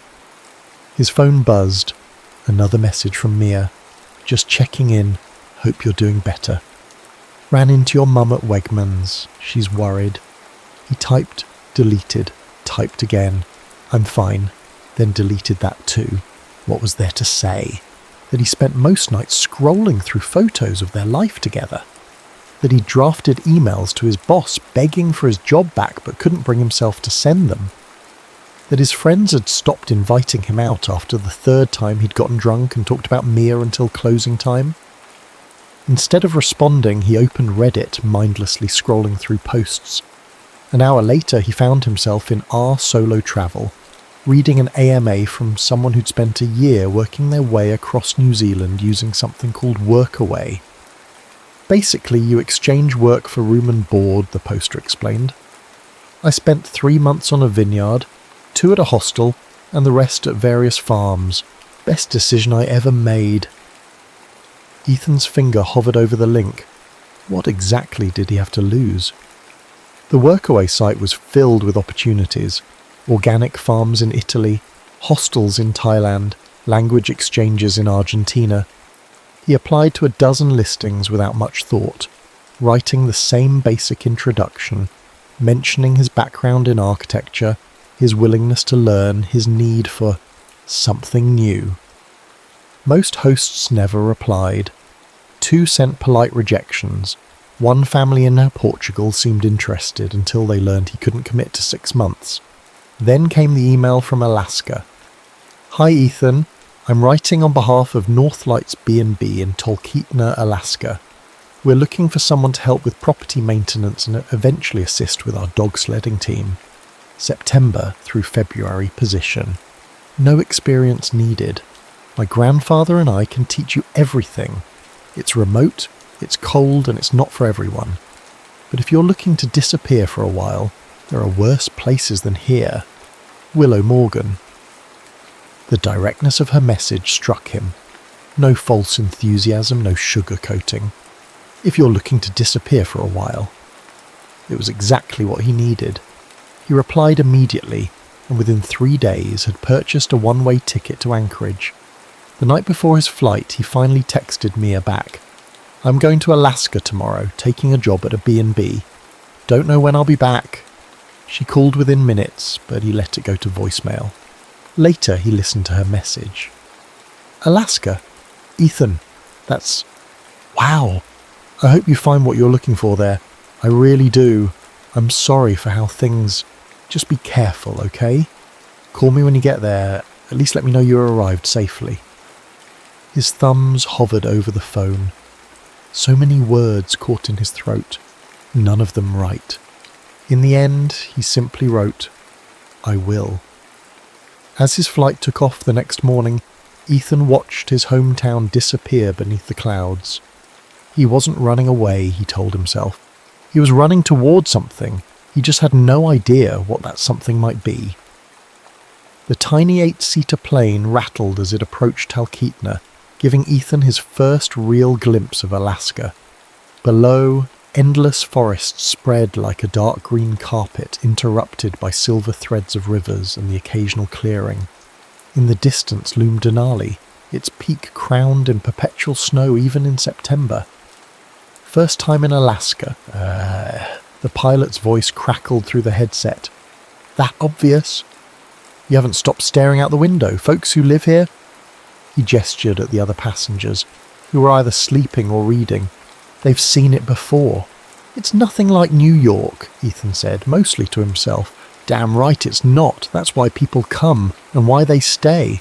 The landing strip appeared below, a ribbon of asphalt at the edge of what barely qualified as a town.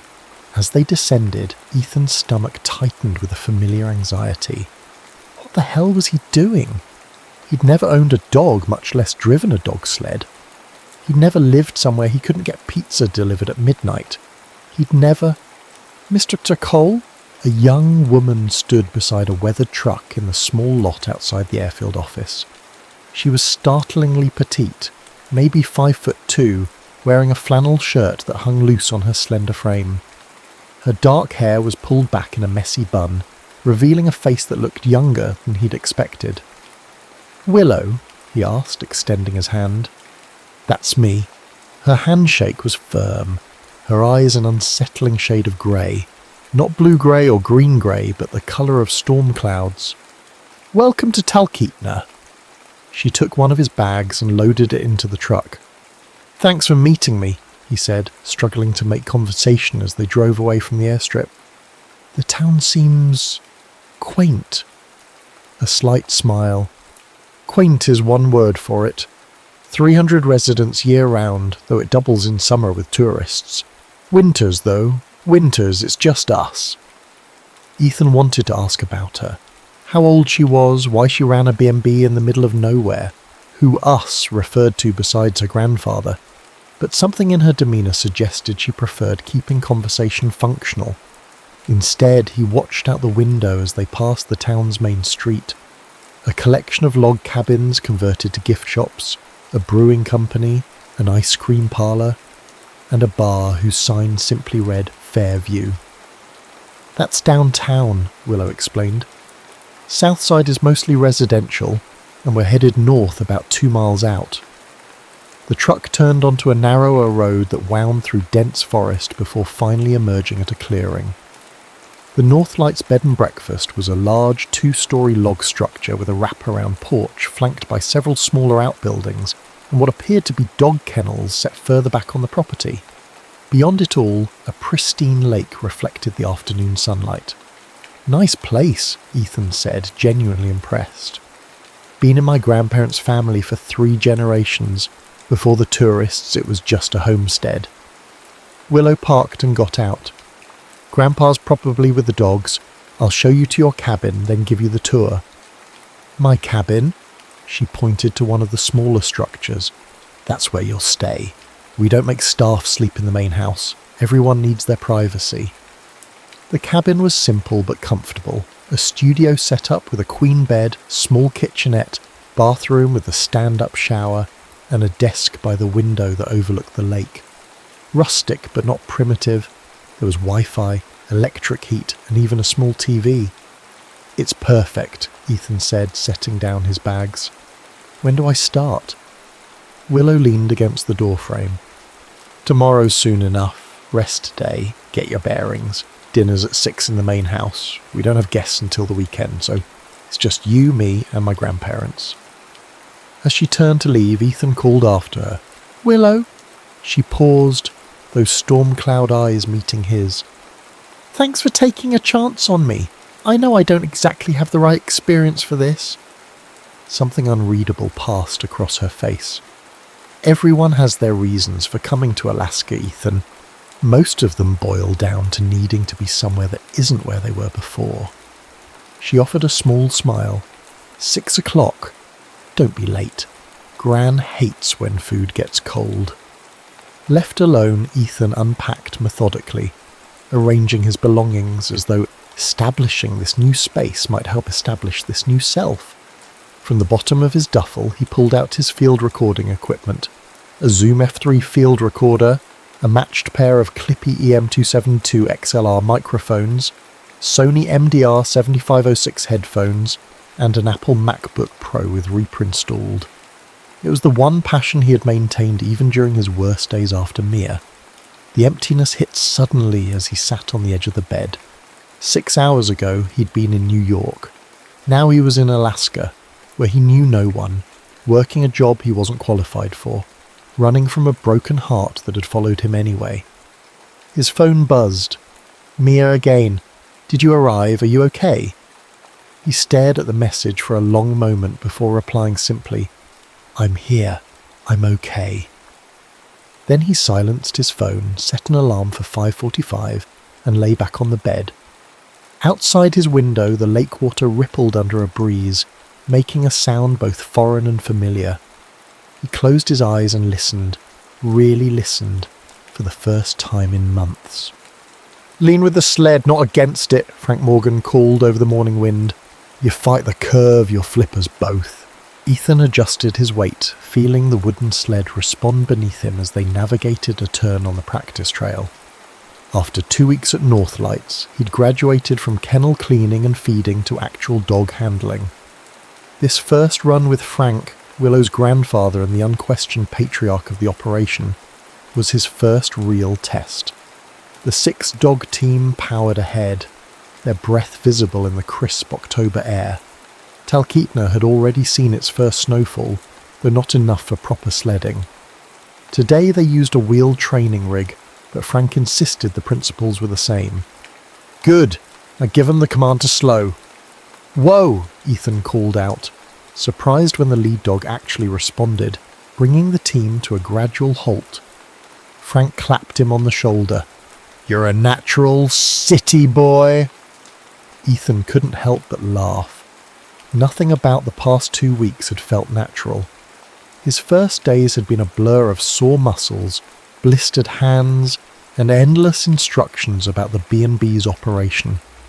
He'd painted railings, replaced rotted boards on the dock, cleaned guest rooms, and spent hours in the kennel learning the names and personalities of 16 Alaskan huskies. Through it all, Willow had been a patient but reserved guide, teaching him the essentials with a quiet efficiency. She handled the B&B's operations, bookkeeping, reservations, guest services, while Frank managed the dogs and her grandmother Rosemary ran the kitchen. Look alive, Cole, Frank called, breaking into Ethan's thoughts. We're heading back, you take the commands this time. By the time they returned to the kennel, Ethan's face was chilled, but flushed with exhilaration. As they unharnessed the dogs, he caught sight of Willow watching from the porch of the main house, her expression unreadable from a distance. Not bad, Frank said, coiling the harness lines. Few more runs and you'll be ready to take guests out, just in time for the real snow. I hope so, Ethan replied, kneeling to rub the lead dog behind the ears. Juno, a steel-grey female with one blue eye and one brown, had become his favourite. Though I'm not sure I'd trust me with paying customers yet. Tourists just want the experience. As long as you don't dump them in a snowbank, they'll give you 5 stars. Frank's weathered face creased with a smile. Go on in and warm up. Rosemary's making her caribou stew, and Willow mentioned something about needing help with the website later. Inside, the main house was warm and fragrant with cooking smells. Rosemary, a soft-spoken woman with silver hair and Frank's same mischievous eyes, ladled stew into a mug and pressed it into Ethan's hands. Drink, she instructed. You city folk always forget to hydrate in the cold. Yes, ma'am. Ethan said, sipping the rich broth gratefully. Good run? Willow asked, not looking up from her laptop at the dining table. Your grandfather thinks I'm a natural. Grandpa thinks anyone who doesn't fall off the sled on their first day is a natural. But there was amusement in her voice. When you're done with that, I could use your help with some web design issues. Grandpa mentioned you had a background in architecture. Yeah, I worked for a firm in Rochester, design and project management mostly. Good. Our website looks like it was built in 2003. She finally glanced up. You're still wearing your hat inside. Ethan reached up, surprised to find the knit beanie still on his head. Oh, sorry. Don't be. Your ears are bright red. Keep it on until they stop stinging. It was the most personal comment she'd made since his arrival, and he found himself oddly touched by her concern. Over the next hour they sat side by side at the table, shoulders occasionally brushing as they redesigned the B&B's outdated website. Willow was surprisingly tech-savvy for someone who lived so remotely, and her eye for design impressed him. Where did you learn all this? He asked as she adjusted the CSS on a page. She hesitated. Community college. I was studying digital media before I moved here. Before her boyfriend died, Ethan mentally filled in. Though he'd been at Northlights for 2 weeks, the only personal information he'd gleaned about Willow had come from Frank during their work together. All he knew was that she'd lost her military boyfriend overseas, then left North Carolina to live with her grandparents. She never mentioned it, and Ethan never asked. Well, you have good instincts, he said, keeping his tone professional. This layout works much better. Thanks. She glanced at him, then back at the screen. Frank says you're good with the dogs. I like them. They're uncomplicated. A small smile.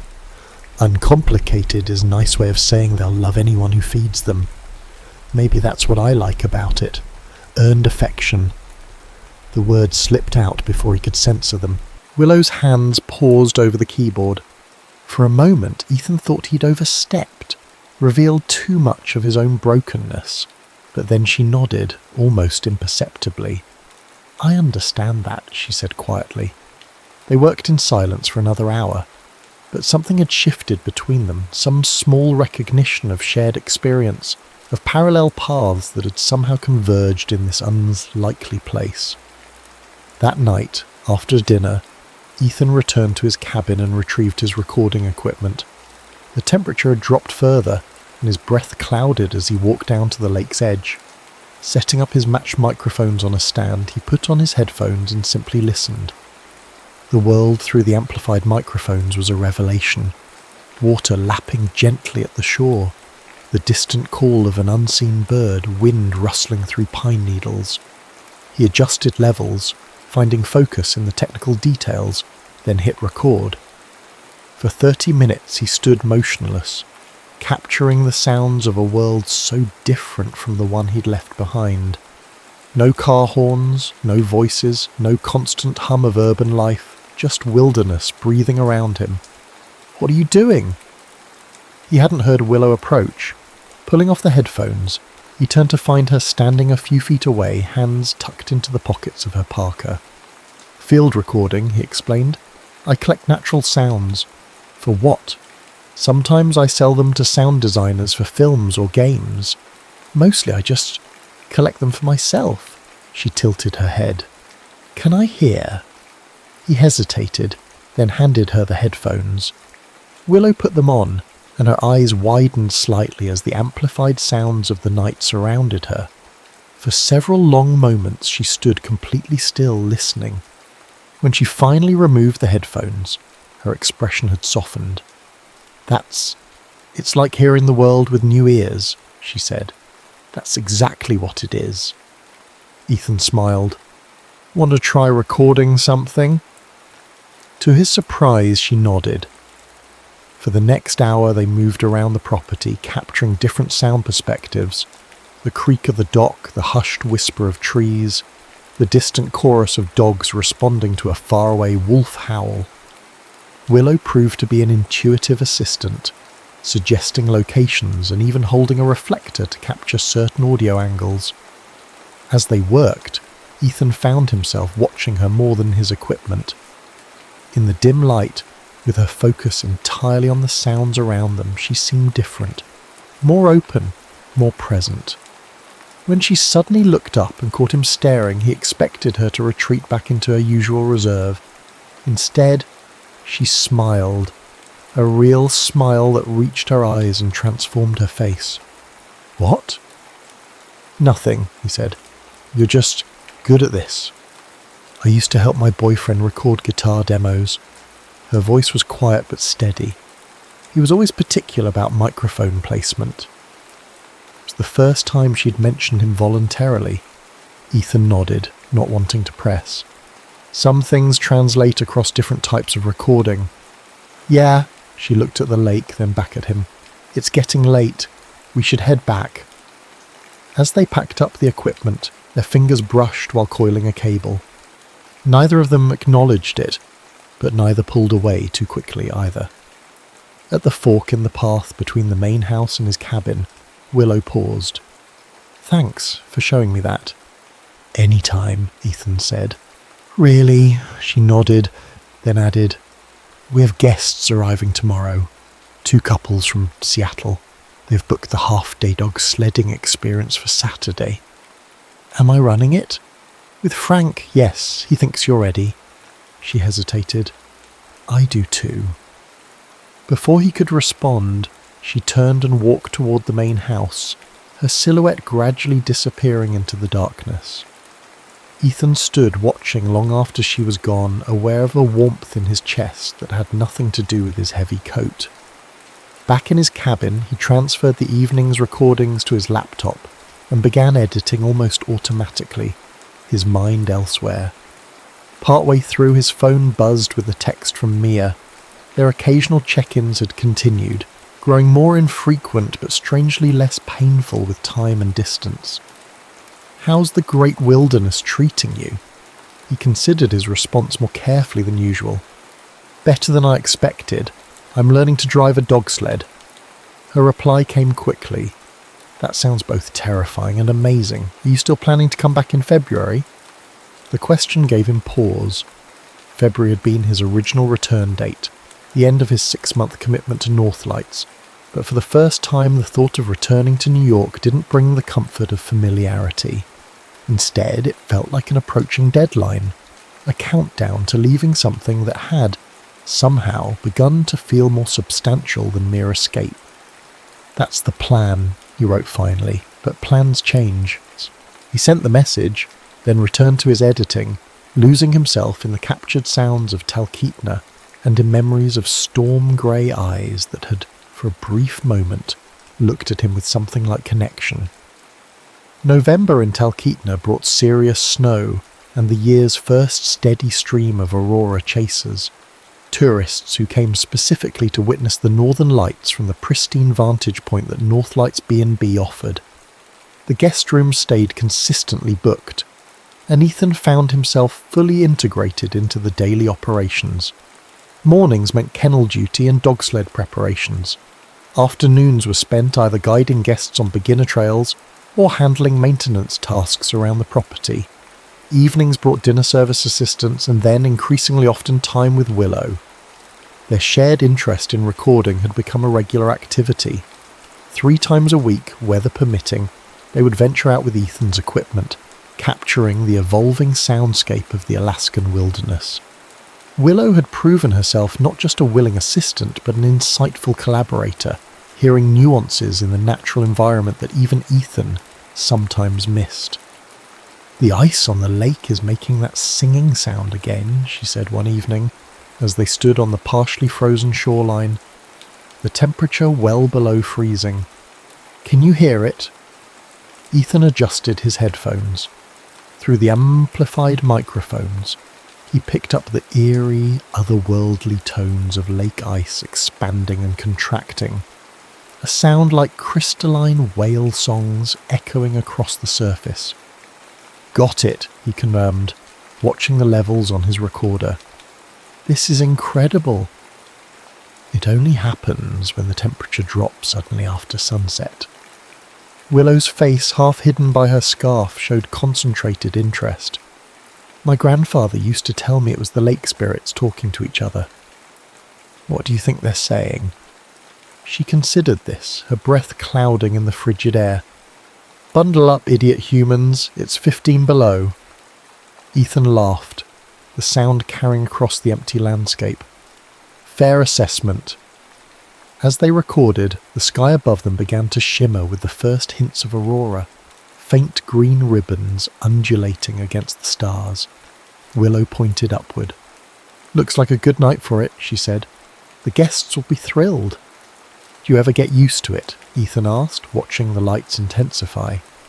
Seeing something so extraordinary? No, she answered simply. Some things never become ordinary, no matter how many times you see them. They stood in comfortable silence, recording equipment momentarily forgotten as the aurora strengthened, dancing across the sky in pulses of green and purple. Without conscious thought, Ethan found himself shifting closer to Willow until their shoulders touched. She didn't move away. The first time I saw it, she said quietly, was the night I arrived here. I was such a mess. Couldn't stop crying for days. Gran and Grandpa didn't know what to do with me. She kept her eyes on the sky. That night, Grandpa practically dragged me outside, said, "Look up, girl, remember how small we are." And there it was, the whole sky alive. I stood there until my tears froze on my face. Ethan swallowed. Did it help? Not immediately, but it reminded me that the world was bigger than my grief. She turned to look at him. What are you running from, Ethan? The directness of her question startled him, though perhaps it shouldn't have. After 2 months of working side by side, they'd developed a rapport built on shared silence and careful words, but neither had pushed into the tender places of the other's past. My fiancé left me, he said, the words simpler to speak aloud than he'd anticipated. 8 years together, since high school. I thought we were forever. She didn't. Willow nodded, not with pity but with recognition. How long ago? Almost a year now. We were supposed to get married in April. And instead, you're in Alaska, freezing your ass off with me. Despite everything, he smiled. Yeah, instead I'm here. Do you regret it? Coming here? No, he said without hesitation. I needed to find out who I am without her, who I could be. Willow's eyes, reflecting the aurora above, studied his face. And? Who are you, Ethan Cole? Still figuring that out, but I like who I'm becoming. He hesitated. What about you? Do you think you'll stay in Alaska forever? She looked back at the sky. I don't know. When I came here, I couldn't imagine being anywhere else. It was the only place that didn't remind me of him. She paused. Now, I'm not running away anymore. I'm just here. And most days that's enough. The aurora intensified, casting enough light to illuminate the frozen landscape around them. On impulse, Ethan reached for his recorder again. Can I try something? He asked. Willow nodded, and he positioned the microphones carefully, then spoke into them. November 15th, Talkeetna, Alaska.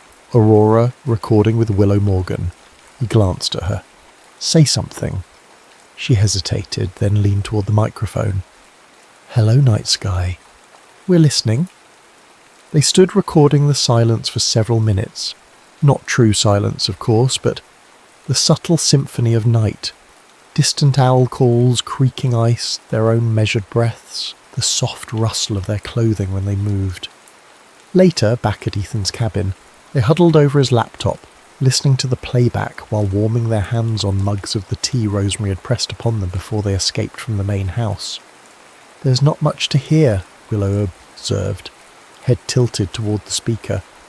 That's what I like about it, Ethan replied. It's the sound of witnessing something bigger than ourselves. She looked at him with that same unreadable expression he'd seen the first day, except now He was beginning to understand the complexity behind it. Not coldness, but caution. Not distance, but careful consideration. "You're different than I expected," she said finally. "How so?" "I thought you'd be more city, soft, useless," he supplied with a self-deprecating smile. "Temporary," she finished. "Most people who come here are just passing through.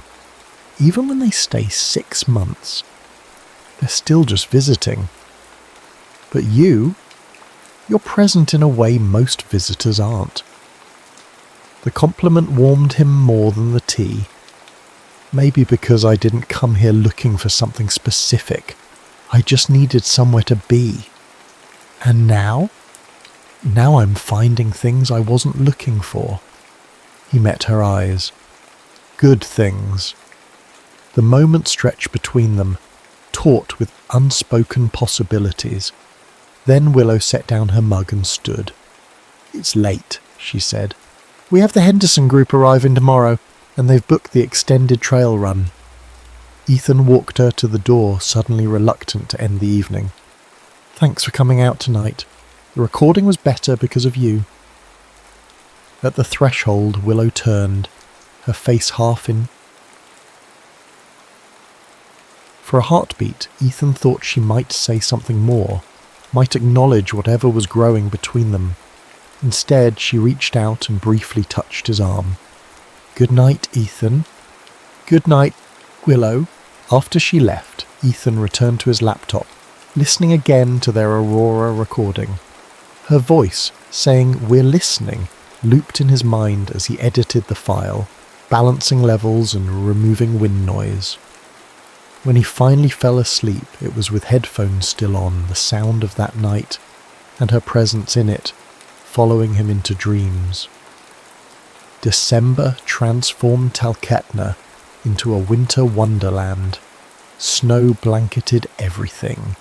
Christmas lights twinkled from the eaves of the main house, and the dog sledding business hit its peak season. Ethan now led tours independently, having earned Frank's complete trust with the team. The morning of the winter solstice, the darkest day of the year, Ethan woke before dawn to take Juno and the lead team out for an early run.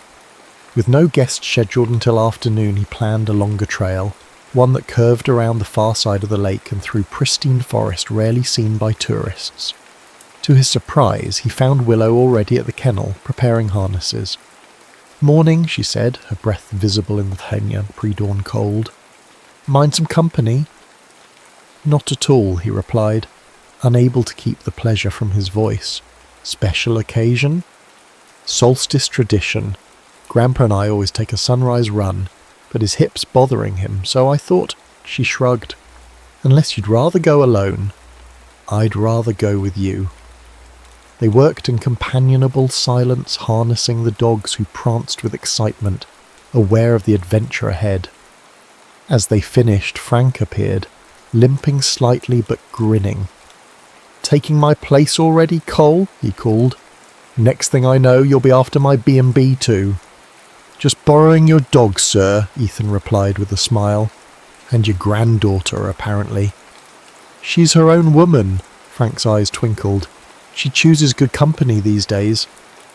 Willow rolled her eyes. "Ignore him. He thinks he's funny before coffee."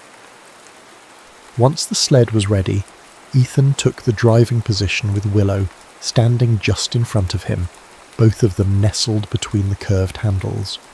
"Ready?" he asked. She nodded, and he gave the command. "Hike!" The dogs lunged forward, and the sled glided across the packed snow with a satisfying hiss. They passed the main house, where Rosemary waved from the porch, then followed the trail that curved around the frozen lake.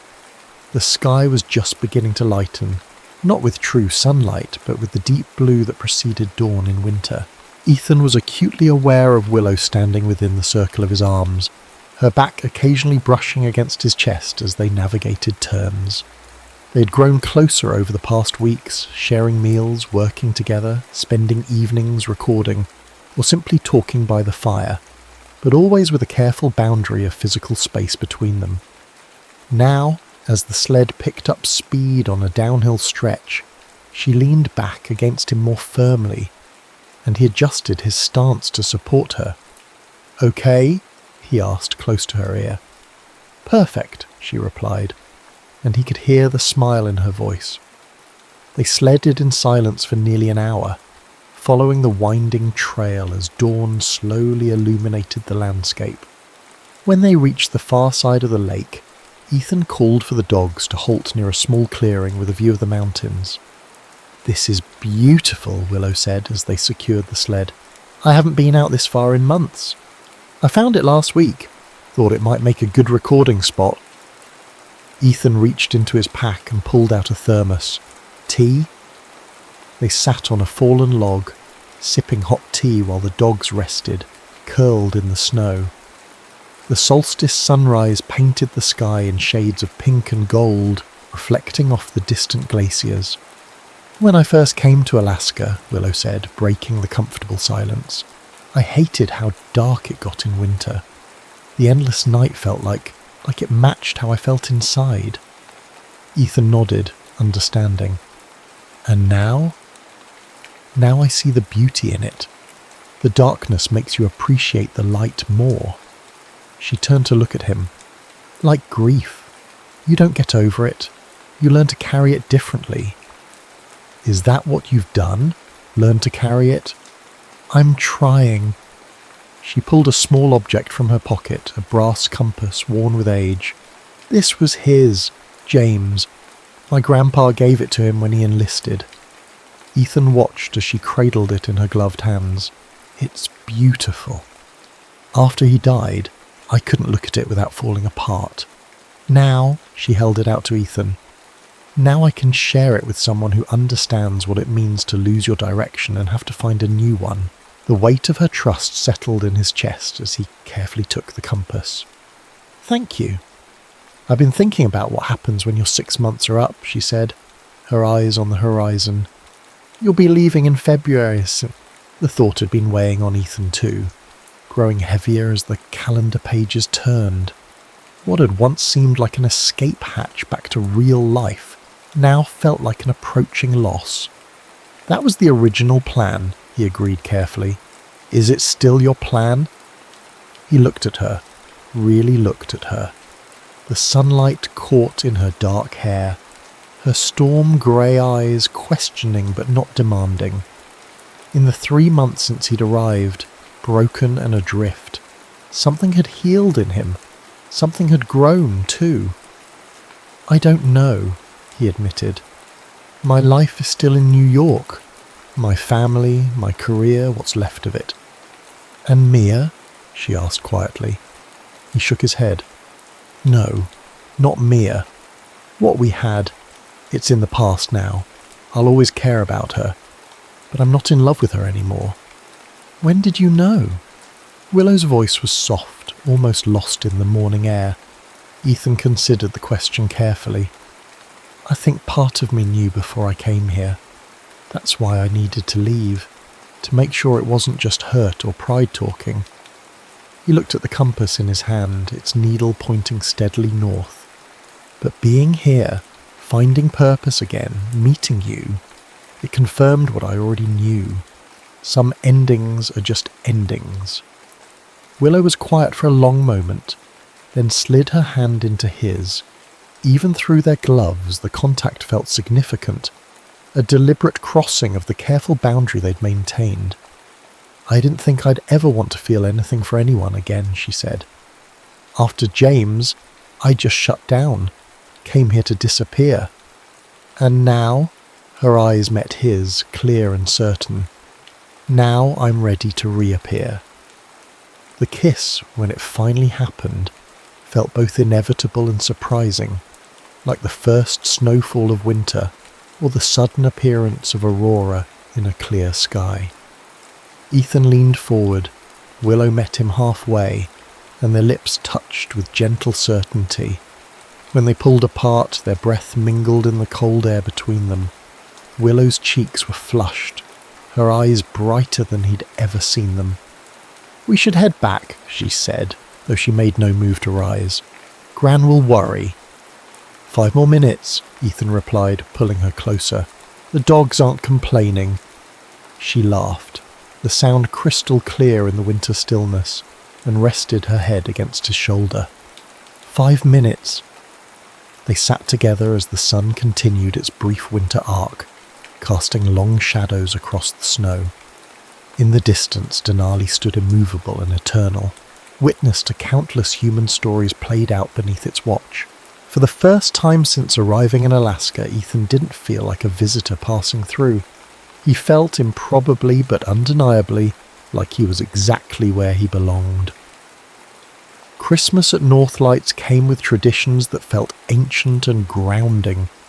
Frank and Rosemary closed the B&B to guests for 3 days, creating a private family celebration that now, by unspoken agreement, included Ethan. They cut a small spruce from their property, decorated it with hand-carved ornaments and strings of cranberries, and exchanged modest gifts beside a roaring fire. Ethan's gift to Willow, a custom collection of their recorded sounds edited into what he called the Tolkitna Symphony and loaded onto a dedicated player, brought tears to her eyes. Her gift to him, a handmade journal bound in soft leather, the first pages already filled with her sketches of the dogs, the landscape, and sometimes, when he hadn't noticed her watching of him, left him speechless. "I've never had anyone see me the way you do," he told her later that night as they walked back to his cabin, the sky above them clear and star-filled. "I could say the same," she replied, squeezing his hand. "You hear the things most people miss." Their relationship had blossomed in the week since the solstice kiss, growing with the natural rhythm of people who recognise something essential in each other. They spent most evenings together now, alternating between his cabin and the quiet corner of the main house that Willow had claimed as her personal space. A small room off the kitchen, with a comfortable love seat and a window facing the mountains. Nothing was hidden. Frank and Rosemary watched their granddaughter's happiness with approving eyes, though Frank occasionally grumbled good-naturedly about young love making everyone else feel ancient. Intimacy developed gradually between them, each step deliberate and meaningful. Ethan, still cautious after Mia and Willow still carrying the shadow of her loss, moved toward each other with tender patience. When they finally made love for the first time on New Year's Eve while Aurora painted the sky outside his cabin window, it felt like a culmination rather than a beginning, a natural progression of the connection they'd been building since that first sunrise dog sled run. "Look," Willow whispered afterward, drawing his attention to the window where green and purple lights danced across the darkness. "The sky is celebrating with us." Ethan kissed her shoulder, marvelling at how perfectly she fit against him. "I never want to leave this place." The words slipped out unplanned, but as soon as he spoke them, he knew they were true. The thought of returning to New York in February, once his anchor to reality, now felt like a sentence. Here, with Willow and the life they were building, he had found something he hadn't known he was searching for. She propped herself up on one elbow, her dark hair spilling across her bare shoulders. "Then don't. It's not that simple." "Why not?" Her grey eyes were serious. "The B&B needs someone year-round.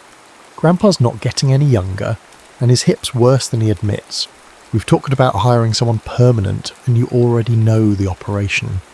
You could stay, Ethan, if you wanted to." The possibility hung between them, tantalising, terrifying. "What about my career? Everything I built back home?" "You were an architect. People need buildings everywhere, even in Alaska." She touched his face gently. "I'm not asking you to decide tonight. Just think about it. About what really matters to you now." He pulled her close again, breathing in the pine and sweetgrass scent of her hair. "I will." But thinking was all he seemed capable of doing in the weeks that followed. January brought the deepest cold and the most brilliant auroras, keeping the B&B fully booked and everyone busy. Ethan led dog sled tours daily, continued helping Frank with maintenance projects, and spent his free moments with Willow, all while the February deadline loomed closer. "You seem distracted," Willow observed one evening as they edited recordings together in his cabin. "Just thinking about the future." He hesitated. "I got an email from my old boss today. They want me back. Said they'd held my position open, hoping I'd return." Willow's hand stilled over the laptop. "Are you going to accept?" "I don't know. It's a good offer. Security, familiar work, a path forward." He ran a hand through his hair. "But the thought of leaving here, leaving you..." "You could try long distance," she suggested, though her voice lacked conviction. "People make it work." "Do they? Really?" He took her hand. "I don't want to start something beautiful just to watch it wither from 2,000 miles away." "Then what do you want, Ethan?" The question was simple but profound. 4 months ago, he wouldn't have had an answer. Or rather, his answer would have been to rewind time, to go back to when his life with Mia still made sense. Now, looking at Willow in the soft light of his cabin, he knew exactly what he wanted. The challenge was reconciling it with the life he'd built before Alaska. "I want both," he admitted. "I want my career, the work I trained for, and I want this, you, Talkeetna, the life we could have here." "Then go back," she said, surprising him. "Go back to New York, settle your affairs, figure out if there's a way to do both, and if there isn't..." She took a deep breath. "If there isn't, at least you'll know you tried. You won't resent me or Alaska for what you gave up." The wisdom in her words struck him. "You'd wait, even knowing I might choose differently in the end." "I've learnt that real love means giving people the freedom to find their own way," she said. "James taught me that. And I love you, Ethan. I want you to stay because you choose it, not because you're afraid of losing me." The declaration, their first exchange of those words, hung in the air between them. Ethan pulled her into his arms, overwhelmed by the gift she was offering him. "I love you too," he whispered against her hair, "and I will come back to you. I promise." 2 weeks later, Ethan stood at the small Talkeetna airstrip, his duffel bag at his feet. Frank and Rosemary had already said their goodbyes at the B&B, giving him and Willow privacy for their parting. "1 month," he said, holding both her hands in his. "I'll be back in 1 month, whether I've figured everything out or not." Willow nodded, her eyes bright with unshed tears. "Take this," she pressed James's compass into his hand, "so you can always find your way back. I can't take this. You're not taking it, you're borrowing it. Bring it back to me." She stood on tiptoe to kiss him, then stepped back as the small plane's engines started. 1 month. As the plane lifted off, Ethan watched Talkeetna grow smaller beneath him. Willow remained visible by the airstrip until the landscape blurred into forest and snow, becoming indistinguishable from the wilderness surrounding it. He cradled the compass in his palm, its needle pointing steadily north, toward the place and the person who had unexpectedly become his true direction. New York hit Ethan like a physical force, the noise, the pace, the press of people moving with determined urgency. After 6 months in Alaska, the city of his birth felt like a foreign country, simultaneously familiar and strange. His parents met him at the airport, their faces a mixture of joy and confusion. They'd supported his abrupt departure to Alaska, understanding his need for distance after Mia, but his decision to return to Talkeetna so quickly baffled them. "It's just so remote," his mother said over dinner at their home in Rochester. "And the winters. Ethan, you said it gets to -40. "Sometimes," he agreed, smiling, "but the aurora makes up for it." His father studied him across the table. "You're different. More settled." "I am," Ethan acknowledged. "Alaska changed me. Willow changed me." "Is she the reason you're going back?" his mother asked. "She's part of it, but it's more than that." He struggled to articulate the transformation he'd undergone. I found purpose there, a different rhythm of life, a connection to something larger. The work, it's honest in a way architecture never was for me. But you loved architecture, his father protested. You worked so hard for that degree, that position at Kaplan's. I know, and I'm not saying I want to give it up entirely, but I'm trying to find a way to have both. The conversation circled without resolution, but Ethan was grateful for their willingness to listen, to try to understand. By the time he left for his apartment in the city the next day, they had shifted from concerned opposition to cautious support. The apartment, once shared with Mia, then briefly occupied by Ethan alone, felt smaller than he remembered. Most of his belongings remained in storage, the space furnished with only essentials. Still, it was home enough for the few weeks he planned to stay. His meeting with Simon Kaplan, his former boss, went better than expected. The firm had indeed kept his position open, impressed by his talent and understanding of his personal setback. "We'd be happy to have you back, Ethan," Simon said, his office overlooking Central Park. "Full salary, benefits, everything as it was." "That's incredibly generous," Ethan replied. "But I'm not staying in New York, at least not full-time." Simon's eyebrows rose. "Oh?" "I'm moving to Alaska. Permanently." Saying it aloud made it real. A commitment, not just an idea. "I was hoping we might discuss a remote arrangement. I could handle design work, client consultations via video call, occasional trips back for in-person meetings." He laid out his proposal, watching Simon's expression shift from skepticism to consideration. By the end of the meeting, they had sketched the outlines of a possible arrangement: reduced hours, project-based work rather than full employment, quarterly visits to the New York office. Not ideal from Simon's perspective, but workable. "You're talented enough to make this worth accommodating," Simon said finally. "But I have to ask, what's in Alaska that's worth rearranging your entire career?" Ethan thought of Willow, of the dogs, of the northern lights and the quiet cabin by the lake. "Everything that matters," he answered simply. Over the next weeks, Ethan settled his affairs with practiced efficiency. He arranged to rent out his apartment, met with clients to explain his new arrangement, and spent time with friends who had mostly given up on seeing him after the breakup with Mia. "So you're really doing this?" asked Jason, his oldest friend, as they shared drinks at their favourite bar. "Trading New York for, what did you call it? Talk Etna?" "Yep," Ethan smiled. "Population 301, soon to be 302. Because of a girl you've known for 6 months. Because of the life I found there. Willow is a huge part of that, but it's not just about her." Ethan traced a pattern in the condensation on his glass.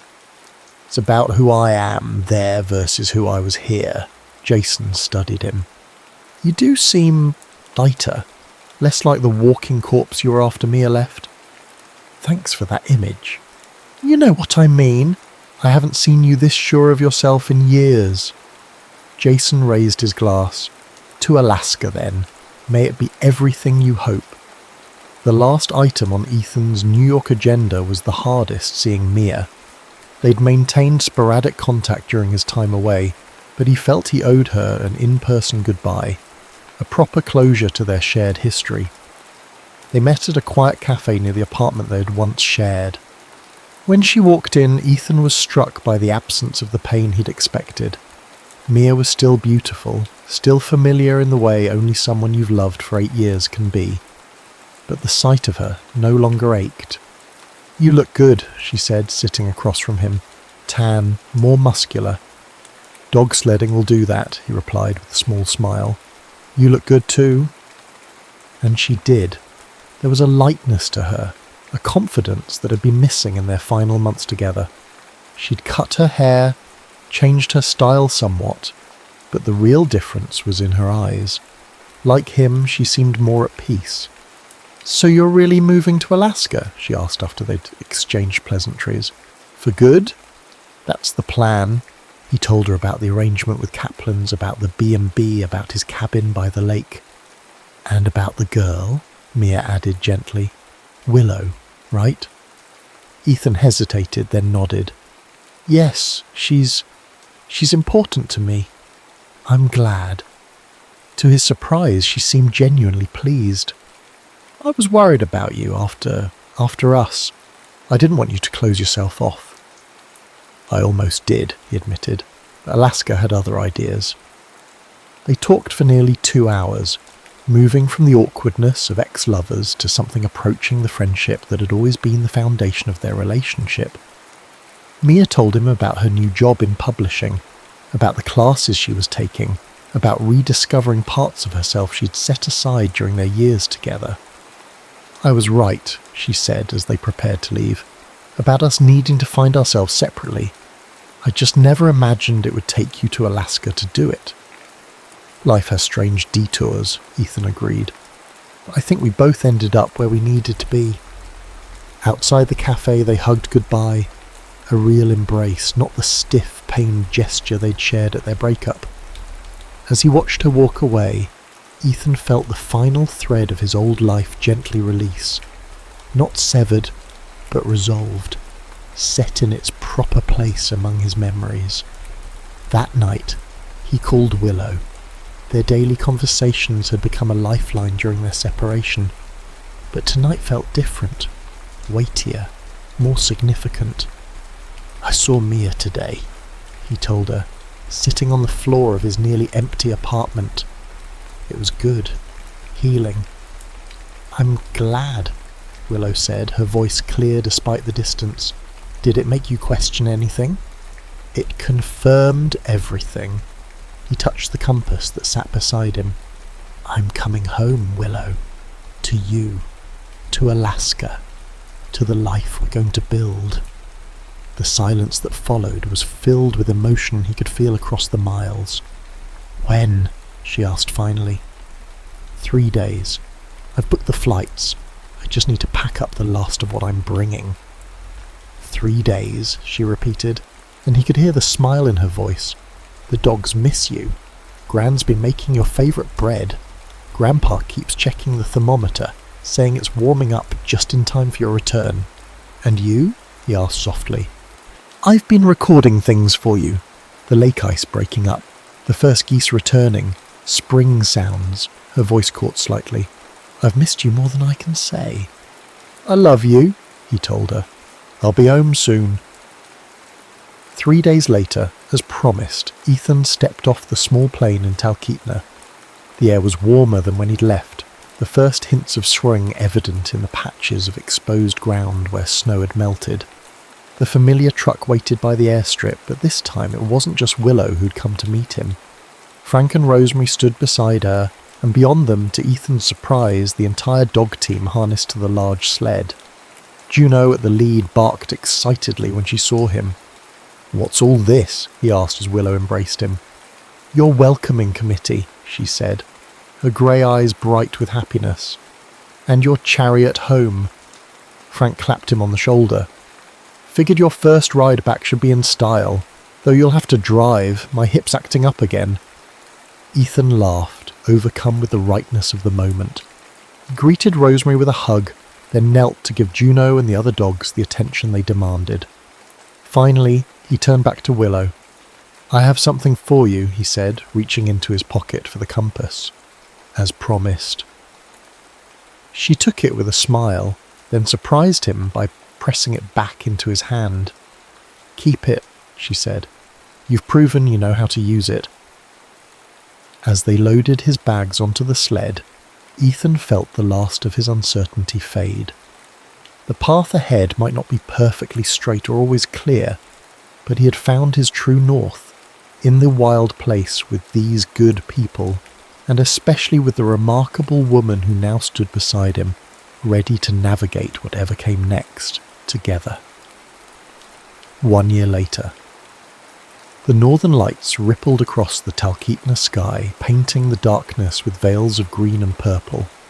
On the deck of the newly expanded cabin by the lake, now their home, Ethan and Willow sat wrapped in a handmade quilt, watching the celestial display. Hard to believe it's been a year, Willow said, leaning into him. Sometimes it feels like you've always been here. In the ways that matter, I think I have, Ethan replied, his arm around her shoulders. The past year had brought changes to Northlights and to them.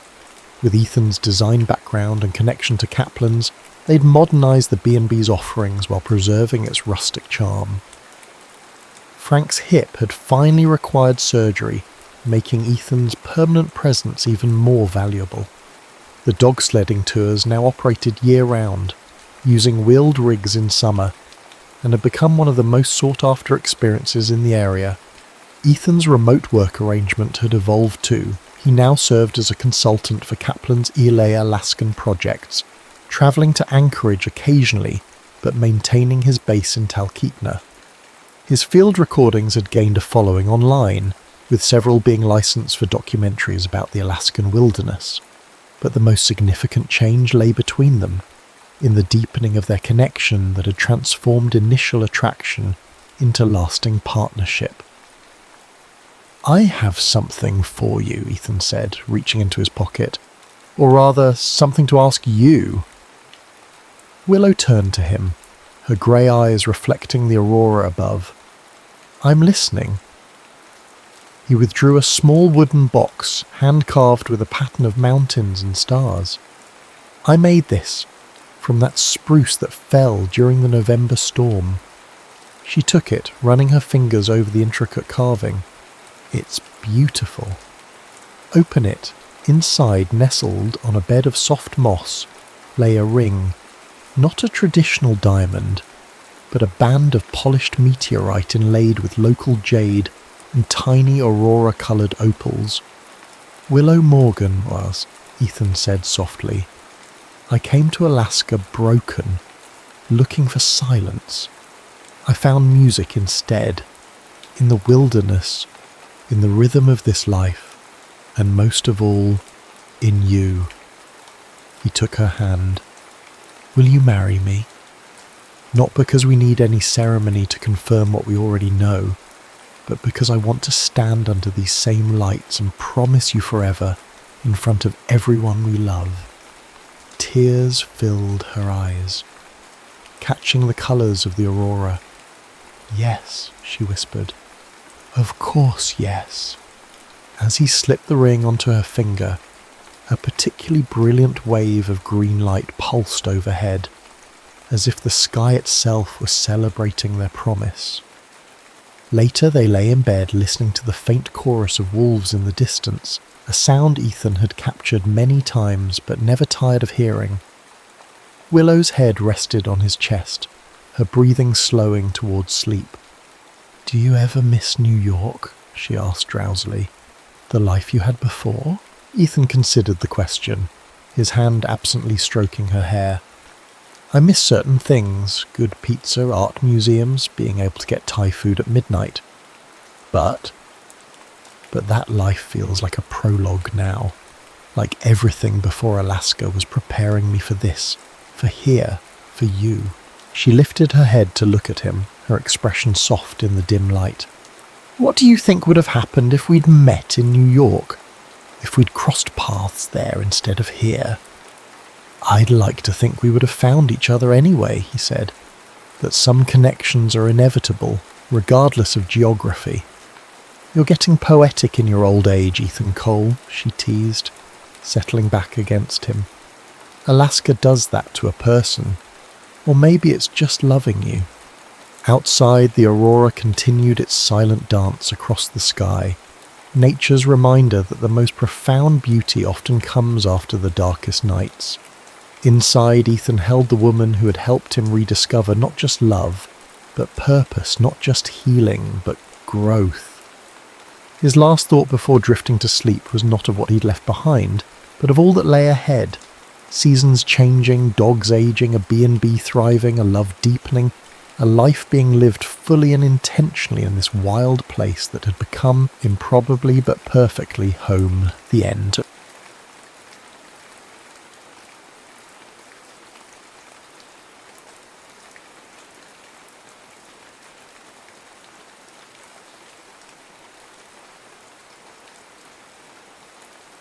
Sienna Murphy had mastered the art of convincing herself she was content. At 34, she had the corner office at Pinnacle Publishing, a sleek Manhattan apartment with floor-to-ceiling windows, and a collection of first editions that made her colleagues green with envy. What she didn't have, what she refused to admit she still wanted, was Dale Wilder. Another manuscript rejected, Sienna sighed, tossing her phone onto the plush cushions of her couch. Friday nights used to involve dinners at Hidden Gems or gallery openings with friends. Now they meant takeout and tracksuit bottoms, a glass of Cabernet, and the company of fictional characters who couldn't hurt her. Her phone buzzed at exactly 11:47 p.m. The number wasn't saved in her contacts, but something about those digits triggered a flutter of recognition. "I miss you." 3 words, simple enough to be a mistake, complex enough to unsettle her perfectly curated calm. Perhaps it was the wine, or perhaps it was the hollow echo of her apartment, but she replied, "Who is this?" The response came immediately. "Shit. Sorry. Wrong number. She should have left it there." But life rarely offers neat closure, and Sienna had learned that closure was sometimes just another word for giving up. "No worries. Hope you find who you're looking for." 3 dots appeared, disappeared, reappeared. Sienna? Sienna Murphy? Her fingers froze above the screen. How did a wrong number know her name? The flutter in her chest intensified. "Yes. Who's asking? It's Dale. Dale Wilder." The name materialized on her screen like a ghost, and suddenly Sienna was 24 again, standing in the rain outside their Brooklyn apartment, watching Dale load his life into a taxi. "It's just a year," he'd promised. "This assignment could make my career." But a year turned into forever, and promises dissolved into unanswered calls until eventually they both stopped trying. Dale. Wow. It's been a decade. 10 years, 3 months, and about 16 days. But who's counting? She found herself smiling despite the knot forming in her throat. His precision, that slight self-deprecation, it was so Dale. "You sure you texted the wrong number?" she challenged. "Honestly, yes, but maybe it wasn't a mistake.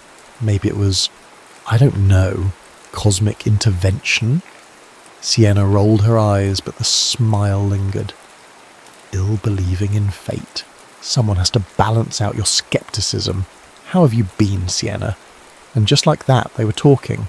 About inconsequential things at first. The weather, unusually warm for April.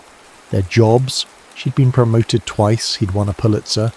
Mutual friends, fewer than expected after the breakup. But as midnight stretched into the small hours, their conversation deepened. "Remember that tiny Italian place in the village?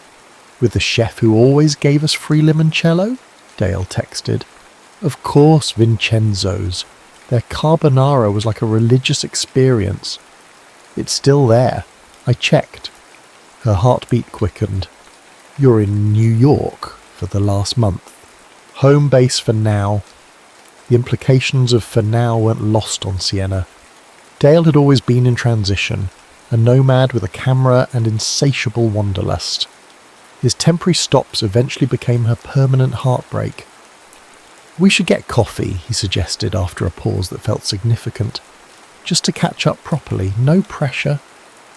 The rational part of Sienna, the part that had rebuilt her life brick by careful brick, knew that coffee with Dale Wilder was like playing with matches while sitting on dynamite. But there was another part, a part she'd tried to silence for a decade that whispered, "What if?" "Just coffee," she agreed, setting boundaries as much for herself as for him. "Tomorrow? 2 p.m. at the grounds on West 4th? I'll be there." As Sienna set her phone down, she glanced at her bookshelf where, hidden behind a row of contemporary fiction, sat a shoebox of photographs, evidence of a life she'd once imagined with the man who'd just re-entered her life with 3 simple words. "I miss you." Harper Monroe's voice echoed in her head. Careful, sigh. Some doors aren't meant to be reopened.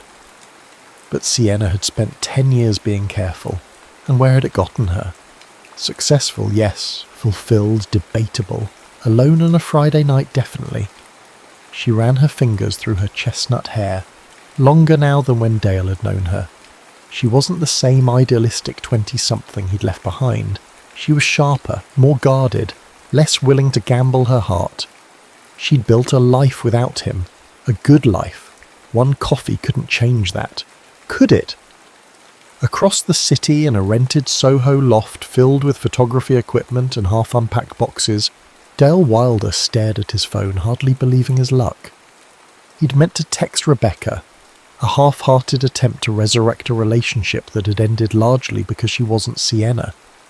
His fingers had dialed from memory, muscle recollection of a number he'd once known better than his own. "You're playing with fire," his friend Alex had warned when Dale mentioned being back in New York. "You broke her heart. You think she's just waiting around for you to waltz back in?" Dale knew better. Sienna Murphy wasn't a woman who waited. She was a woman who moved on, who built fortresses around her vulnerabilities. Getting past those walls would take more than charm and apologies. It would take the truth. And the truth was that for 10 years, he'd been running from the biggest mistake of his life. Tomorrow at the grounds, he would start making amends. Not because he expected forgiveness, but because Sienna deserved to know. Every landscape he'd photographed, every war zone he'd documented, every moment of beauty or tragedy he'd captured, he'd been looking for something that felt like home, something that felt like her. The grounds was exactly the type of place that would attract the new Sienna, minimalist but warm, with mismatched vintage furniture and an entire wall dedicated to local artwork. Dale arrived 15 minutes early, snagging a corner table that offered some privacy, while still allowing him a clear view of the entrance. At precisely 2:03 p.m, Sienna walked in. Time had been kind to her, or perhaps she had simply mastered it as she had everything else. Her hair caught the afternoon light, revealing auburn highlights he didn't remember. She wore a simple emerald blouse that made her eyes appear almost amber, paired with tailored black pants and heeled boots that emphasized her confidence. She moved with purpose, scanning the cafe until her gaze locked with his. Dale stood, suddenly aware of his heartbeat in his fingertips. He'd spent the morning convincing himself this was just coffee with an old friend. The moment she walked in, that fiction dissolved.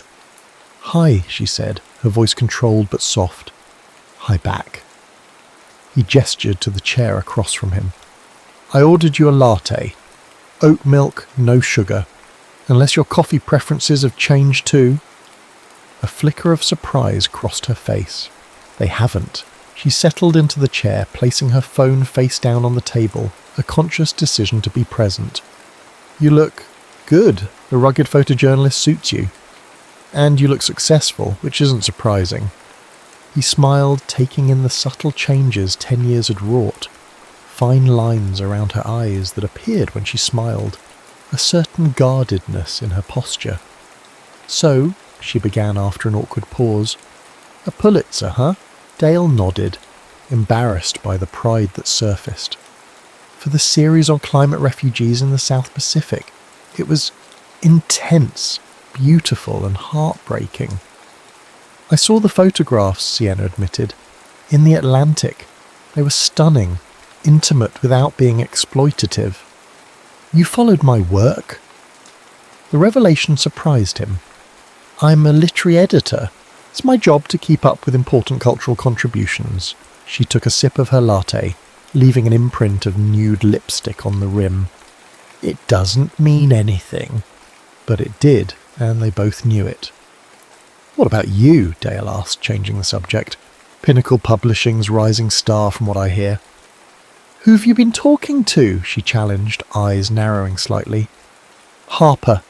We ran into each other a few months ago. She gave me the cold shoulder at first, then grudgingly updated me on your life while warning me to stay away." Sienna laughed, a genuine sound that made something in Dale's chest tighten. "That sounds like Harper. She's fiercely protective." As she should be, Dale acknowledged. I didn't exactly leave on honourable terms. The statement hung between them, the first acknowledgement of their shared history. No, Sienna agreed quietly.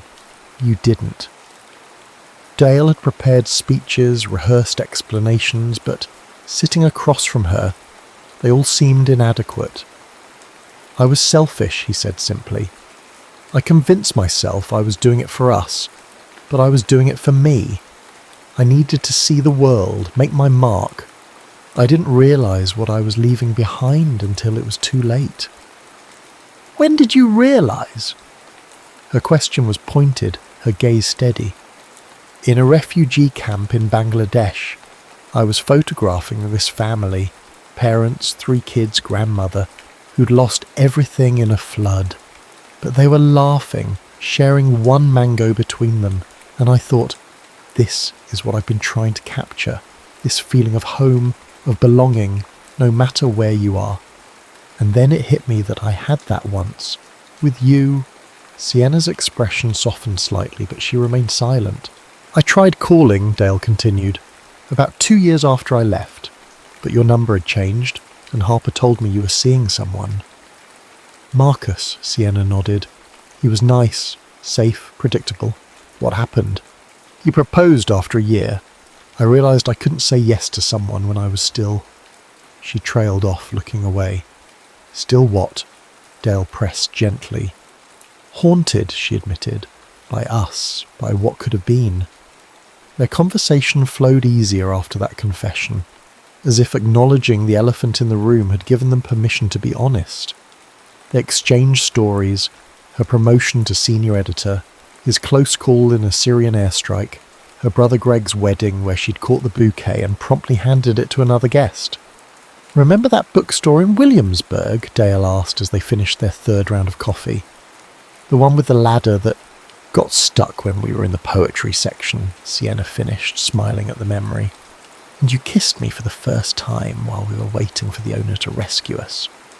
Still there, Dale said. The bookstore, I mean.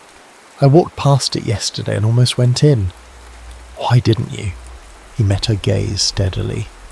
Some places are too sacred to revisit alone. The implication lingered between them. We could go, Sienna suggested, surprising herself. After this, for old time's sake, Dale's expression brightened. Just to browse books, right? No getting stuck on ladders or making out between the stacks. Definitely not, she agreed, but the slight flush in her cheeks betrayed her. This is just closure, or friendship, or something. But as they walked the 15 blocks to Books and Brambles, their hands brushed once, twice, and on the 3rd time Sienna didn't pull away when Dale's fingers tentatively intertwined with hers. It was supposed to be just coffee, she reminded herself. But then again, it was supposed to be just a text, and before that just a fling, and before that just a stranger with kind eyes and a camera asking if he could photograph her reading in Washington Square Park. With Dale Wilder it had never been just anything. The bookstore was exactly as they remembered and completely different. The same warren of shelves and hidden reading nooks, but with fresh paint and new inventory. The owner, a woman in her 70s with silver dreadlocks, recognised them immediately. "Well, look what the literary gods dragged in," she exclaimed, embracing Sienna. The editor and the photographer, together again. "Just catching up, Marisa," Sienna clarified, acutely aware of Dale's hand still loosely holding hers. Marisa hummed sceptically. "The poetry section missed you. 3rd floor, left corner. Those Neruda books haven't been the same without you two steaming up the pages." Dale laughed as Sienna blushed. "We'll be on our best behaviour," he promised. They browsed separately at first, falling into their old pattern. Dale in photography and travel, Sienna in fiction and poetry, but gradually they gravitated toward each other, sharing discoveries, reading passages aloud, debating authors' merits just as they once had. "Listen to this," Sienna said, reading from a slim volume of contemporary poetry.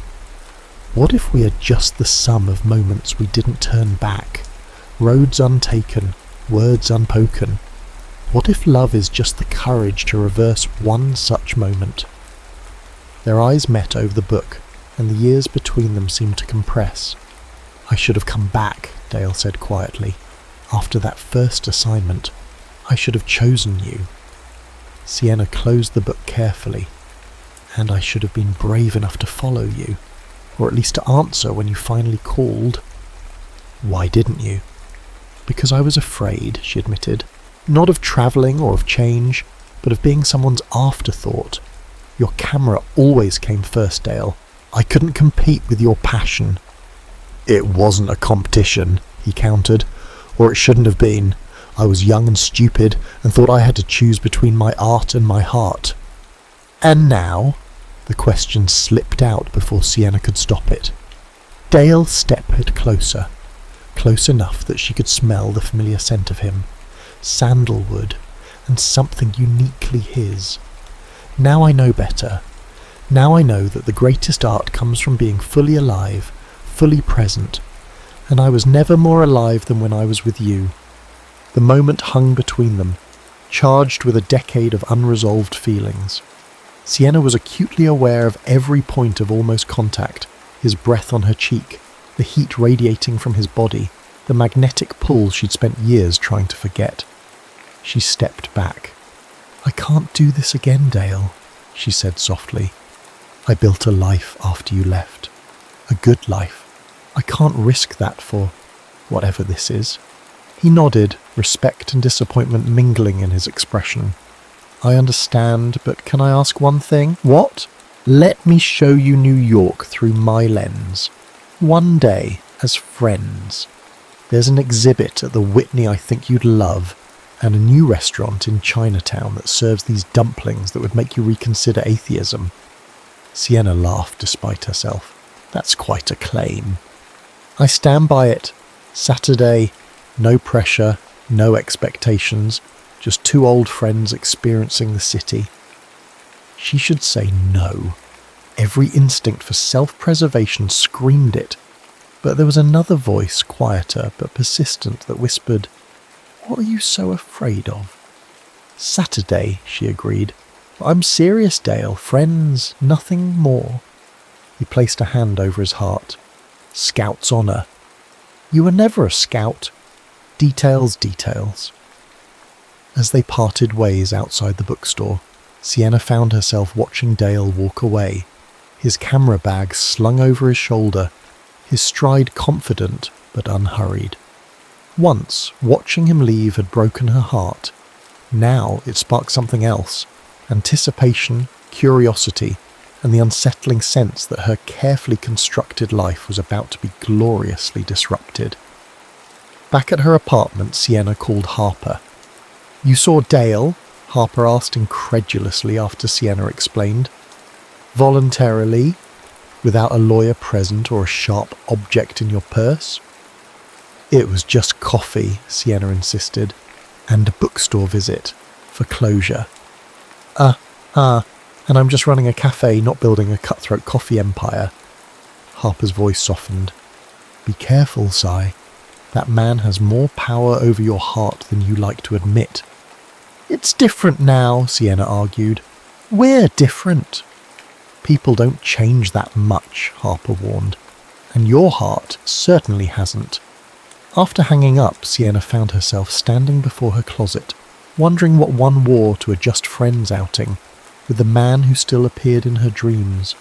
She pushed aside a box on the top shelf and a cascade of photographs spilled out, memories she'd packed away but never truly discarded. She and Dale in Central Park, his arms around her waist, her head thrown back in laughter. The two of them on a Brooklyn rooftop watching fireworks illuminate the skyline. Dale sleeping, his face peaceful, one arm reaching across an empty space as if searching for her even in dreams. Sienna gathered the photographs, intending to return them to their box, but instead found herself spreading them across her bed, reconstructing a timeline of their relationship. The beginning, all excitement and discovery. The middle, deep connection, talks of forever. The end, arguments about priorities, tearful ultimatums, and finally absence. What would their story look like now, she wondered, if given a second chance? Or was Harper right? Were some doors better left closed? Across the city, Dale was asking himself the same question as he edited photographs from his latest assignment. Work that once consumed him now felt hollow compared to the vibrant, complicated reality of being in Sienna's presence again. His phone buzzed with a text from Alex. How'd it go with the one that got away? Dale stared at the screen, considering his response. She didn't get away, he finally typed. I let her go. Big difference.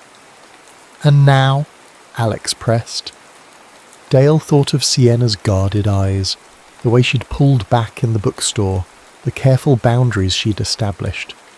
Now I'm trying not to make the same mistake twice. He put down his phone and picked up his iPad, scrolling through images until he found what he was looking for, a photograph taken 10 years ago of Sienna silhouetted against the Brooklyn Bridge, her profile illuminated by the golden hour light. He'd carried this image with him across continents, a talisman of what he'd sacrificed for his art. Not this time, he whispered to the empty room. This time, I choose differently. Saturday dawned bright and unseasonably warm, a perfect New York spring day that seemed determined to foster romance despite Sienna's best intentions. She dressed carefully, casual but put together in slim jeans, a soft blue blouse, and a lightweight jacket. Professional but approachable, friendly without being flirtatious. At least that was the plan. Dale waited for her outside the Whitney, looking infuriatingly handsome in dark jeans and a grey Henley that emphasised his shoulders. His face lit up when he spotted her, a genuine smile that created familiar crinkles around his eyes. You came, he said, as if he'd half expected her to cancel. I said I would, she replied, suddenly shy. The exhibit was a retrospective on American photojournalism, featuring works from the civil rights movement through the pandemic. Dale guided her through with expert commentary, his knowledge enhancing the already powerful images. This photographer, he explained, gesturing to a haunting image of a protest, was my mentor for a while. He taught me that the camera isn't a shield, it's a bridge. We don't document to separate ourselves from what's happening, but to connect others to it. Sienna studied him as he spoke, struck by the passion that still animated him when discussing his craft. Is that why you go to the dangerous places? To build bridges? Partly, he admitted, but also because I'm searching for something, the perfect image that says everything without words. I thought I needed to travel the world to find it. And have you found it? Dale's gaze met hers, steady and sincere. Not through the lens, no. The implication hung between them as they continued through the exhibit. Their conversation flowed easily from art to politics to literature, punctuated by comfortable silences and occasional brushes of hands or shoulders that sent electricity shooting through Sienna's carefully maintained composure. After the museum, they wandered through the West Village, stopping at a farmer's market where Dale insisted on buying fresh strawberries. Trust me, they're transcendent. And a tiny spice shop where Sienna introduced him to a blend she'd discovered in his absence. Sprinkle this on scrambled eggs and prepare to have your life changed. It was during lunch at the Promised Dumpling restaurant, which did in fact serve transcendent food, that their careful dance of friendly conversation veered into more dangerous territory. Do you ever wonder, Dale asked, refilling her teacup with practiced ease, what would have happened if I'd stayed? Or if you'd come with me? Sienna considered deflecting, maintaining the comfortable buffer they'd established. But the truth pressed against her chest like a physical weight. All the time, she admitted, especially when I'd see your photographs in magazines. I'd think, I could be there with him, watching him work, sharing that moment. I thought about you in every city, Dale confessed. In Paris, I kept visiting this little bookshop, thinking how you'd love the poetry section. In Tokyo, I found this stationery store with handmade paper that would have made you weak at the knees. Why didn't you ever write? After that one call, I mean. Dale set down his chopsticks, his expression serious. Pride, fear. The longer I waited, the harder it became. And then I saw an article about your promotion at Pinnacle. with a quote about how you'd found your purpose, and I thought, maybe you were better off without me. That wasn't for you to decide, Sienna said quietly. I know that now. Dale reached across the table, his fingers brushing hers. I know a lot of things now that I was too young and stupid to understand then. Sienna didn't pull away. Like what? Like the fact that purpose isn't just about work. It's about who you share your life with, who you come home to. Like the fact that seeing the world means nothing if you don't have the right person beside you experiencing it too. His words resonated in a place Sienna had tried to keep walled off. When did you get so wise? She asked, attempting humour to disguise how deeply he'd affected her. Somewhere between a refugee camp in Lebanon and a hospital in Myanmar. His smile was tinged with sadness. Nothing clarifies your priorities like photographing people who've lost everything but still find reasons to go on. After lunch, they walked to Washington Square Park, where they'd first met 16 years ago. Dale, a photography student looking for subjects. Sienna, an English literature major reading Austen on a bench. You asked if you could photograph me, Sienna recalled as they found a spot near the fountain. I said no. But you agreed to coffee instead, Dale finished. Best rejection I've ever received. They sat in comfortable silence, watching children chase pigeons and street musicians compete for attention. The familiar weight of Dale's camera around his neck was a reminder of who he'd always been, an observer, a capturer of moments, forever seeking the perfect frame. May I? He asked suddenly, lifting his camera. For old time's sake. Sienna hesitated, then nodded. The camera shutter clicked, once, twice, 3 times as she gazed at the fountain, then turned to face him with a question in her eyes. Beautiful, he murmured, more to himself than to her as he reviewed the images. You've always been my favourite subject. Can I see? He handed her the camera, their fingers brushing in the exchange. Sienna looked at the photographs, herself in profile, then turning, then looking directly at the camera with an expression so open, so unguarded, it startled her. Is this how you see me? She asked softly. It's who you are when you forget to be careful, Dale replied, when you're just being Sienna. Something shifted between them in that moment, a wall crumbling, a distance closing. Sienna found herself leaning toward him, drawn by a force she'd never fully escaped. Sienna, he began, his voice rough with emotion. I know I said friends, but... Her phone rang, shattering the moment. It was Mark Dawson, her boss. I'm sorry, she apologised, standing to take the call. I have to... Go ahead, Dale nodded understandingly. The conversation was brief but consequential. An author had pulled out of a major project, creating a crisis that required Sienna's immediate attention. I have to go, she told Dale apologetically. Work emergency. Of course, he stood, disappointment evident despite his smile. Duty calls. Thank you for today, she said, suddenly reluctant to leave. It was more than I expected. Does that mean we can do it again? His question was casual, but his eyes searched hers for deeper answers. Sienna knew she was at a crossroads. She could retreat to safety, to the life she'd built without him, or she could take a risk, open a door she'd kept firmly shut for a decade. I'd like that, she decided, her smile genuine. Call me? Count on it, Dale promised. And this time when they parted, Sienna didn't look back. Not because she was afraid, but because she knew with certainty that this wasn't an ending. 2 weeks later, their just friends pretense was threadbare at best. They'd spent nearly every free evening together. Dinner at hidden gems Dale had discovered, readings at bookstores Sienna loved, long walks through neighbourhoods they'd once explored as a couple. Each meeting ended the same way, lingering gazes, almost touches, and the growing recognition that they were merely postponing the inevitable. It was after dinner at Harper's Cafe, a slightly awkward affair where Harper had alternated between pointed questions and protective glares. that the carefully maintained boundary between them finally collapsed.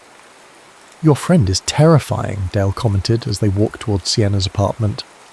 "I'm pretty sure she was mentally calculating how to dispose of my body if I hurt you again." "Harper's bark is worse than her bite," Sienna laughed. "Usually." "I deserved the 3rd degree," he admitted. "I'm just grateful she didn't poison my food." "The night's still young. Those stomach cramps might kick in any minute." They reached her building, pausing at the entrance in what had become their ritual of restraint, saying goodnight without crossing the invisible line they'd drawn. "Well," Dale began, hands in his pockets to stop himself from reaching for her. "Thank you for dinner." "Thank Harper. It was her cafe." "But your company." Sienna looked up at him, at the face she'd once known better than her own, at the eyes that still saw her in a way no one else ever had. "Do you want to come up?" she asked impulsively. "For coffee or something?" Dale studied her face, searching for certainty. "Are you sure?" She wasn't. Not entirely. But she was tired of caution, tired of wondering. "Yes," she decided. "I'm sure." Her apartment reflected her, elegant but comfortable, with bookshelves lining every available wall and framed literary quotes instead of conventional art. Dale moved through the space carefully, as if trying not to disturb the life she'd built in his absence. "You still have it," he observed, spotting a framed photograph on her desk, the two of them at Coney Island, windswept and laughing. "I couldn't bring myself to throw it away," she admitted. "It was a good day."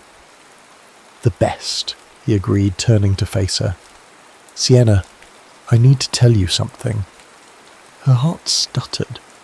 "What is it?" "I've been offered an assignment, a big one, a year-long documentary project in South America, following indigenous communities fighting deforestation." The words hit her like a physical blow. "When do you leave?" "That's just it. I haven't accepted yet." He stepped closer, his expression earnest. "I told them I needed time to consider it." "It sounds like exactly the kind of project you live for," Sienna said carefully, trying to ignore the sinking feeling in her stomach. "Why wouldn't you accept?" "Because there's something else I live for now." Dale took her hands in his. "Something I should have never left in the first place." "Dale." "Let me finish," he insisted gently. "I'm not the same man who left you 10 years ago. I don't need to chase recognition or adventure at the expense of what really matters. What matters is this: you and me, and the life we could build together." "So you're saying you'd turn down the assignment?" Sienna asked, unable to keep the skepticism from her voice. "The old Dale would never do that." "I'm not saying I wouldn't take it," Dale clarified. "I'm saying I wouldn't take it without asking you to come with me. Or without discussing how we could make it work long distance if that's what you wanted. I'm saying I choose us, Sienna, however that looks." The words were everything she'd once wanted to hear, and yet, "How do I know you won't change your mind? That wanderlust won't call you somewhere I can't follow." "Because I've seen the world without you, and it's empty," he said simply. "Because every amazing sight, every incredible sunset, every moment worth capturing, they all felt incomplete. I kept thinking Sienna should be here. Sienna would love this. I wish I could share this with Sienna." He cupped her face gently, his touch achingly familiar. "I'm not asking for an answer about South America tonight. I'm just asking for a chance to prove that this time is different. That I'm different." Sienna stood at the precipice of a decision that could reshape her entire life. The sensible choice would be to protect herself, to maintain the independence she'd fought so hard to build. But as she looked into Dale's eyes, she recognized a truth she'd been avoiding since that first text message. Some loves don't die. They just wait for the right moment to bloom again. "I need time," she whispered, "to think about what this means, what I want." "Take all the time you need," Dale assured her, dropping his hands. "I'll wait. I'm good at that now." He moved toward the door, respecting her need for space, but Sienna caught his wrist. "I didn't say you had to leave."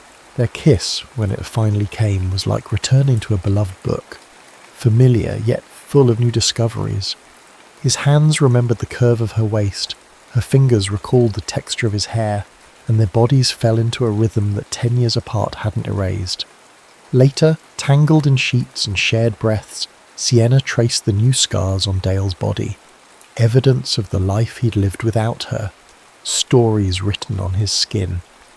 "What happens now?" she asked, head resting on his chest, listening to the steady beat of his heart. "Now," Dale said, pressing a kiss to her forehead, "we stop letting fear make our decisions for us." Morning brought clarity and complications. Sienna woke to find Dale already awake, watching her with a tenderness that made her heart constrict. "Creepy," she mumbled, stretching languidly. "Beautiful," he countered, kissing her shoulder. "I forgot how your nose scrunches when you're dreaming."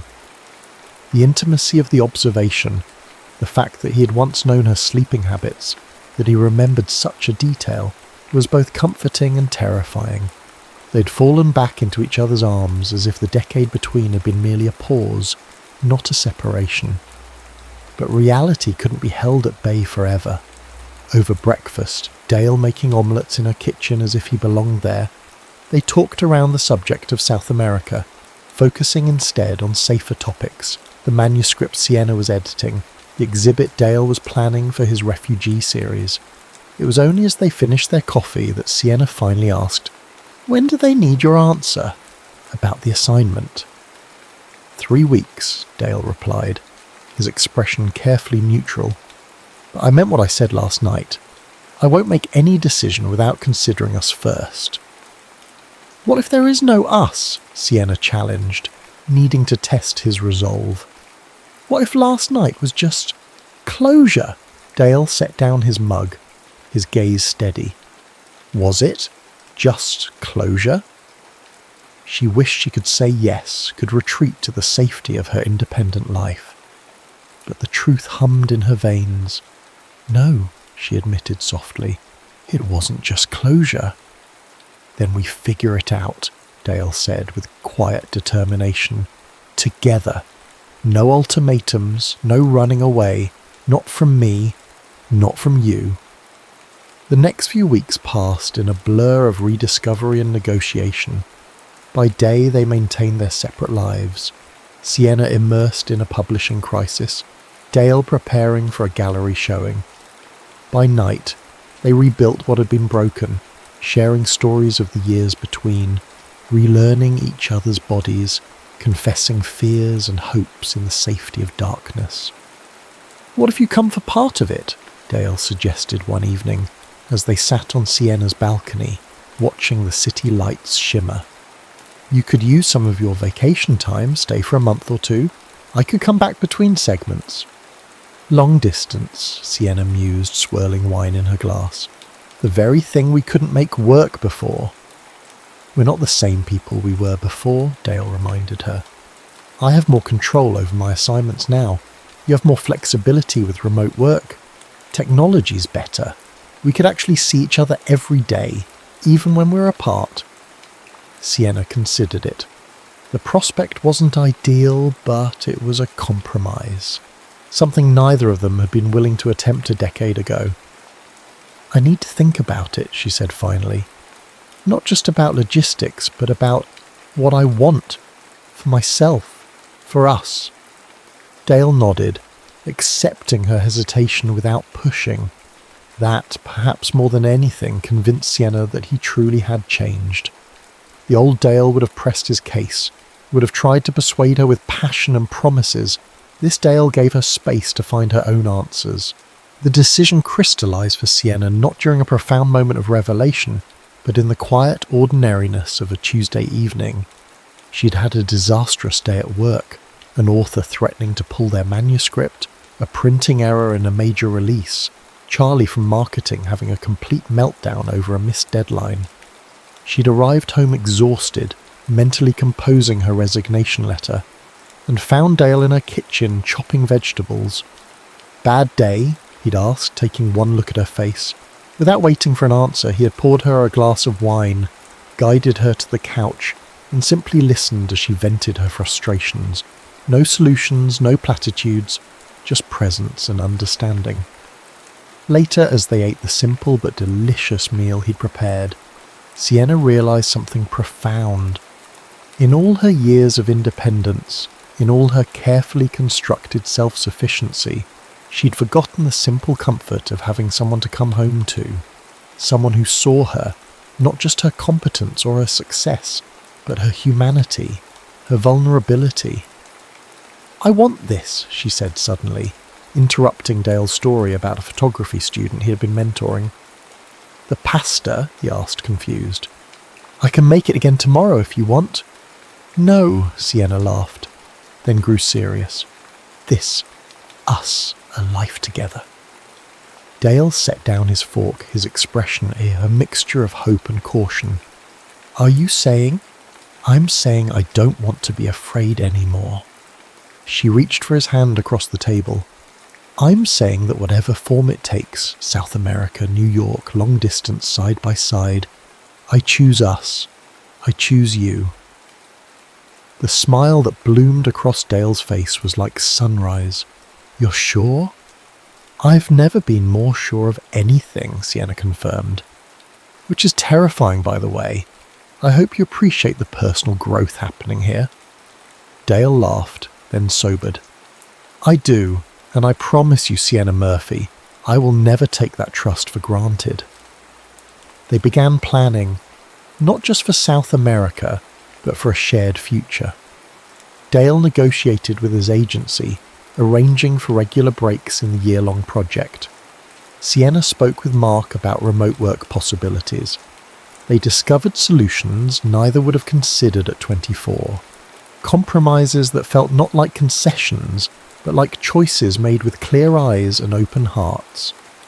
2 days before Dale was scheduled to leave, disaster struck. The kind of disaster that tests not just new relationships, but fundamental values. "They need a different photographer," Dale announced, his face ashen as he entered Sienna's apartment after an emergency meeting with his agency. "The one who was covering the Syrian refugee crisis had an accident. They need me to take over." Sienna felt her heart sink. "Syria, not South America." Dale nodded, his expression torn.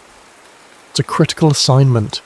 These people's stories need to be told, but it's also significantly more dangerous, and our carefully arranged schedule would be impossible," Sienna finished for him. "War zones don't accommodate visit planning." "I told them I needed to discuss it with you before giving an answer," Dale said, taking her hands. "This isn't just my decision anymore." Sienna realised they were at another crossroads, the very one they'd faced a decade earlier, but with higher stakes and deeper understanding. "What do you want to do?" she asked, needing to hear his honest answer. Dale closed his eyes briefly, then met her gaze with unflinching honesty. "Part of me wants to take the assignment. These are stories that need witnessing, and I'm good at what I do, but a bigger part, the part that finally has perspective, wants to tell them I'll recommend someone else, that I've made my choice, and it's you." The words hung between them, heavy with implications. Sienna recognised the magnitude of what he was offering, not just a change of plans, but a fundamental shift in priorities. She also recognised that asking him to give up this work would be asking him to be someone he wasn't. "Take the assignment," she said finally. Dale's eyes widened. "Sienna, let me finish," she interrupted gently. "Take the assignment, but not because I'm giving you permission or because it's the only option. Take it because it's important work that you're uniquely qualified to do. Take it knowing that I'll be here when you get back. Not waiting, but living my life alongside yours, even when we're apart." "You're sure?" Dale searched her face. "This isn't exactly what we planned." "When is life ever what we plan?" Sienna smiled, though her eyes shimmered with unshed tears. "We'll adapt, make new arrangements, find ways to stay connected, and when you're between assignments, we'll be together, really together." "I love you," Dale said simply. "I never stopped." "I know," Sienna replied, recognizing the truth that had always lived beneath her defences. "Neither did I." 6 months later, Dale returned from his first rotation in Syria, thinner, older somehow, with new shadows in his eyes, but the same tenderness in his touch. They spent 3 weeks reconnected, sharing space and breath and dreams, before he had to leave again. It wasn't perfect. There were difficult days, lonely nights, technological failures at the worst possible moments. There were arguments over time zones and missed calls, fears that went unspoken until they erupted in tearful midnight confessions. But there was also a depth to their love that had been missing before, a maturity born of separation and choice, a certainty that had been tested and proven resilient. 1 year after the wrong number text that had reconnected them, Dale returned to New York for what Sienna thought was another brief visit between assignments. Instead, he arrived with news.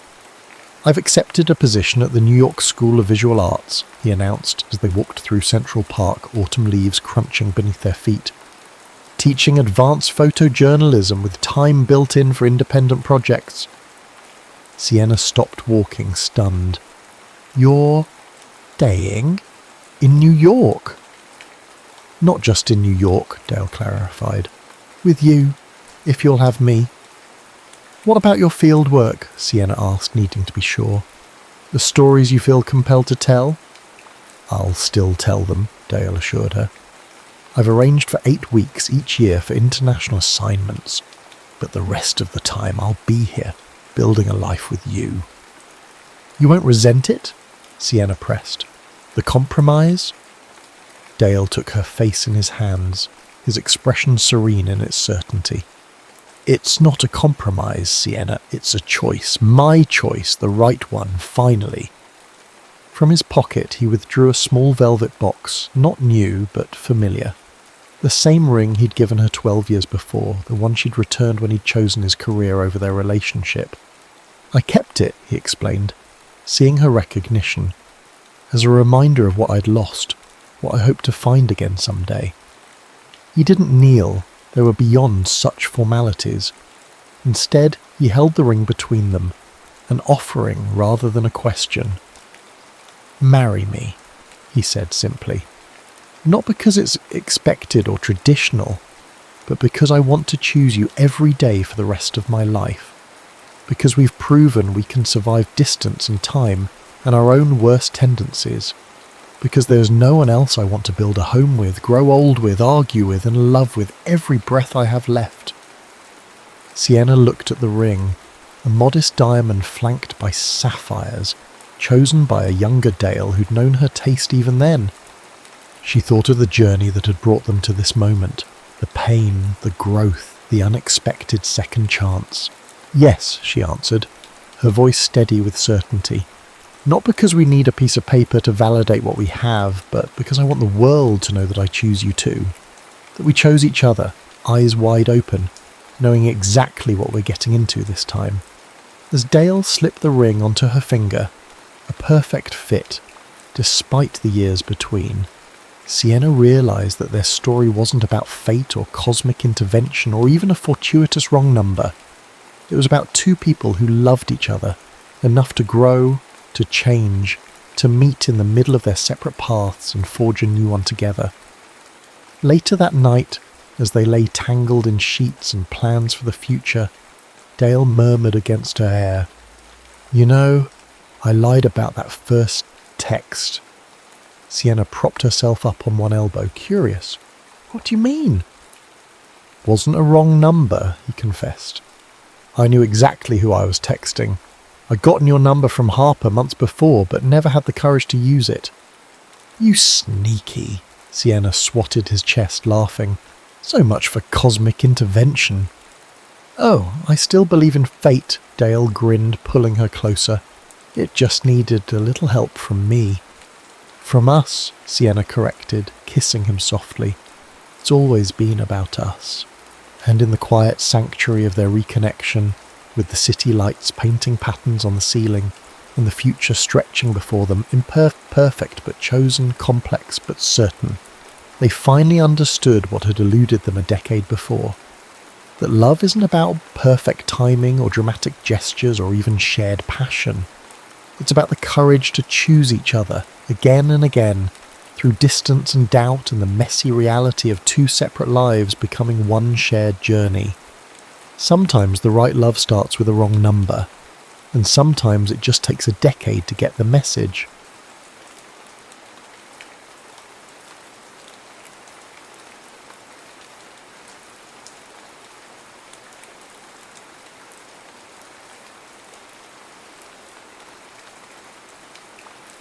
Calla Morgan watched the Welcome to Black Hollow sign emerge from the fog like a warning.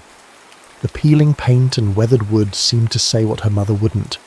This move was a mistake. "It has character," her mother said from behind the steering wheel, the forced cheerfulness in her voice painful to hear.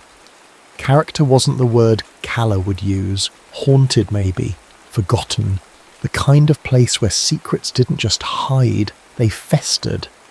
The divorce had been final for exactly 27 days when her mother announced they were leaving Seattle.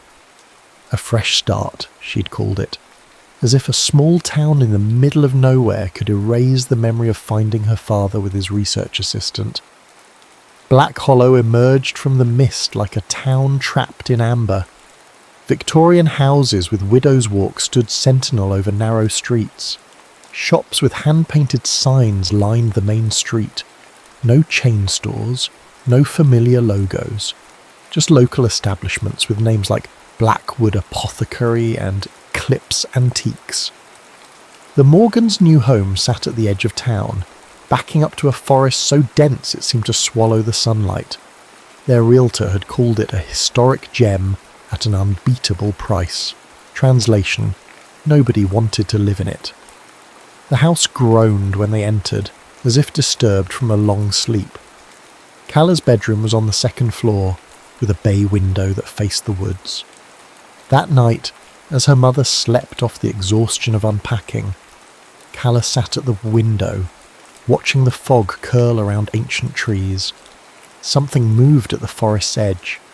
A shadow, distinct from the darkness, shifted between the trees. Not an animal, too tall, too deliberate. A person, perhaps, watching. Calla blinked, and it was gone. Black Hollow. High school was a study in social anthropology. By lunch on her first day, Calla had identified the major tribes, the athletes, the academic overachievers, the artsy rebels, and then there were the locals, kids whose families had been in Black Hollow for generations. They were different somehow, quieter, watchful. "You're in my seat." Calla looked up to find a girl with midnight blue hair staring down at her. Her expression wasn't hostile, just matter-of-fact. "Sorry," Calla said, gathering her things. "You're the new girl, the one living in the old Morgan place." "It's the Johnston house, actually," Calla corrected. "We're the Morgans." The girl's eyebrows rose. "Interesting coincidence." She slid into the seat Calla had vacated. "I'm Willow, and you should be careful in that house, especially at night." "Why's that?" "The Morgan estate, Johnston House, borders the Blackwood property. That's Shadowborn territory." "Shadowborn?" A boy at the next table snorted. "Don't mind Willow. Her grandmother fills her head with all the old stories." "They're not just stories," Willow said, her voice dropping. "The Shadowborn are real. Souls trapped between life and death. They can only exist in darkness." "Right," Calla said, backing away slowly. "Thanks for the warning." But that night, as Calla stared out her bedroom window again, the forest seemed to breathe with possibilities. The shadows shifted again, but this time she was sure there was someone there. Wrapping herself in a hoodie, Calla slipped out the back door. The air was cold for September, carrying the scent of pine and something older, like earth and stone. the forest-swallowed sound, her footsteps muffled by decades of fallen leaves. What had seemed like a short distance from her window stretched into a disorienting walk. Just as Calla was about to turn back, the trees opened up to reveal a clearing, and in it, the skeleton of what must have once been a grand estate. The Blackwood property. Moonlight streamed through broken windows and collapsed sections of roof, painting the ruined mansion in silver.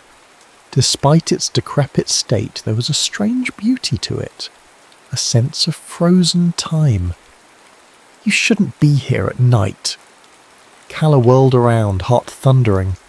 He stood at the edge of the clearing, a boy about her age with features so finely drawn they seemed almost unreal.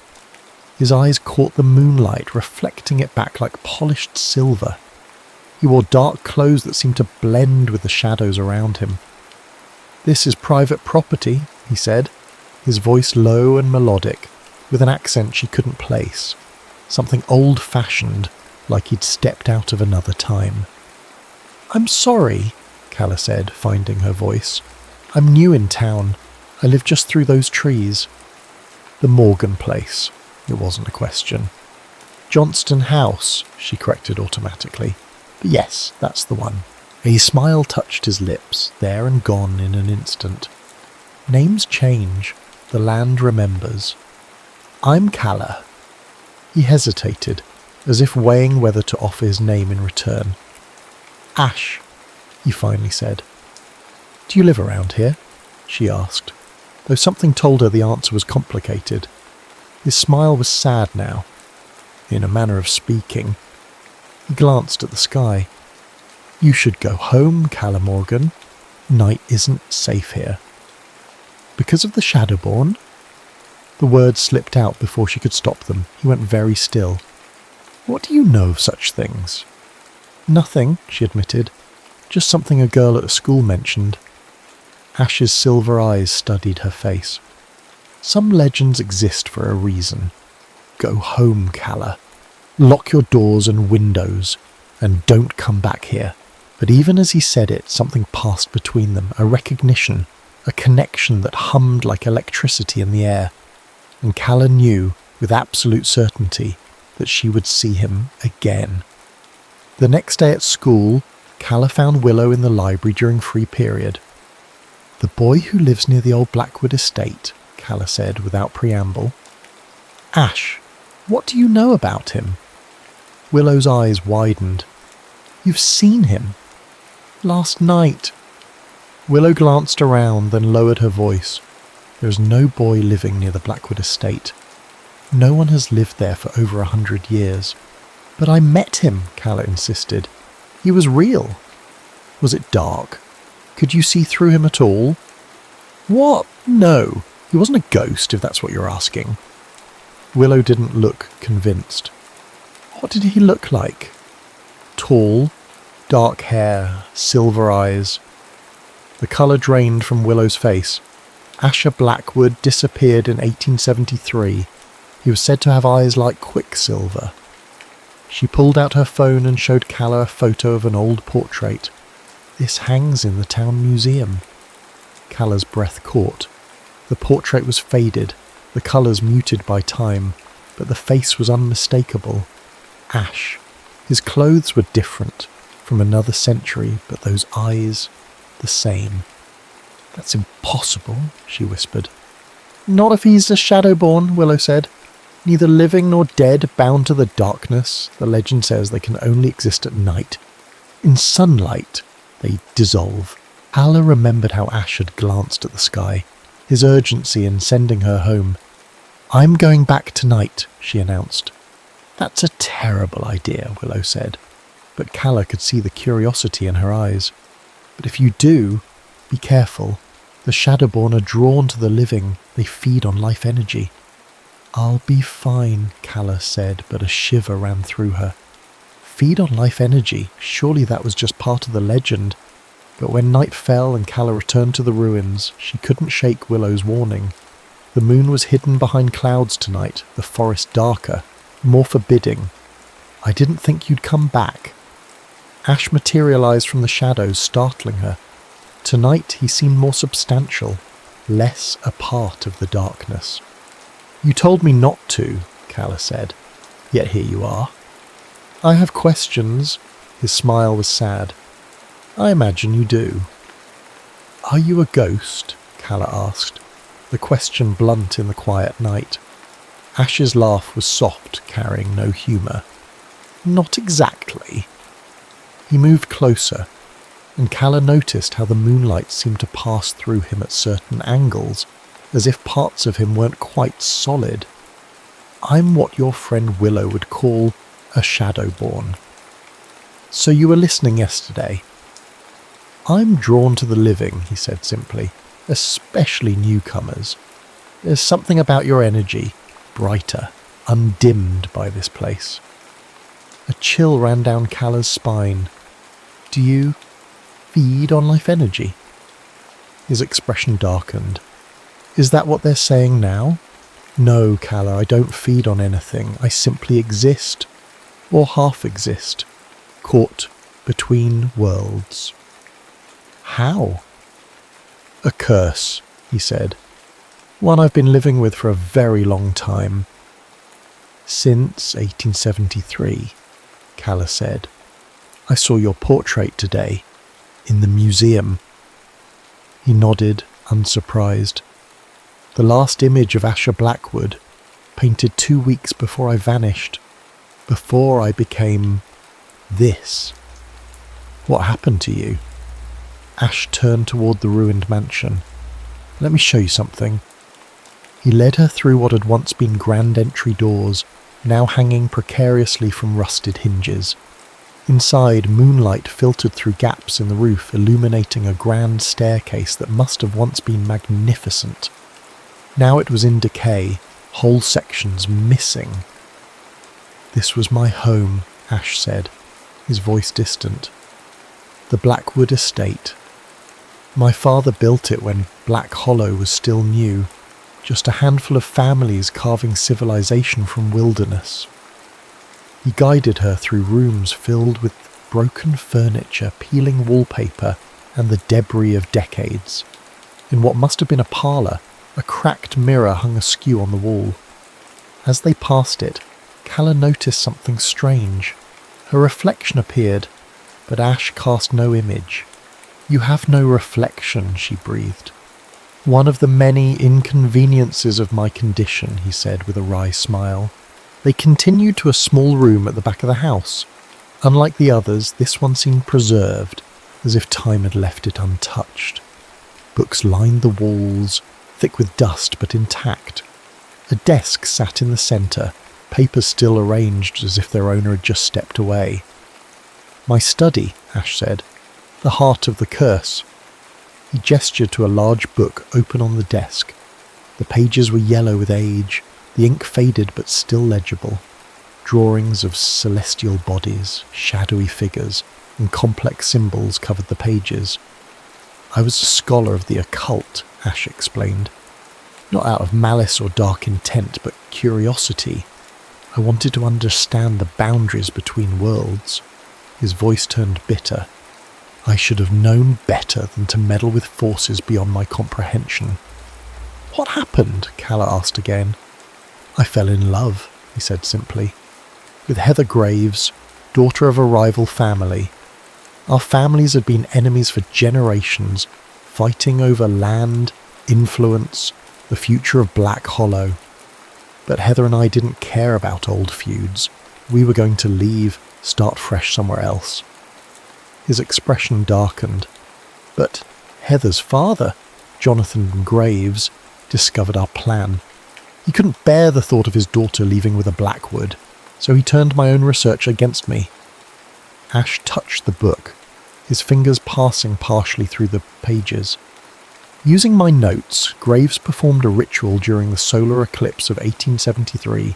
He bound me to the shadows, trapping me between life and death, neither fully here nor gone." "That's horrible," Calla whispered. "The true cruelty was his intention. He didn't want me dead. He wanted me to suffer, to exist forever in this half-life, watching the world change while I remain unchanged. unable to leave Black Hollow, unable to feel the sun.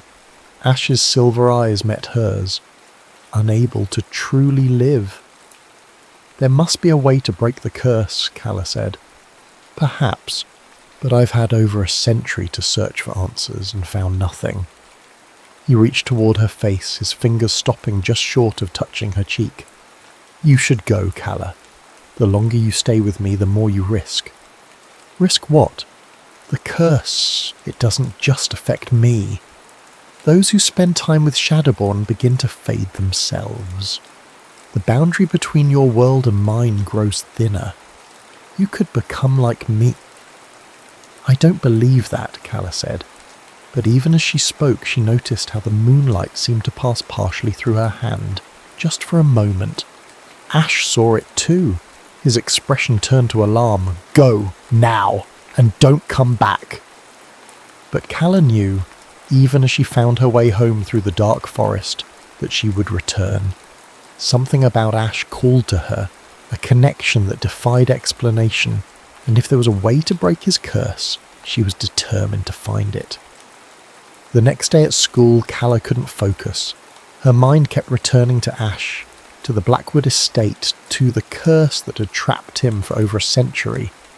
During lunch, she found Willow again. I need to know everything about the Shadowborn, Calla said, and about breaking curses. Willow studied her with concern. You went back to the estate. I met Ash again. He told me everything about the curse, about Jonathan Graves, all of it. You need to be careful, Willow warned. My grandmother says the Graves family has been keeping the Blackwood curse alive for generations. If they find out you're trying to help Ash... The Graves family is still in Black Hollow? Willow nodded. Jonathan Graves' descendants. They own half the town, including the museum where that portrait hangs. They're protective of the town's history. Including the part where their ancestor cursed an innocent man to eternal torment. Especially that part. Willow glanced over Calla's shoulder and lowered her voice. Don't look now, but that Marcus Graves at the table by the window, Jonathan's great-great-grandson. Despite the warning, Calla turned. A boy with sharp features and cold eyes stared back at her. Something in his gaze made her skin crawl. A calculation, an awareness, as if he knew exactly who she was and what she was planning. He knows, Calla whispered. Impossible, Willow said. He can't know you've met Ash. But when Marcus Graves approached their table, his smile didn't reach his eyes. You must be Calla Morgan. I've heard you've taken an interest in local history. Just trying to learn about my new home, Calla said carefully. Admirable. Black Hollow has a fascinating past. He extended a business card. My father runs the Historical Society. If you'd like a tour of the museum, call that number. We'd be happy to share our perspective on things. After he walked away, Calla studied the card. Jonathan Graves Historical Society, it read, with an emblem that looked strangely familiar, similar to one of the symbols she'd seen in Ash's book. That wasn't a friendly invitation, Willow said. That was a warning. That night, Calla waited until her mother was asleep before slipping out to the forest again. The path to the Blackwood estate seemed shorter now, as if the woods themselves were facilitating her return. Ash was waiting, his form more substantial than before, his silver eyes troubled. You shouldn't have come back. I think the Graves family knows I've met you, Calla said. Marcus Graves approached me at school today. Alarm flashed across Ash's face. Then you're in danger. The Graves have maintained the curse for generations. They won't let anyone threaten it. Why? Why keep the curse going after all this time? Power, Ash said simply. The curse doesn't just trap me. It feeds the Graves family. Their influence over Black Hollow is supernatural in nature. They draw strength from my imprisonment. He moved closer, and Calla felt a strange pull, as if gravity worked differently around him. And now they'll see you as a threat. Why me? What can I do against a century-old curse? Ash's expression softened. You don't feel it. The connection between us, she did feel it, had from the moment they met, a resonance like two tuning forks vibrating at the same frequency. Every curse has a weakness, Ash continued. Jonathan Graves knew that when he cast it. That's why the Graves family has been vigilant all these years, preventing anyone from getting close to me. But you... He reached for her, his hand passing partly through hers, creating a strange tingling sensation. You're different. Special. I'm nobody special, Calla protested. Your name, Morgan. It's not a coincidence. Ash guided her back to his study, to the ancient book. He turned several pages, revealing a family tree. The Morgan family was one of the founding families of Black Hollow, rivals to both the Blackwoods and the Graves. They left the area in the 1920s after a mysterious sire claimed their estate, the very house you now live in. Calla stared at the family tree, tracing the branches with her finger. The last name listed was Eleanor Morgan, born 1902. My grandmother's name was Eleanor, she whispered. She died when I was little. Mum never talked much about her family history. The Morgans were practitioners, like the Blackwoods and the Graves, but they believed in balance, in using their knowledge to heal rather than harm. Ash's voice grew urgent. If you're a Morgan by blood, you might be the key to breaking the curse. How? There's a ritual, Ash said, turning more pages in the book. Can only be performed during a total solar eclipse, when day becomes night, when barriers between worlds are thinnest. When's the next eclipse? 3 weeks from now, October 14th. Calla felt a chill. That's my birthday. Ash's silver eyes widened. Then it's true. You are the one. The one what? The ritual requires a Morgan born under an eclipse, someone with 1 foot in each world, just as I have. Together we could break the curse. His expression darkened. The cost is high. What cost? To break the curse there must be a sacrifice, something precious. Ash wouldn't meet her eyes. A life for a life, my freedom, would come at a terrible price. Calla spent the next week in a state of heightened awareness, feeling Marcus Graves's eyes on her in the school hallways, noticing strange figures watching her house at night. Her mother, absorbed in her new job at the local hospital, did not notice Calla's growing paranoia, or the way light sometimes passed through her daughter's hands, as if she were becoming as insubstantial as Ash. With each visit to the Blackwood estate, the connection between Calla and Ash grew stronger, and the boundary between their worlds grew thinner. Sometimes when they talked deep into the night, Calla could see the shadow realm through Ash's eyes, a twilight version of reality where lost souls wandered among twisted reflections of the living world. You're fading, Ash said one night, his voice tight with concern. The more time you spend with me, the more you become like me.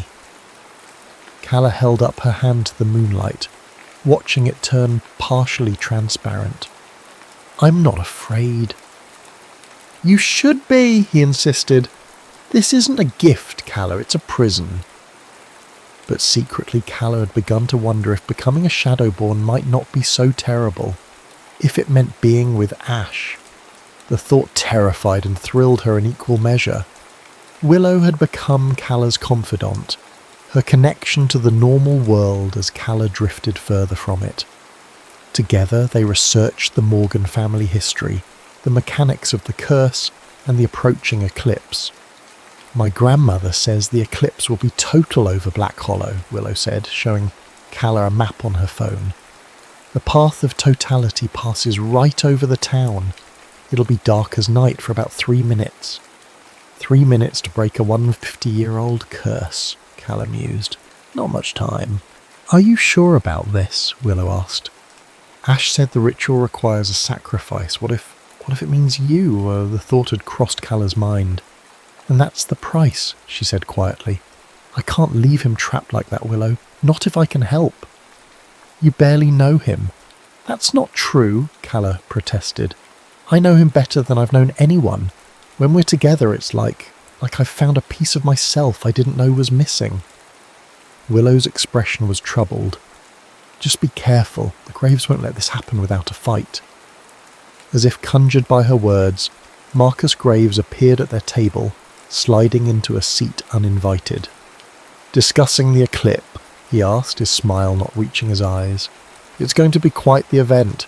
The whole town is planning a viewing party in the square. We're aware, Calla said coolly. My father is particularly interested in the astronomical significance, Marcus continued. Did you know that Black Hollow experiences a perfect total eclipse only once every 150 years? The last one was in 1873. His eyes bored into Calla's. Significant things happen during that eclipse. History has a way of repeating itself. After he left, Willow shivered. That wasn't subtle. No, Calla agreed. It was a threat. That night, Calla found Jonathan Graves waiting for her at the edge of the forest. He was older than she'd expected, in his 60s, with steel-grey hair and the same cold eyes as his son. He leaned on an ornate cane with a silver handle shaped like a raven.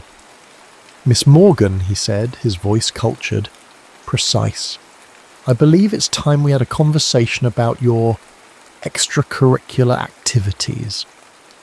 I don't know what you mean, Calla said, heart pounding. Please, let's not insult each other's intelligence. You've been visiting the Blackwood boy. You're planning something for the eclipse. He stepped closer and Calla noticed how the shadow seemed to bend toward him, as if drawn by a magnetic force. I'm here to advise against it. Why? Because you want to keep Ash trapped? To keep feeding off his curse?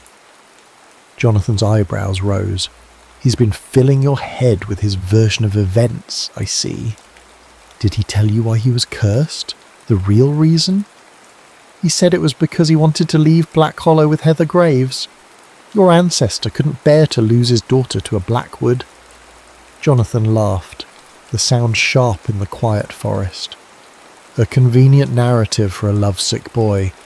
The truth is far less romantic. Asher Blackwood was meddling with forces beyond his control. The ritual my ancestor performed wasn't vengeance. It was containment. Protection for the town, for everyone.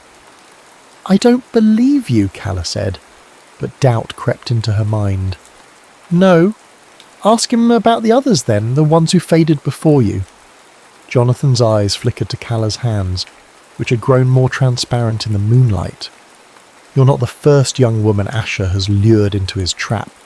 He needs life energy to sustain himself. Once he's drained you dry, he'll find another. That's not true, Calla insisted. He warned me away. He told me I was risking myself by being with him. Part of his game, Jonathan said dismissively. Creating the illusion of noble sacrifice makes the seduction more effective. He sighed, suddenly looking tired. I don't expect you to believe me, Miss Morgan. Young love is deaf to reason. But know this.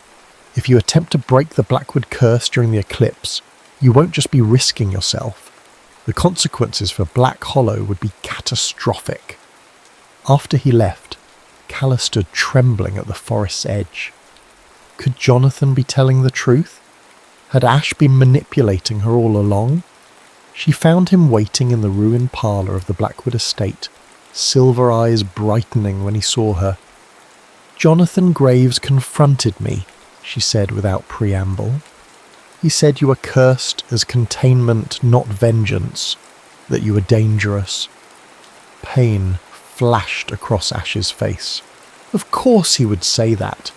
The Graves have been rewriting history for generations to justify what they did. He also said there were others before me. Other girls you drained. Ash flinched as if struck. There have been others who've found me over the years, he admitted. Some who tried to help, but I never... He stopped, his expression tormented. I would never intentionally harm anyone, Calla, especially not you. But I am fading, she said, holding up her increasingly transparent hands. Just by being near you. Yes, Ash whispered. It's the nature of the curse. I draw life energy without meaning to. It's why I try to warn you away. Then why let me come back? Why tell me about the ritual, about my connection to it? Selfishness, he admitted, his voice breaking. Loneliness. Hope. He moved closer, the air between them charged with energy. In 50 years, I've never felt with anyone what I feel with you, as if our souls recognize each other. How do I know that's real, that it's not just part of the curse? You don't, Ash said simply. You can only trust what you feel. And what Calla felt, despite her doubts, was a connection so profound it transcended explanation. When she looked at Ash, it wasn't just attraction or fascination, it were recognition, like finding a missing piece of herself. Show me the ritual, she said finally. All of it. I need to know exactly what it entails, what the sacrifice is. Ash led her to his study, to the ancient book. He turned to pages he hadn't shown her before, covered in complex diagrams and text in a language Calla didn't recognize.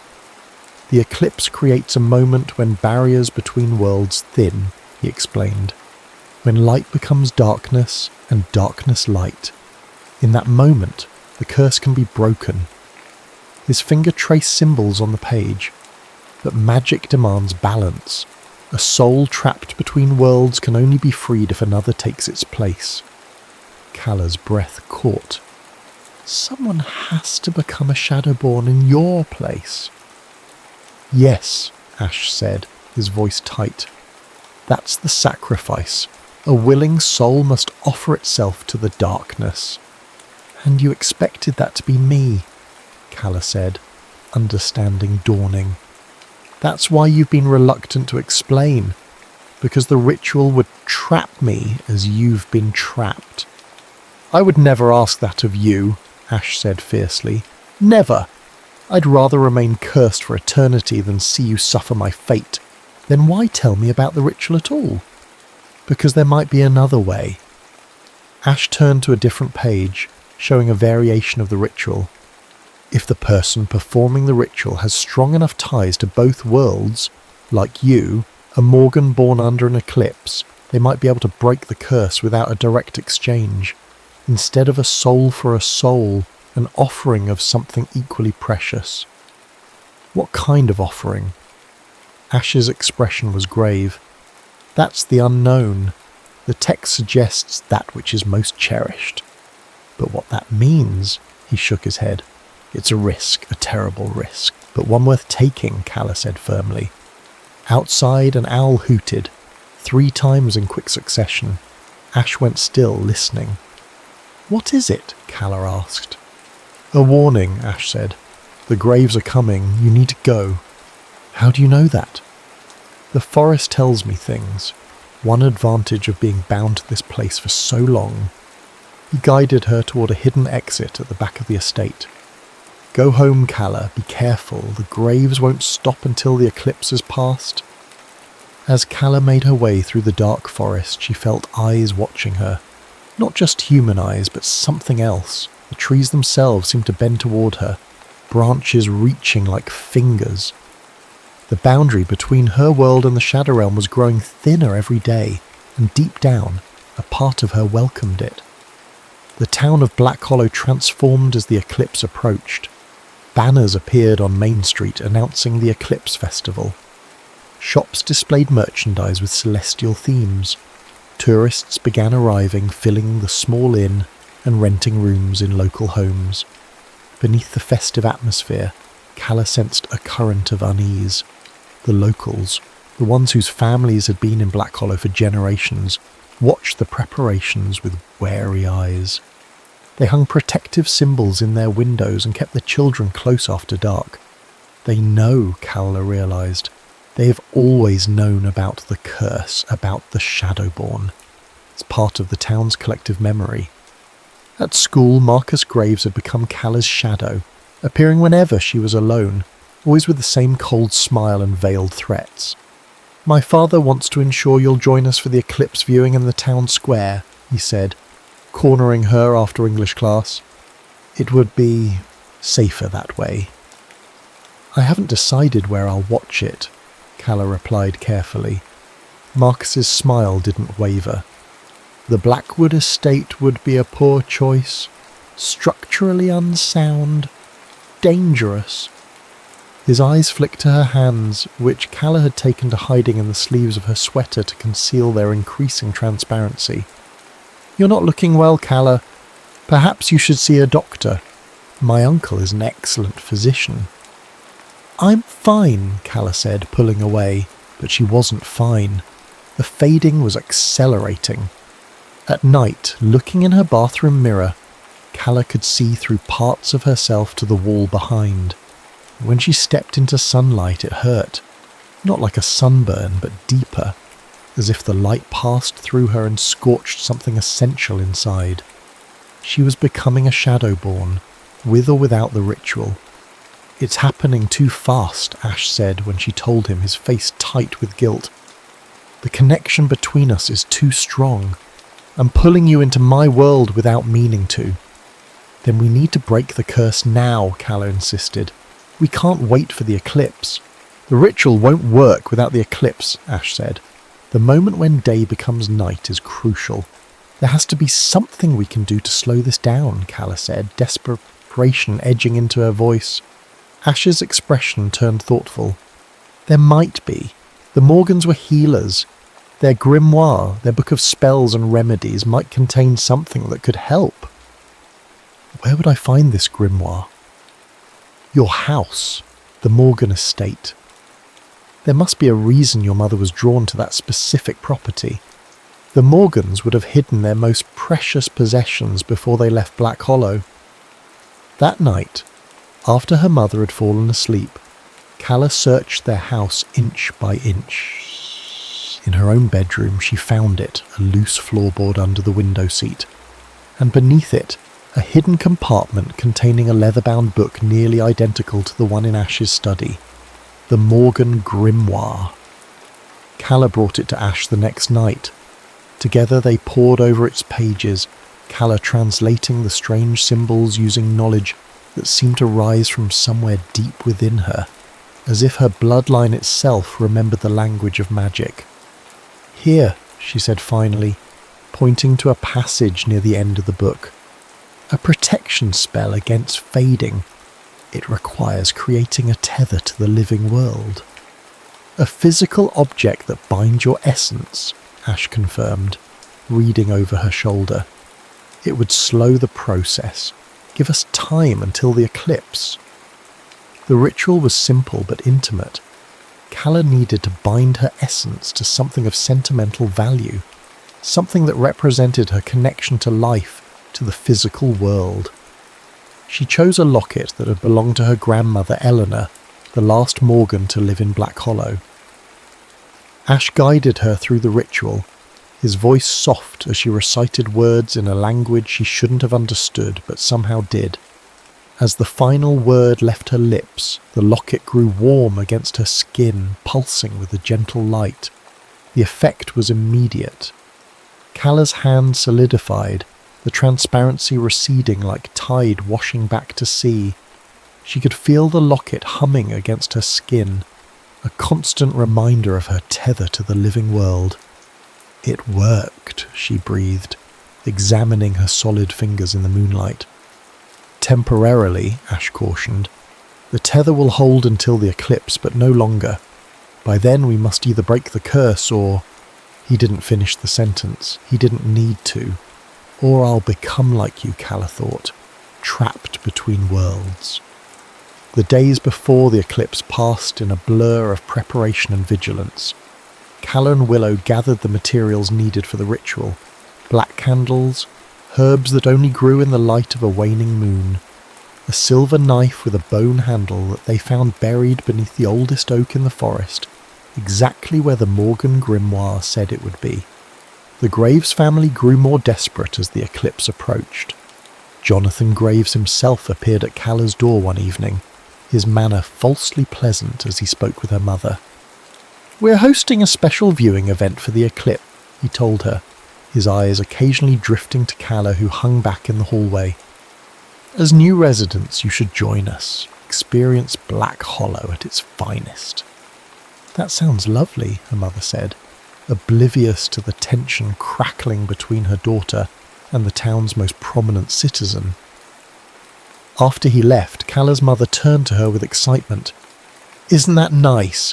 The Historical Society is arranging telescopes in the town square. We should go together." "Actually," Calla said, thinking quickly, "Willow invited me to watch with her family. They have a perfect view from their property."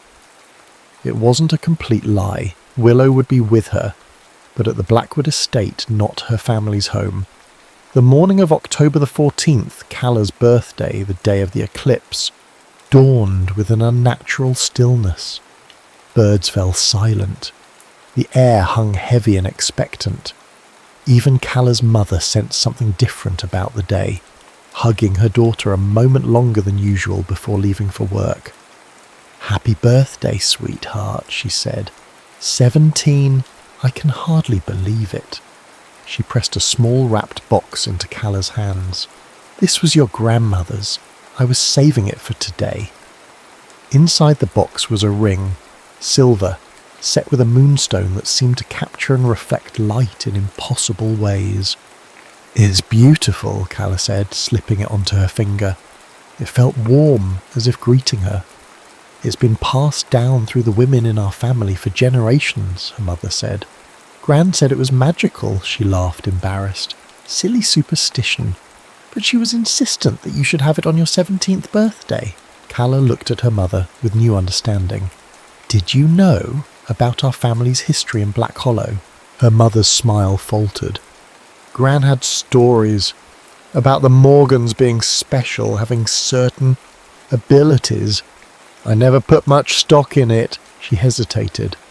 "But when the opportunity to move here came up, it felt right somehow. Like we were supposed to be here, or like we were called back," Calla thought. The eclipse was scheduled for 3:42 p.m. By noon, clouds had gathered over Black Hollow, turning the day prematurely dark. Calla met Willow at the edge of the forest, both of them carrying backpacks filled with ritual supplies. "The whole town feels weird," Willow said as they made their way toward the Blackwood estate, "like it's holding its breath." "The barrier between worlds is thinning," Calla said. The knowledge came to her naturally now, rising from some ancestral memory in her blood. During the eclipse, the Shadow Realm and our world will briefly overlap. They found Ash waiting in his study, more solid than Calla had ever seen him. As the eclipse approached, his power grew. "The Graves will try to stop us," he warned as they set up the ritual. Black candles formed a circle around an iron brazier filled with herbs and sacred woods. The silver knife lay across the Morgan grimoire, both positioned precisely where moonlight would fall when the eclipse reached totality. "How?" Willow asked, nervously glancing toward the broken windows. "They'll have sensed the preparations, felt the shift in energy." Ash's silver eyes were troubled. "They might try to physically intervene, or they might work counter-magic." "We'll be ready," Calla said with more confidence than she felt. She touched the locket at her throat, her tether to the living world, and felt the ring on her finger pulse in response. As the time of the eclipse drew nearer, the air grew heavy with electricity. Shadows in the corners of the room seemed to breathe, expanding and contracting like living things. Through the broken windows, Calla could see the sun being slowly devoured by darkness. "It's starting," Ash whispered. The ritual began with Calla reading from the Morgan grimoire, words of power that made the air shimmer. Willow lit the candles one by one, moving clockwise around the circle. Ash stood opposite Calla, his form flickering between solid and transparent as the light outside dimmed. The partial eclipse deepened. The forest fell utterly silent. That's when they heard it. Footsteps on the broken stairs, multiple sets moving with purpose. "They're here," Ash said, his voice tight. Jonathan Graves appeared in the doorway, Marcus behind him. They carried no weapons, but Jonathan's raven-headed cane glowed with an inner light that made Calla's skin crawl. "Stop this foolishness," Jonathan commanded. "You have no idea what forces you're meddling with." "We know exactly what we're doing," Calla replied, continuing the ritual. The words flowed from her as if she'd known them all her life. "We're breaking a curse that never should have been cast." "The curse is the only thing keeping this town safe," Jonathan insisted. "Asher Blackwood was experimenting with opening doorways between worlds. My ancestor stopped him before he could tear the veil completely." "That's a lie," Ash said, his voice echoing strangely as the Shadow Realm pressed closer. "I never sought to harm anyone. Your ancestor cursed me out of jealousy and spite." "Believe what you will," Jonathan said, "but I cannot allow this ritual to proceed." He raised his cane, and a pulse of energy knocked Willow backward, extinguishing half the candles. Marcus began a counter-chant, his voice merging with his father's in dissonant harmony. Outside, the eclipse moved toward totality. The room darkened further, shadows writhing along the walls like living entities. Calla felt the Morgan ring pulse on her finger, responding to the ancient magic filling the air. Without conscious thought, she removed it and placed it in the centre of the ritual circle on top of the grimoire. The ring flared with light, cutting through the shadows. The counter-chant faltered. "What are you doing?" Jonathan demanded, a note of fear in his voice for the first time. "Breaking the curse," Calla said, her voice transformed, resonating with power that came from somewhere beyond herself. "Not just Ash's curse, but the one your family has kept over this town for generations." The eclipse reached totality. Darkness fell over Black Hollow, absolute and complete. In that moment of perfect darkness, when day became night, Calla completed the ritual with a single phrase from the grimoire. "That which is most cherished, freely given, breaks all chains." She picked up the silver knife and, before anyone could stop her, made a swift cut across her palm. Blood, her Morgan blood, fell onto the ring, onto the grimoire. The droplets seemed to hover in the air, suspended in the moment between moments. "No!" Jonathan cried, lunging forward, but it was too late. Light erupted from the centre of the ritual circle, not sunlight or moonlight, but something older, purer. It engulfed Ash first, his form solidifying completely as he gasped in shock. Then it spread outward, washing over Calla, over the graves, over the entire Blackwood estate. In that blinding moment, Calla saw the true nature of the curse, not just Ash's imprisonment, but a web of dark magic that had ensnared the entire town for generations, feeding the Graves family's power while keeping everyone else in stasis, trapped in patterns they couldn't escape. As the light faded and her vision cleared, Calla saw Ash standing before her, fully corporeal, no longer shifting between worlds. His silver eyes had darkened to a human blue. The locket at her throat had gone cold. Jonathan and Marcus Graves stood frozen in expressions of disbelief and rage. "What have you done?" Jonathan whispered. "Broken the curse," Calla said simply. "All of it." The ring on the grimoire had been transformed. The moonstone now held a shadow at its centre, a tiny piece of darkness preserved in light. "The sacrifice," Ash said in wonder, looking at the ring. "Not a soul for a soul, but a piece of the Shadow Realm bound in stone," Calla finished. "The Morgan ring was meant for this, to hold what couldn't be destroyed, to create balance." Jonathan Graves seemed to age before their eyes, the unnatural vitality draining from him. "You don't understand what you've done," he said, his voice breaking. "Our family protected this town." "You imprisoned it," Ash countered. "Use my curse to maintain your control." The eclipse was ending, light returning to the world. Ash stepped toward the broken window, hesitating at the edge of a sunbeam slanting through the glass. "It's really over?" he asked, looking to Calla. She nodded, her heart full. "Try it." Slowly, Ash extended his hand into the sunlight. It remained solid, warm with life. A smile of pure joy transformed his face as he stepped fully into the light for the first time in 150 years. Outside, birds began to sing again, their voices rising in a chorus that seemed to celebrate the breaking of chains. A wind swept through the forest, carrying away the stagnant energy of a century and a half of darkness. Black Hollow would never be the same, neither would Calla. 1 month after the eclipse, Black Hollow celebrated its first true harvest festival in 150 years. Main Street was transformed with strings of lights and autumn decorations, the usual somber mood of the town replaced by genuine joy. Children played in piles of leaves without their parents constantly looking over their shoulders. Older residents spoke of a weight lifted, a clarity they'd never experienced before. Calla stood at the edge of the festivities, watching the transformation with a mixture of pride and wonder.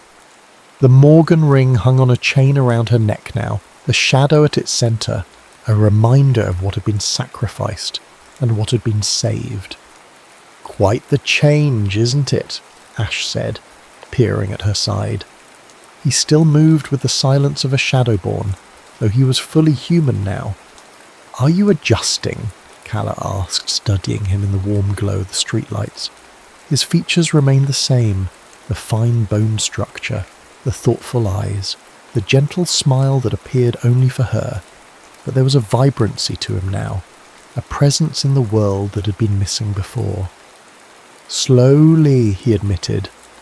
"After 150 years of night, daylight can be overwhelming."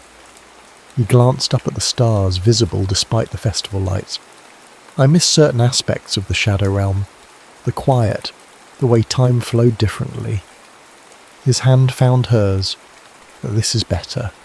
Being able to touch you without fearing I'll pull you into darkness." Their fingers intertwined, solid and warm. No risk of fading, no boundary between their worlds. Not far away, Jonathan Graves sat alone on a bench, watching the celebration with hollow eyes. The breaking of the curse had hit the Graves family hardest. Without the power they'd drawn from Ash's imprisonment, their influence over the town had diminished. The unnatural longevity that had kept Jonathan vital well into his 60s had faded, leaving him looking his true age, and then some. "He's lost," Calla observed. "His whole identity was built around maintaining that curse. As was his father's, and his father's before him," Ash said. "For generations the Graves defined themselves by their control over Black Hollow, and over me." His expression softened. "I should hate him for what his family did to me, but mostly I pity him. He was as trapped by the curse as I was, just in a different way." Marcus Graves approached his father, offering a cup of cider. The younger Graves had adapted better to the new reality, had even apologised to Calla, awkwardly, grudgingly, but sincerely. Without the shadow of the curse hanging over him, Marcus was just a boy trying to find his place in a world suddenly larger and less certain than he'd been raised to believe. "The curse affected everyone in Black Hollow," Calla said. "Not just you, not just the Graves. It kept the whole town in stasis." She looked around at the festival, at children laughing without inhibition, at elderly couples dancing to the folk band playing on the small stage. "They're all waking up." Willow appeared through the crowd, her midnight blue hair now streaked with silver, a side effect of being present during the ritual. "My grandmother wants to meet you both," she said, slightly breathless. "She says she knew this day would come, that the town would eventually be freed." She rolled her eyes affectionately. "She's been insufferable about being right all along." As they followed Willow through the festival, Calla caught sight of her mother, chatting with the bakery owner, laughing at something he'd said. Her mother had taken the revelations about their family history better than Calla had expected. "It explains so much about Gran," she'd said. "And about you, honestly. You always did have a sense about things." The breaking of the curse had awakened dormant abilities in all those with Morgan blood, including Callah's mother. Nothing dramatic, just heightened intuition, dreams that sometimes came true, a knack for healing small ailments, enough to make her look at the world with new eyes and recognise the currents of energy that ran beneath the ordinary. Willow's grandmother waited for them at a table near the edge of the square, her weathered hands wrapped around a mug of something that smelled strongly of herbs and spices, definitely not the standard apple cider being served at the festival. "The Morgan girl and the Blackwood boy," she said as they approached, her voice creaking like old wood. Or should I say the girl who is both Morgan and Shadow, and the boy who was Shadow and is now flesh again. Callah touched the ring at her throat. The shadow trapped within it connected her permanently to the shadow realm, even as she remained firmly in the world of the living. Not quite a shadowborn, but not entirely untouched by that other world. "You knew about the curse all along," Ash said to the old woman. "About me?" "I knew pieces," Willow's grandmother acknowledged. "Every family in Black Hollow kept fragments of the truth. The graves made sure no one had the whole story." Her sharp eyes assessed Callah. "Until you came along, the Morgan returned to the Hollow, born under an eclipse, the one the sign spoke of." "You believe in prophecy?" Callah asked skeptically. The old woman laughed, a sound like dry leaves. "I believe in patterns, in balance. The universe has a way of correcting itself, given time." She gestured to the festival around them. "Look at them, finally free to evolve, to change. Black Hollow was frozen in amber for over 50 years. Now it can breathe again." "What happens now?" Ash asked. "To the town, to—" He glanced at Callah, leaving the rest unspoken. "That's the beauty of it, boy," Willow's grandmother said. "For the first time in 50 years, no one knows. The future is unwritten." After saying goodnight to Willow and her grandmother, Callah and Ash walked through the quieter streets of Black Hollow, away from the festival. Fall leaves crunched beneath their feet, the moon casting dappled shadows through bare branches. "I've been thinking," Ash said after a comfortable silence, "about what to do with my life now that I have one again." "And?" Callah prompted. "The Blackwood fortune is still out there, you know. In banks, investments, property. I may be legally dead, but with the right documentation." He smiled ruefully. "I could be quite wealthy. Rebuild the estate. Travel. See everything I've missed in the last century and a half." Something twisted in Callah's chest at the thought of Ash leaving Black Hollow. Leaving her. But wasn't that the point of breaking the curse? To give him freedom? "That sounds wonderful," she said, keeping her voice light. "Where would you go first?" Ash stopped walking, turning to face her fully. In the moonlight, his eyes held echoes of their former silver gleam. "I'm not going anywhere without you, Callah Morgan." He took both her hands in his. "If you'll have me, that is."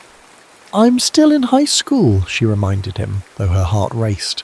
"And you're technically over 70 years old." He laughed. "Details. I'm physically 17, remember? Frozen in time." His expression grew serious. "I can wait, Callah. I've had a lot of practice at waiting. Finish school. Go to college if you want. Decide what you want your life to be. And if I fit somewhere in those plans—" He trailed off, suddenly uncertain. Callah reached up to touch his face, marvelling again at the solidity of him, the warmth of his skin. "You know you do." The Morgan ring pulsed gently against her collarbone, the shadow within it swirling like a tiny galaxy. A piece of the world Ash had inhabited for so long, preserved and contained. A reminder of what they'd both sacrificed and gained. "The future is unwritten," she repeated Willow's grandmother's words. "But whatever comes next, we face it together." Above them, stars wheeled in their ancient patterns, indifferent to the tiny dramas of human lives, yet somehow bearing witness to them all the same. Black Hollow continued its slow awakening, like a dreamer returning to consciousness after a long and troubled sleep. and Calla and Ash walked its moonlit streets hand in hand, no longer divided by shadow and light, but existing together in the beautiful in-between of twilight, that magical hour when anything seems possible.